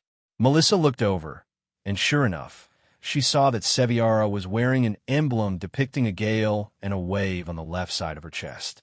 She hurriedly explained, "Mrs. Shoud, who told me about this lecture, is a follower of the Lord of Storms. I don't think it's strange, teacher. Yeah, I don't think there's any problem. We're here to hear the specific bill plan." Elizabeth comforted Melissa. "But apart from Melissa, we don't need or have the right to plan our family's expenses," the wine-red-haired Selina mumbled. Elizabeth retorted without hesitation, "But we will eventually get married and have our own family." After the magic mirror divination incident, Selina had always been afraid of Elizabeth. All she could do was nod in embarrassment and pretend to be listening attentively. The lecturer, Sevilla, raised her right hand.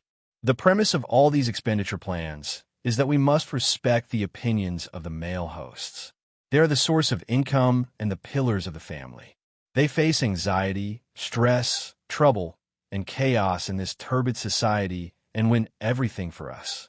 Therefore, we must create a peaceful environment where they will not be disturbed by external affairs.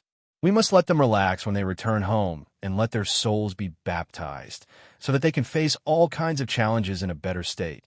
Therefore, the famous philosopher, sociologist, humanist, and economist Mr. Lourdes once said that women are the angels of the family."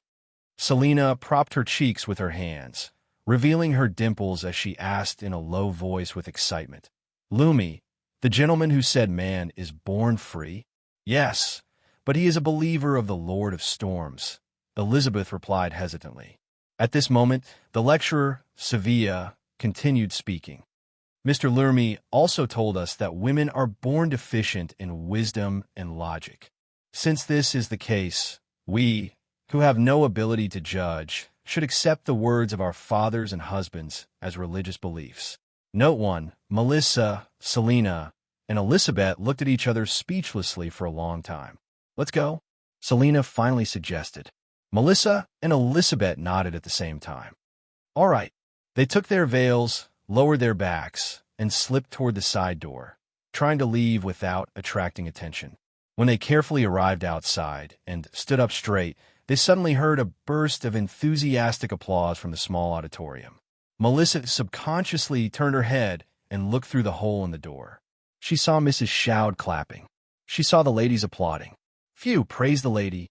Melissa exhaled and left the place that made her uncomfortable with Selina and Elizabeth. "Shall we go to Herod's department store?" Standing under a tree by the roadside, Selina had forgotten what had just happened and suggested happily. Melissa fell silent for a few seconds. "I want to go back and study." "Study?" Selina stroked her burgundy hair in a daze, as though she had returned to her usual life. "And I still have to buy bread, beef, potatoes, and fruits. Klein has to work today, and Banson went to the city library." Yes, I have to go back." Melissa suddenly felt how much she loved textbooks, loved clockwork, and loved gears. Selina decided to maintain a distance from Melissa, who was acting abnormally today. She turned to look at Elizabeth and smiled obsequiously. "Shall the two of us go to Herod's department store? Although I've already spent all my private money, it's nice to shop around and take a look." "Okay." Elizabeth agreed to her friend's suggestion and asked in a seemingly casual manner, "Melissa, does your brother Klein have to work on Sundays as well?" "Yes, he's off on Mondays. It's different from ordinary work." Melissa subconsciously raised her head. After leaving the Blackthorn Security Company, Klein took a track public carriage to Howe Street. He tried his best to rein in his thoughts and stop thinking about the Antigonus family's treasure. He focused his attention back on acting. It was important to digest the potion as soon as possible and improve himself no matter what. Acting as a seer? Heh, I'm still not professional enough. The fortune tellers of the foodie nation have to look at the almanac before they do anything. Klein held his cane and sat in the carriage's interior. He decided to divine if it was a good day for him to go out and head to the divination club. Only then would he be a qualified seer. Taking the opportunity to get out of the car, Klein took out a halfpenny. His gaze converged, and his eyes quickly turned dark as he silently chanted, "That's right. Today is a good day to go to the divination club. Today is a good day to go to the divination club." Dang! Klein flicked the coin upwards. He didn't watch it roll, but instead stretched out his palm.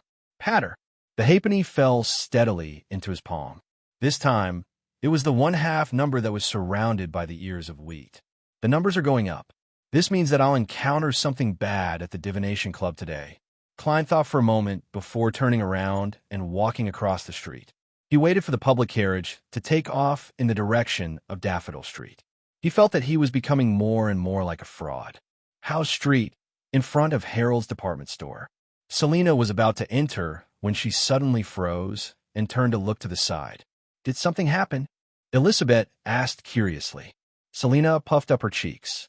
Why, Elizabeth, I'm reminded of my mysticism teacher, Mr. Vincent. He passed away just like that, on the second morning of my birthday. Is this because I peeked and used his secret incantation? This has made me feel guilty and uneasy. Besides, I haven't been very lucky recently. So? Elizabeth asked in a tacit manner. Selina bit her lips. I wish to head to the divination club next door to do a divination. I want to see if Mr. Vincent's matter is really related to me. To see what happened on the birthday banquet. I have a nagging feeling that Elizabeth is hiding something from me. I remember the back view of a man in a tuxedo. Don't you know divination? Elizabeth asked in surprise. Selina deliberately mimicked her father's sigh. Sigh. I'm not in the right state to divine myself. All right, then let's head to the divination club next door. Elizabeth agreed to her friend's suggestion. They went to the side and followed the stairs to the divination club on the second floor. Hello, good afternoon, Miss Angelica. It's nice to see you again. In the reception hall, Selina greeted in a lively manner. Angelica smiled. As long as you come after lunch, you should be able to meet me. Selina exchanged a few pleasantries with him and mourned for Han-ass Vincent before saying, I'm sorry. I need a divination. You know the club's rules. This is a list of members who are willing to do divination. It's the weekend today. So many people will be here. Angelica went through the process with great familiarity. Selina and Elizabeth's heads were together as they quickly flipped through the list and the corresponding introduction. I've always approached my teacher directly in the past. I never expected the club to have so many members willing to do divination compared to last year, Selina said with interest. Suddenly, she paused for a few seconds and muttered in puzzlement. Klein Moretti? Isn't that the same name as Brother Melissa? Elizabeth was taken aback. She looked at the two words Klein Moretti a few times before nodding in thought. That's right. Miss Angelica, is Mr. Klein Moretti here? Selina asked with bright eyes. Angelica shook her head. I'm sorry. Mr. Klein Moretti isn't here today. All right, let's get someone else. Selina didn't have any intention of getting to know him. All she did was snicker and say to her friend, I know he can't be Melissa's brother, but when I saw this name, I naturally thought of a news headline, something like the Intis Post. The Intis Post was founded by Roselle the Great and was famous for its sensational headlines. It was one of the most famous newspapers in the northern continent. Elizabeth asked, with some inattention, what title? Selina cleared her throat. Is it a corruption of morals?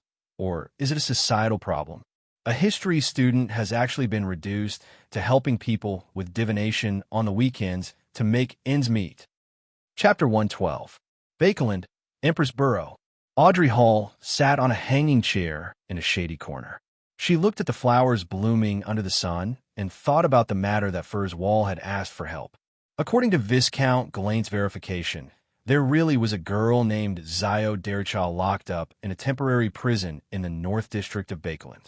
Her crime was to severely injure a respectable gentleman due to a property dispute. The gentleman was still lying in a hospital bed and might never be able to stand up again. Furz's explanation was that the gentleman wasn't a good person. He was a gang leader in the East District of Bakeland, and he made a living as a loan shark.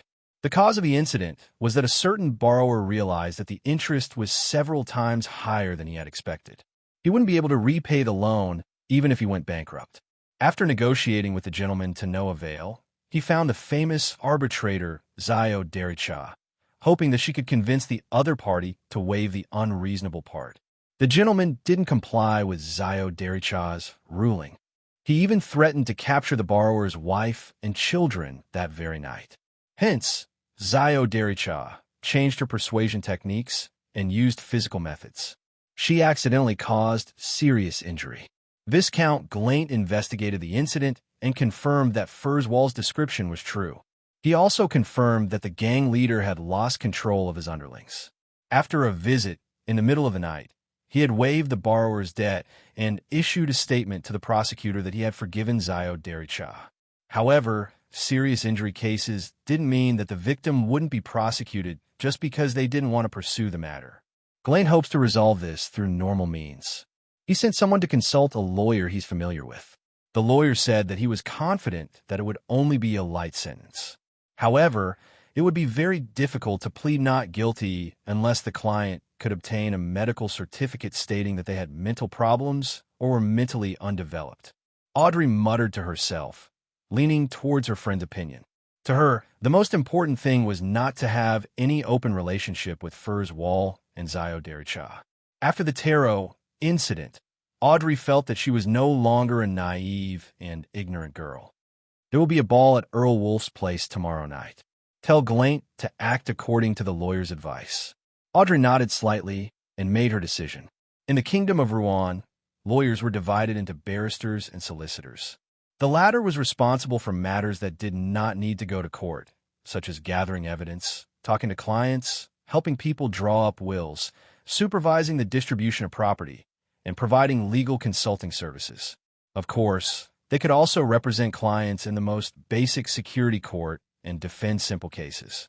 Barristers were lawyers who studied evidence and defended their clients in court.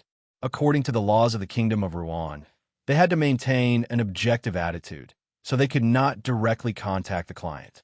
They could only gather information through their assistants, which were solicitors. Each of them was a true legal expert with outstanding eloquence and a high level of debating. Audrey, who had regained her relaxed state, hid in the darkness and peeped at the colorful flowers outside. She suddenly thought of something. Medical proof of mental problems or mental retardation. Psychiatrist, if psychological alchemy has mastered the acting method, does that mean I can look for them in the psychiatrist community? At this thought, Audrey felt that her train of thought was on the right track. Her eyes were as bright as resplendent gems. At that moment, she saw the golden retriever, Susie, sneaking behind a cluster of flowers in a sneaky manner to a place where only the gardener could reach. Susie, what's she doing? Audrey hid in the shadows and watched in a daze. The golden retriever's sense of smell seemed to be confused by the fragrance of the flowers. She did not notice her master behind her. She opened her mouth and let out a throaty and ah. Following that, she caused the surrounding air to vibrate, and words that were not mellow enough sounded. Hello. How are you? Audrey's mouth opened bit by bit. She had completely forgotten the etiquette that an elegant lady should have. She could not believe the scene she was seeing and the stiff voice she was hearing. She suddenly stood up and blurted out, Susie, you can speak? Where did you learn how to speak? The golden retriever jumped up in fright as she turned to face her master. She frantically and quickly wagged her tail. Her mouth opened and closed a few times before vibrating the surrounding air. I don't know how to explain. After all, I'm just a dog. Upon hearing this, Audrey was momentarily at a loss for words. On Monday morning, Klein, who was on vacation, followed his plan to revise and consolidate his mysticism knowledge. Then, he took a public carriage to Koei University. He wanted to interact more with Mr. Aztec and see what he knew. In the 3-story gray stone building belonging to the history department, Klein and his mentor, Cohen Quinton, chatted for a while. They discussed matters related to the ancient ruins on the main peak of the Hornacis Mountain. Without any additional information, he took advantage of his mentor's absence to enter the office diagonally opposite and walk to Instructor Aztec's desk. "Mr. Aztec, may I have a chat with you?" He looked at the instructor with bronze skin, gentle facial features, and a small mole below his right ear. He took off his hat and bowed. Aztec, whose brown eyes hid an indescribable sense of vicissitudes, organized his books and said, "No problem. Let's take a walk by the Coe River." "All right." Klein held his cane and followed him out of the three-story gray stone building. Along the way, the two maintained their silence. Neither of them spoke. When the flowing river entered their sights, and there were no longer any teachers or students around, Aztec stopped in his tracks. He turned his body halfway and faced Klein. "Is there something you need from me?" Klein pondered for a long while. He thought of many tactful methods, but he gave up on them one after another. Hence, he asked in a frank and direct manner, "Mr. Aztec, you are a trustworthy and respectable gentleman. I wish to know what you see in me, or should I say, what do you know? I'm referring to the matter from before. You said that there's something amiss in my fate." Aztec tapped his cane and sighed with a smile. "I never expected you to be so direct. I don't know how to answer you. To be frank, the incongruity in your fate is the only thing I can see. Apart from that, I don't know anything more than you." Klein hesitated for a moment before asking, "But why can you see it?" "I don't believe that it stems from divination." Aztec turned his head to look at the Coe River, his tone tinged with a hint of bleakness. "No, Klein, you don't understand. Divination can reach such a level. It just depends on the person doing the divination. Of course, my divination is just an excuse to conceal it. Some people are always special. They are born with some strange abilities, and I should be such a person." "Should?" Klein acutely grasped the problem with the other party's choice of words. "Yes, I don't know if I was born with it either. Perhaps the price of such an ability is forgetting myself, forgetting the past, forgetting my parents." Aztec's eyes looked at the river with a hint of sadness. The more Klein listened, the more confused he became. "Forgetting the past?" Aztec smiled without a hint of a smile. "Before I entered Bakelin University's history department, I lost most of my memories. I only remember my name and basic knowledge. Thankfully, I have an identity card. Otherwise, I would only be a tramp. All these years, I've searched for my parents using my identity card, but to no avail, even if I could see a corner of my fate. And during those few years in university, I gradually discovered that I possess some strange abilities that exceed the scope of common sense." Klein listened attentively as he blurted out a question. "Mr. Aztec, why did you lose your memory? No, I mean, did you discover the reason for your amnesia at the scene?" He suspected that Mr. Aztec was a member of the life school of thought who had lost his memory, or even a mid-sequence member of high standing. This was the counterpart of Monsters, a secret organization that had produced a prophet, one that was mainly passed down from master to disciple. Aztec shook his head heavily. "No, it's as if I've forgotten the past after a nap." He took a few more steps forward with his stick in hand and said as he walked, "Come on." As he walked, he said, "After leaving Bakeland, I began to dream. I dreamed of many strange things." "Dream?" "I'm good at interpreting dreams." Klein, who had entered the field of expertise, immediately asked, "What kind of dreams?" Aztec chuckled vaguely. Many different dreams. Sometimes, I'll dream of the interior of a dark mausoleum. I'll dream of ancient coffins with corpses lying inside with white feathers growing out of their backs. Sometimes, I'll dream that I'm a knight in full armor, charging at the enemy with a 3-meter-long spear. Sometimes, I'll dream that I'm a lord with a rich manor, a beautiful wife, and 3 children. Sometimes I'll dream that I'm a tramp, drenched in the rain, walking on a muddy road, cold and hungry. Sometimes I'll dream that I have a daughter different from the previous children. She has soft black hair, likes to sit on the swing I made myself, and always asks me for sweets. Sometimes I'll dream that I'm standing beside the gallows, coldly looking up at the floating corpses above. As he listened to Aztec's ravings, Klein realized that he was unable to interpret his dreams. This was because the symbols of different dreams were opposite and contradictory. Aztec retracted his gaze, and his voice no longer drifted. The Thanapotter Kingdom in the south believes in Mother Earth, and the Church of Mother Earth promotes a concept. They believe that every life is a plant that absorbs nutrients from the earth, slowly growing, flourishing, and declining. When they wither, these lives will fall to the earth and return to their mother's embrace. And the next year, they will grow again. Flowers bloom and wither year after year. It's the same for life, one life after another. Sometimes, I'm very willing to believe this theory. I believe that because of my uniqueness, I can dream of my previous life, as well as fragments of the previous life. Having said that, he looked at Klein and sighed. I haven't even told Cohen about these things. The reason why I'm telling you is because Aztec paused and smiled. I'm sorry, my description wasn't accurate enough. The incongruity in your fate isn't the only thing I can see. I've also seen something else. Chapter 113. Mr. Aztec can tell that I'm a beyonder. His ability is really powerful. Klein was startled for a moment before he calmly replied, yes.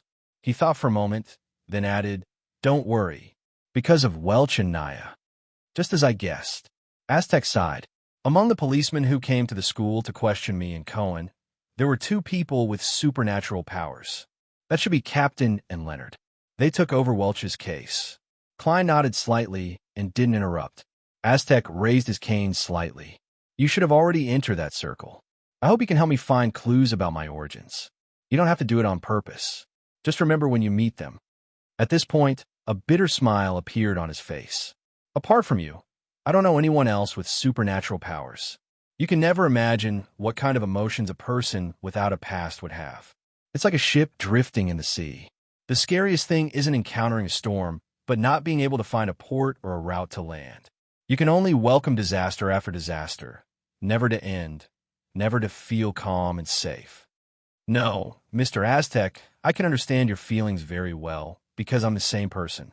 Fortunately, I have the original Klein's memory fragments. I have Banson and Melissa, Klein silently replied before asking.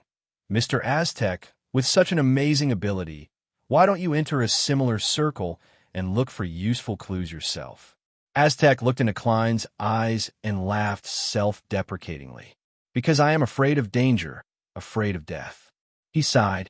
I'm used to my current life, and I like it. I don't want to, and I don't have the courage to take risks.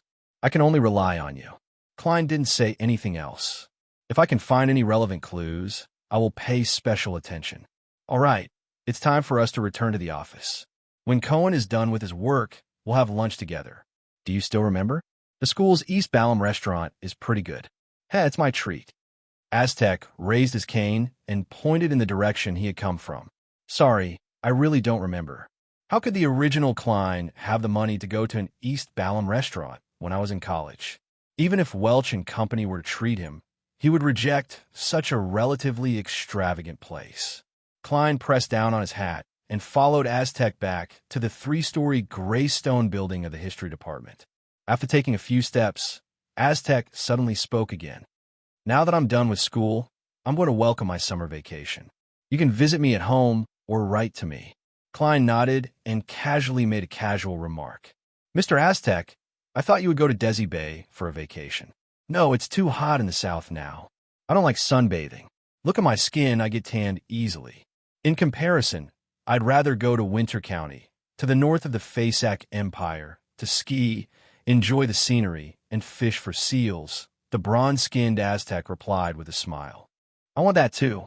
The newly hired Nighthawk, Klein, revealed an envious look. After lunch, he returned home and took a short nap. He began to review and research the advanced knowledge of charms and amulets, hoping to grasp them as soon as possible and create a product that could barely be used in battle and help him in the preliminary stages. A few minutes before 3 in the afternoon, Klein packed his belongings and sealed his bedroom with a wall of spirituality. Above the gray fog, in the majestic temple, an ancient and mottled bronze table sat quietly. Shrouded in a thick grayish-white fog, Klein sat at the seat of honor, watching the blurry justice and the hanging man appear at their designated seats. Miss Justice's emotions aren't too stable. Worried, uneasy, and confused, Klein, who had already activated his spirit vision, noticed the abnormality of the only female member of the tarot with just a glance. Audrey Hall's current feelings were indescribable. The fact that Susie could suddenly speak had a strong impact on her. In her imagination, the future development would be a great detective or a famous psychiatrist, Miss Audrey, with her assistant, the big dog, Susie. But if it turned out to be the big dog detective, Susie, with her assistant, Miss Audrey, then it would be not a little, it would be very strange, and she would be at a loss.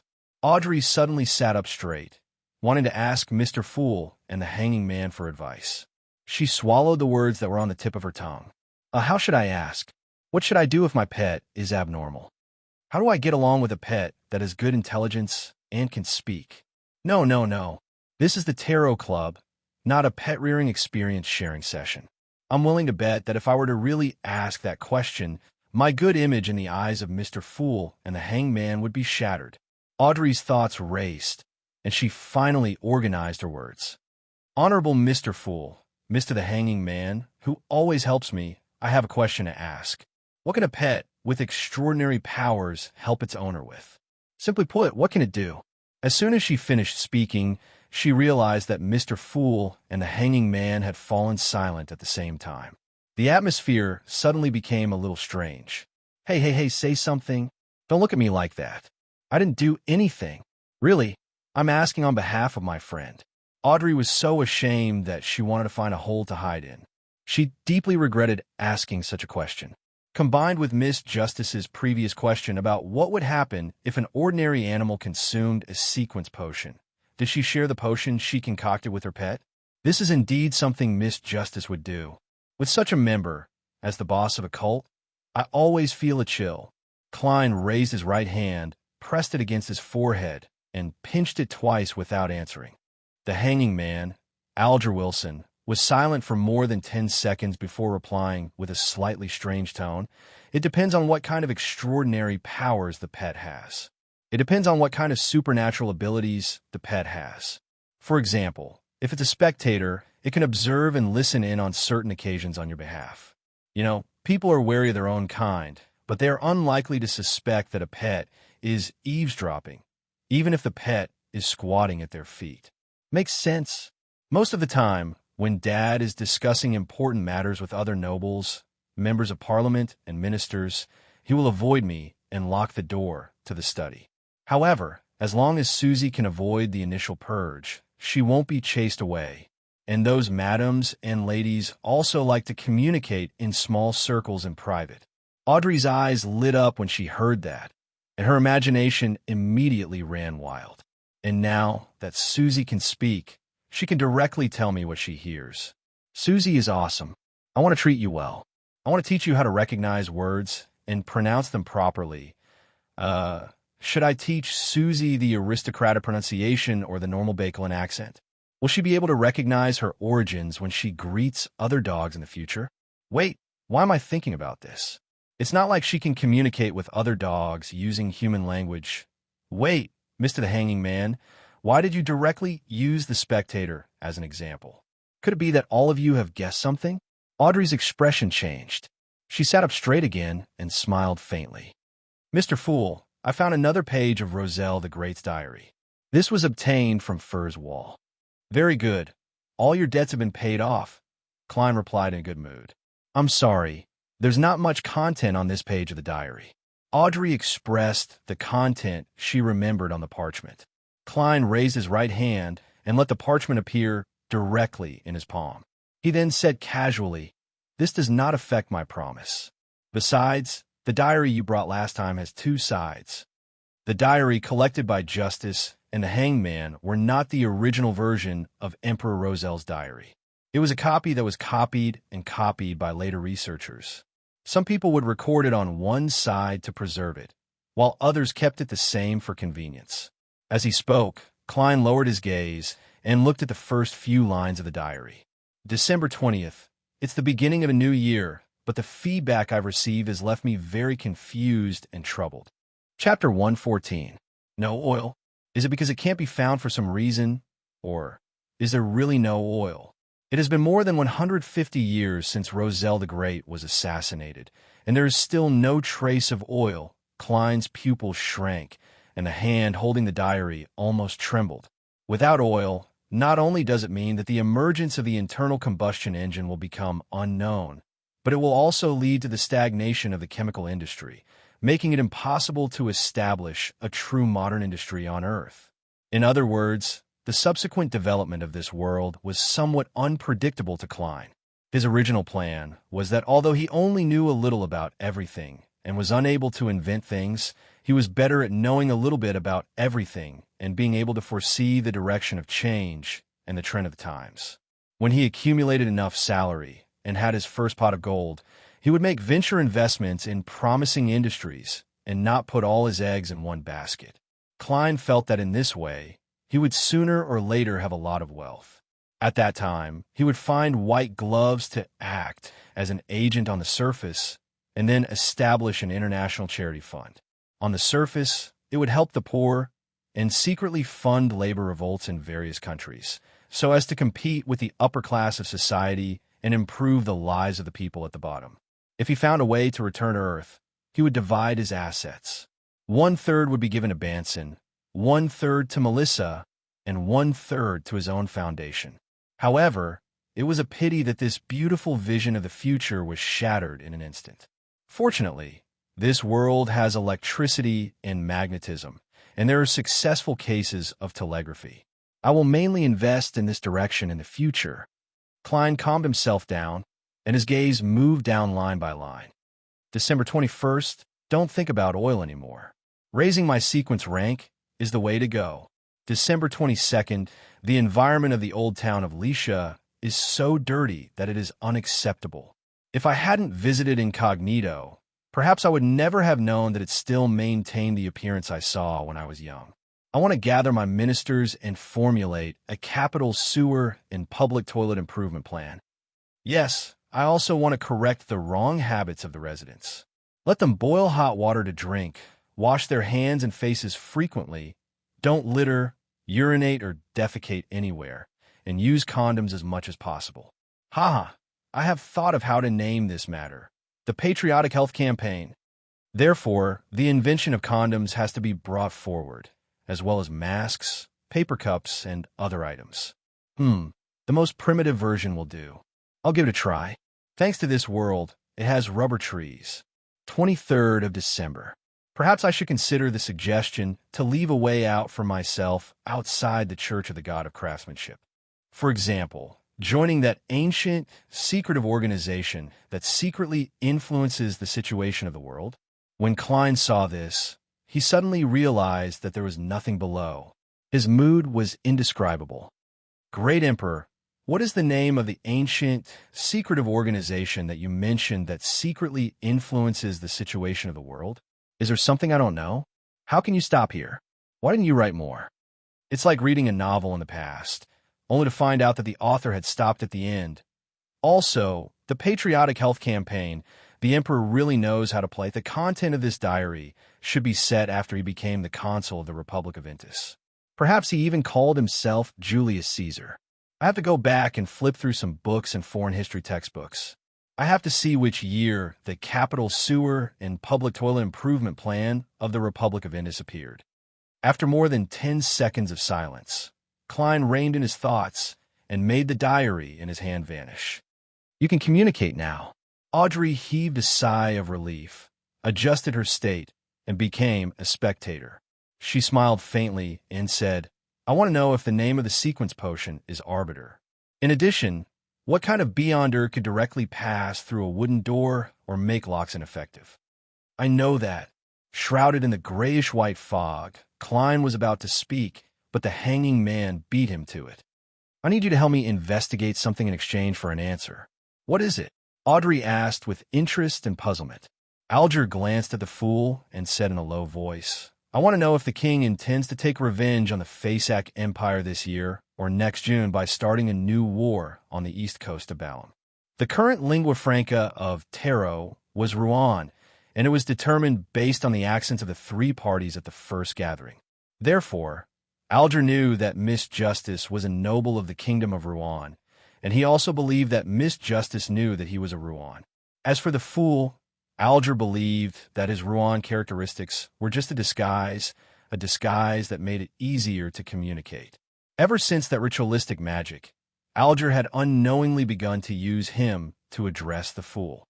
Audrey recalled the things she had seen and heard at various social events over the past few days and nodded with some confidence. No problem, but I need enough time to confirm it. I can wait. The hanging man smiled at Alger.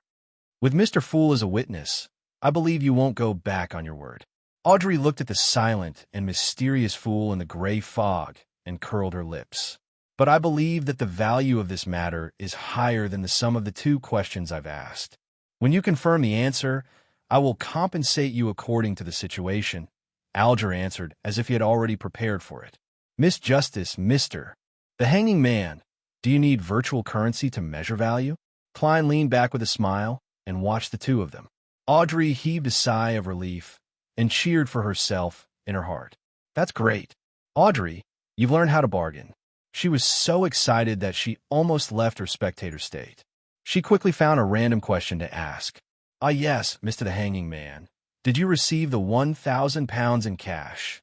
I'm sorry, I'm still at sea and haven't returned to land. Alger didn't want to talk about this matter and directly answered her previous question. A beyonder who can pass through a wooden door and make the lock ineffective should be a Sequence 9 apprentice. The secret organization, the Theosophy Order, has its formula, but we can't rule out the possibility of obtaining it from other sources, such as an ancient tomb belonging to the 4th epoch. The Theosophy Order, the secret organization that is inextricably linked to the demonist sect. Klein leisurely rubbed his chin with his fingers. Seeing that Mr. Fool didn't retort, Audrey couldn't help but sigh. If I had the apprentice formula in the past, I might not have chosen spectator. That kind of performance would be awesome. Alger ignored Miss Justice's words and continued.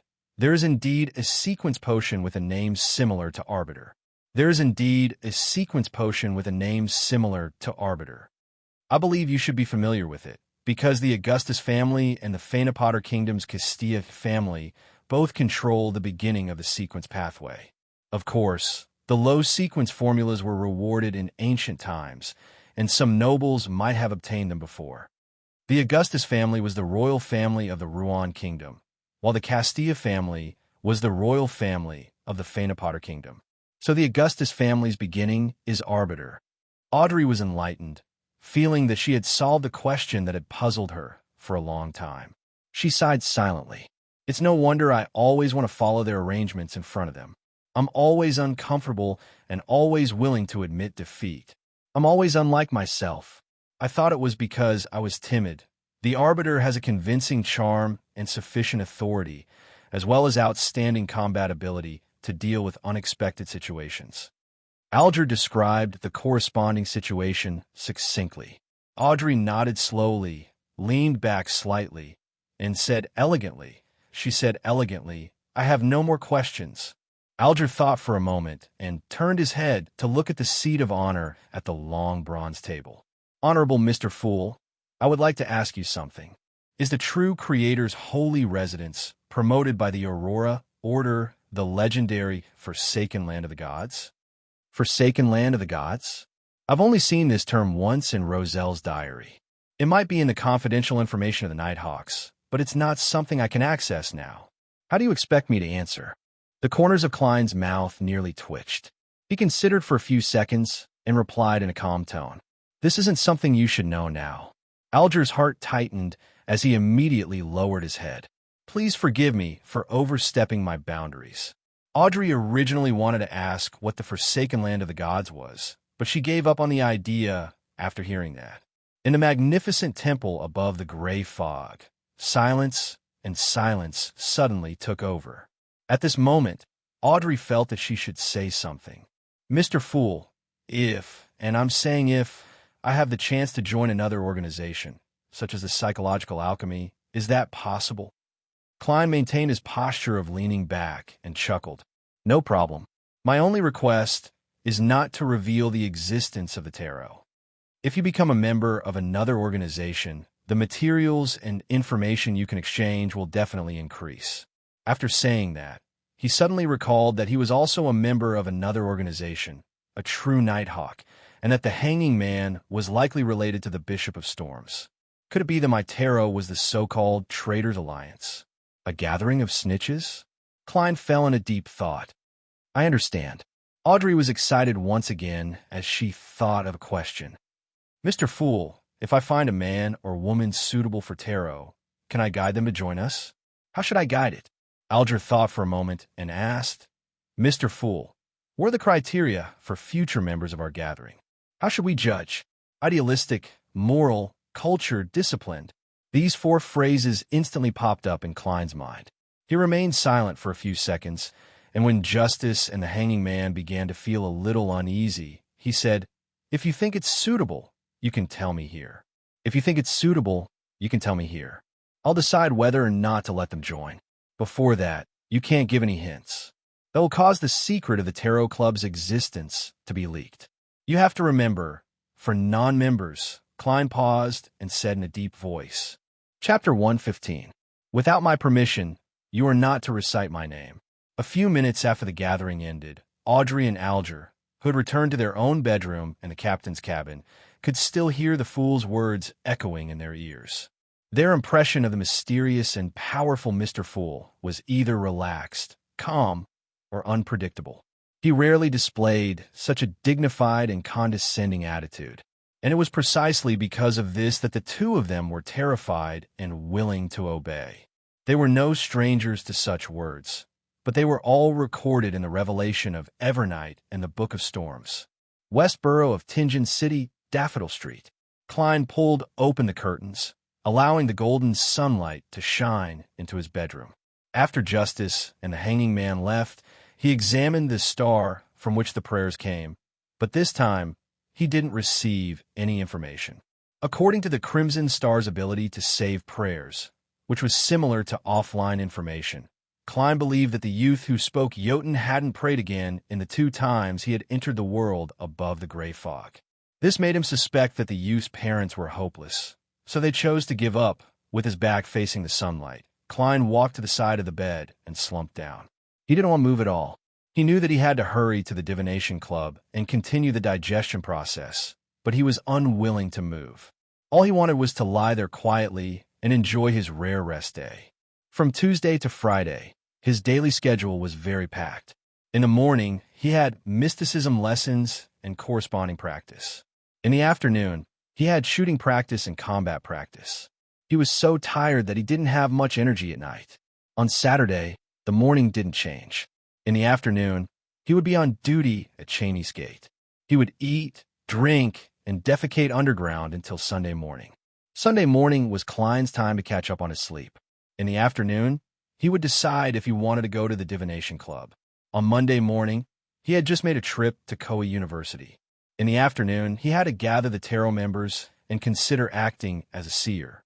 In short, he had been busy all week without any chance to rest or relax. Therefore, at this moment, Klein just wanted to be dispirited for once. He wanted to stay at home like a salted fish, do nothing, think nothing, and just be in a daze. Klein buried his face in the blanket and encouraged himself. No, as the boss of a cult, how can I be so pathetic? If Miss Justice and Mr. the Hanging Man were to find out about this, their worldview would be shattered. I have the formula for the clown potion. I'm just waiting for the seer potion to be completely digested. I have the formula for the clown potion. I'm just waiting for the seer potion to be completely digested. He muttered a few words to himself, then suddenly flipped over and sat up. Taking out a brass coin from his pocket, Klein quickly divined if it was a good day to go to the club and received a positive answer. 5, 4, 3, 2, 1. After the countdown, he forced himself to stand up straight, walked to the coat rack, and took down his tuxedo jacket and silk half-top hat. House Street, in the conference room of the Divination Club.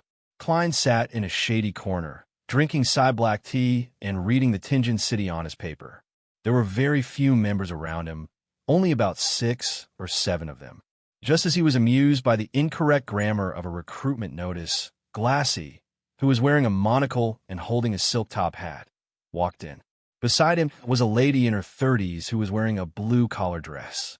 The lady's eyebrows were arched, and her eyes were large but lifeless. Her left hand was tightly gripping a black velvet intis hat that looked like a helmet with feathers stuck in it. One exaggerated hat. Doesn't it hurt to wear it? Klein sensed something and looked over. He pinched his glabella twice, as if to relieve his fatigue.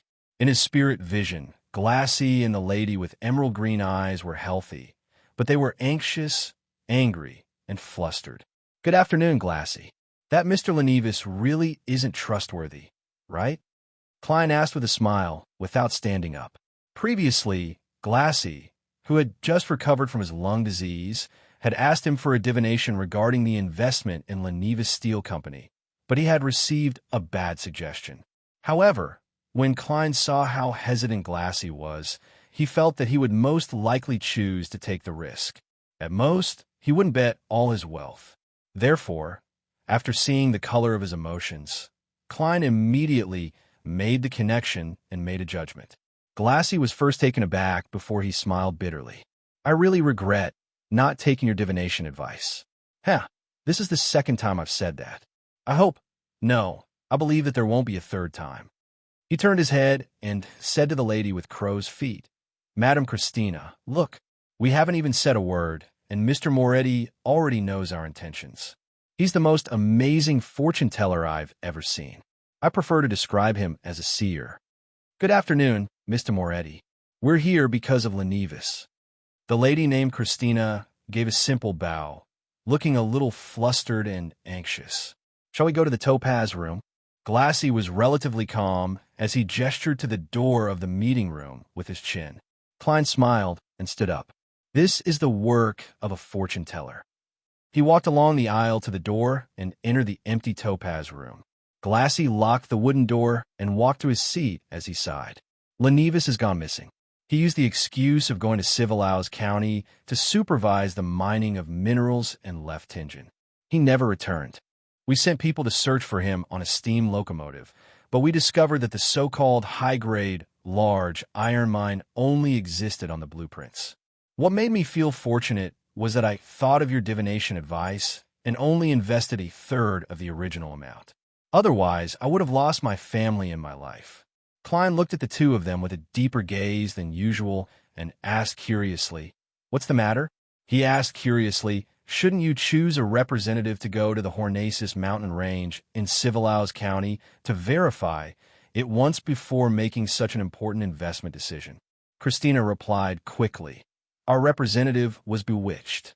Our representative has been bewitched. He's been bewitched by the people Lenevis temporarily hired, the temporarily rented place, and the temporarily enclosed land." Klein didn't ask further. He maintained his posture as a seer. "What do you wish to divine?" "I wish to divine if this matter can still be salvaged," Christina said as she glanced at Glassy. Klein took a piece of paper and a fountain pen. "Then let's do an astrolabe divination. I'll ask and you answer." Amidst the question and answer, Klein marked the corresponding spots with the constellation of thunder and the symbols of various situations, completing the astrolabe. Compared to the astrolabe divination of ordinary people, he used more elements, and the method of interpretation was closer to the truth. "Lady, sir, you are now at a fork in the road. If you are greedy, flustered, and don't know how to control yourself, you will fall into the abyss and never be able to escape. But if you can endure, wait, persevere, and stop being greedy, there will be opportunities for you to see the light." Klein spoke unhurriedly. "I understand." Christina nodded slowly, thought for a moment, and said, "Mr. Moretti, can you divine Lenevis's whereabouts?" "No, I'm afraid that won't work. The information Lenevis left behind is most likely fake. Even his name might not be real. How am I supposed to divine it? Unless you can get very detailed information about him or provide him with personal items," Klein answered truthfully. Christina was silent for a moment. Then she took out a one-soli note and pushed it to Klein. "I've heard from Glassy that you are a true seer who respects fate and doesn't covet money. Take the rest as a tip for the club. Thank you for giving me confidence." She stood up, politely bade farewell, and quickly left. "Doesn't covet money. No, I'm very vulgar. Klein regretted pretending to be a charlatan. After watching Christina leave, Glassy closed the door and turned around to ask again, "Is there really no other way?" What I said just now was the solution. Klein smiled and leaned back. Sigh. Glassy sighed.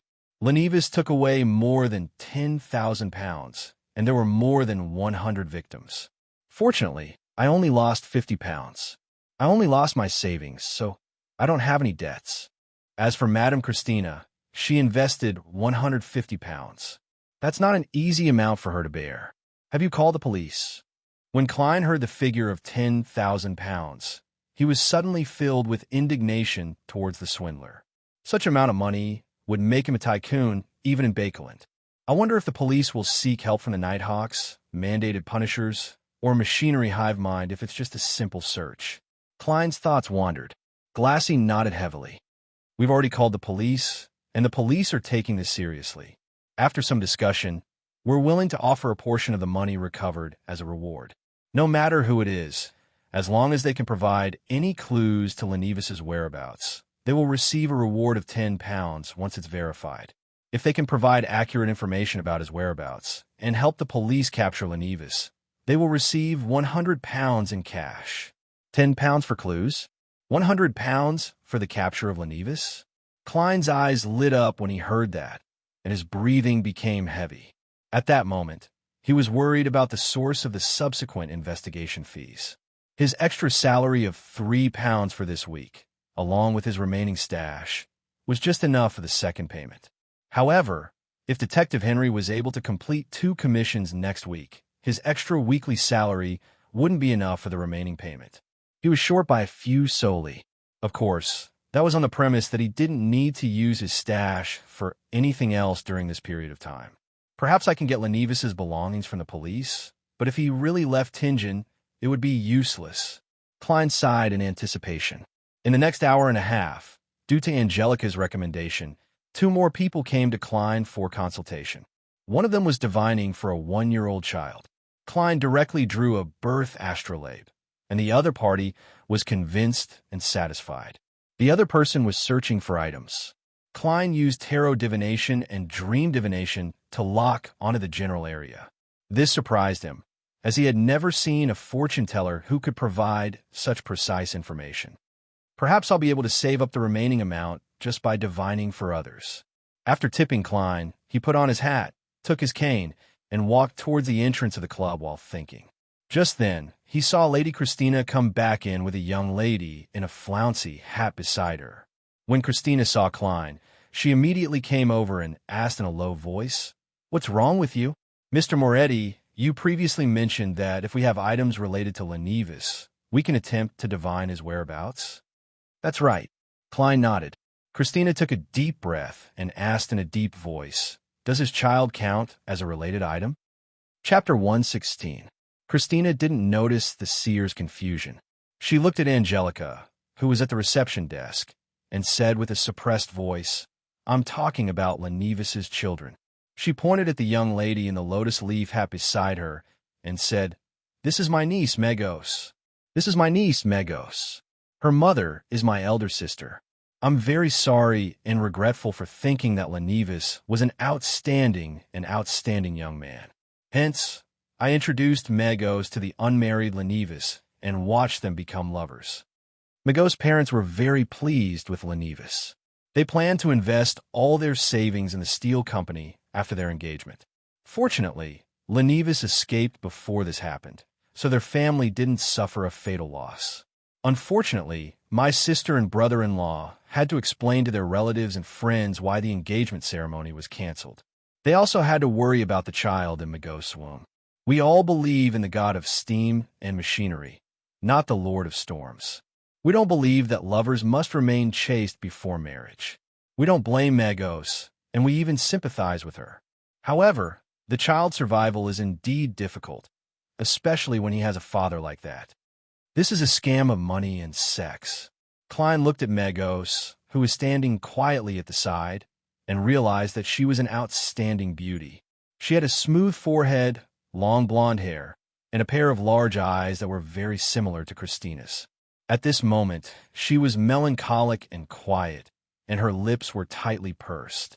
What an infuriating swindler, and he even managed to escape. Klein cursed Lenevis and thought for a moment. After some thought, he said, "If it's a child that has already been born, I do have a way to use him to divine Lenevis's whereabouts. However, it's a pity that I'll need to wait for a few months. This might be the result of my previous divination. Endure, wait, persevere, and stop being greedy. Then, I'll welcome an opportunity and see the light of day." "A few months," Christina muttered as she shook her head. "No, after so long, even if I find Lenevis, I won't be able to get my money back." She turned her head to look at the blonde Magos, and her voice involuntarily deepened. "Do you have any items that Lenevis carried with him?" "No," Magos replied softly. "Does the ring he gave me count?" "It has to be something that he's carried for a long time." Klein shook his head in denial. Christina was silent for a few seconds, then looked at Magos. "You have to make a decision. I believe that keeping this child will make the rest of your life difficult and full of thorns. Are you going to tell him that his father is a swindler who has deceived many people, including his mother? It's time to go to the clinic and the hospital. This can also help us find Lenevis and take back what we've lost." "Hey, ISN's this divination a little." It wasn't Klein's place to interfere in other people's family matters. All he could do was wait patiently by the side, lampooning from time to time. Magos lowered her head and lowered her gaze. She didn't speak for a long time. After a while, she touched her lower abdomen and revealed a gentle smile, saying, "He's different from his father. He's a very considerate and likable child. Every day, he would kick me gently to tell me how he was feeling. He would even hum and whistle, using music to help me sleep." As Klein listened, he suddenly felt that something wasn't right. The first half of Magos' words were a common reaction, but the latter half sounded like she was talking in her sleep. She was talking about something unrealistic. Did she suffer a huge blow and have a mental problem? Klein raised his right hand and reached for his glabella, pretending to massage it to relieve his fatigue. Just then, Magos turned around abruptly and walked quickly to the door, leaving behind only one sentence.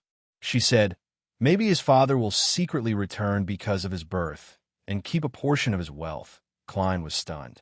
He didn't have time to activate his spirit vision.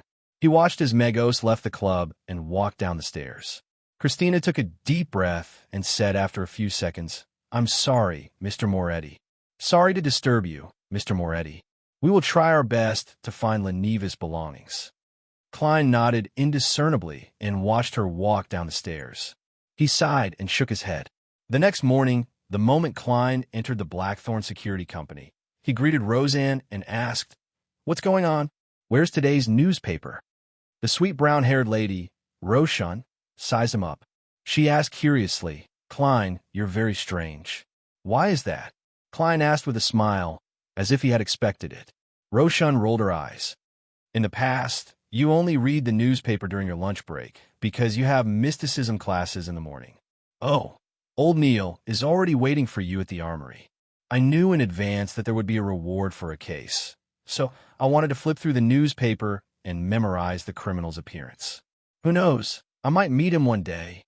Klein explained with a smile. "Is that so?" Roshan curiously picked up a few copies of today's newspaper and started flipping through them quickly. "Want a poster? Lenevis, right?" Klein immediately replied, "Yes. Yes. Despicable swindler. He actually cheated more than 10,000 pounds. Roshan looked carefully for more than 10 seconds and suddenly exclaimed angrily. Klein shared the same feelings as her, so he condemned her. "It's indeed despicable. I even want to apply to take over this case." Roshan looked at it for another 10 seconds and shook her head regretfully. "This case doesn't seem to involve any beyonder factors. Even if it did, it would be handed over to the mandated punishers of the Lord of Storms." Klein didn't quite understand what Roshan meant, but after flipping through the newspaper, he sighed regretfully. That's right. So many people were deceived. The believers of the 3 major churches must be included, and Lenevis Steel Company is located in the South Borough. Cases related to beyonder factors would be handed over to the corresponding team if they involve the believers of a particular deity. However, if the believers of the Evernight goddess, the Lord of Storms, or the god of steam and machinery were involved, the case would be assigned according to the jurisdiction. Golden Indus District, North and West districts would be under the Nighthawks, East, South, and the Dock District would be under the mandated Punishers, and the University District and suburbs would be under the Machinery Hive Mind. As he flipped through the newspaper, Klein also memorized Lenivis's appearance. He had a full forehead, black hair, and brown eyes. He wore glasses with nearly circular lenses, and the corners of his mouth were slightly upturned, as if he was mocking everyone. Other than that pair of glasses, Lenivis didn't have any obvious characteristics. He looked very ordinary. After exchanging a few more pleasantries with Roshan, Klein passed through the partition and prepared to go underground. At that moment, he saw the pale-skinned, ice-cold corpse Collector Fry and the white-haired, black-eyed Miss Author, Sikatron, walk out of the recreation room at the same time and turn towards him. After a brief greeting, Klein watched his two teammates leave. He then saw Dunn Smith, who was dressed in a black trench coat, open the door and stand beside him. "There's a case?" Klein asked curiously. At this time, the two Nighthawks wouldn't go out together for no reason. Dunn's gray eyes swept the area, and he nodded with a smile. "There's a place in Westboro that's suspected to be haunted. I'll get Sika and Fry to take a look. However, you don't have to worry about this. Before you grasp the basics of combat, I don't plan on letting you participate in any more missions. I have to be responsible for my teammates. Captain, you're such a good person. Other than your receding hairline and poor memory, you don't have any other flaws." Klein praised him in his heart. He then asked in confirmation, "That is to say, I only need to attend mysticism classes and undergo combat training. I don't need to make any contributions to receive a salary?" "That's only temporary." Dunn gave a definite answer. "I only need to attend classes and work out to receive a full and generous salary. Just thinking about it feels good." Klein thought happily. Let's hope there aren't any more coincidences. He prayed silently. His peaceful and uneventful life continued until Friday. After completing his combat training, Klein arrived at Basic Street by car. Outside Henry's private detective firm, he looked to his left and right. After confirming that no one was paying attention to him, he put on his gauze mask, straightened his trench coat collar, and quickly entered the corridor. After knocking on the door, Klein once again saw the middle-aged, tough-looking Detective Henry. "Good afternoon, sir. One of your commissions has come to fruition," the blue-eyed Detective Henry said in a drunken voice. Klein deliberately said in a hoarse voice, "Good afternoon, sir. Is it about the gentleman who appeared at the Evil Dragon Bar?" "The gentleman who bought the supplementary ingredients for the Spectator Potion, yes." Henry waved the pipe in his hand. Then, he didn't say a word as he smiled at Klein. Klein understood what he meant. His heart ached as he took out 4 one-pound notes and handed them over. "This is the second payment." He paused and added, "Write me a receipt." He paused and added, "Write me a receipt." He had less than a pound in his private stash. No problem. Henry coughed twice. As he checked the anti-counterfeiting mark on the notes, he instructed his employee to bring paper and a fountain pen. Following that, he invited Klein to take a seat on the sofa as he quickly wrote a receipt and stamped it. After doing all of this, Henry took a puff of his pipe. "According to your description, my assistant and I waited at the Evil Dragon Bar for 3 days before we finally met that gentleman. He's indeed a rather vigilant gentleman, and he's also very observant. Thankfully, I'm a veteran in this field,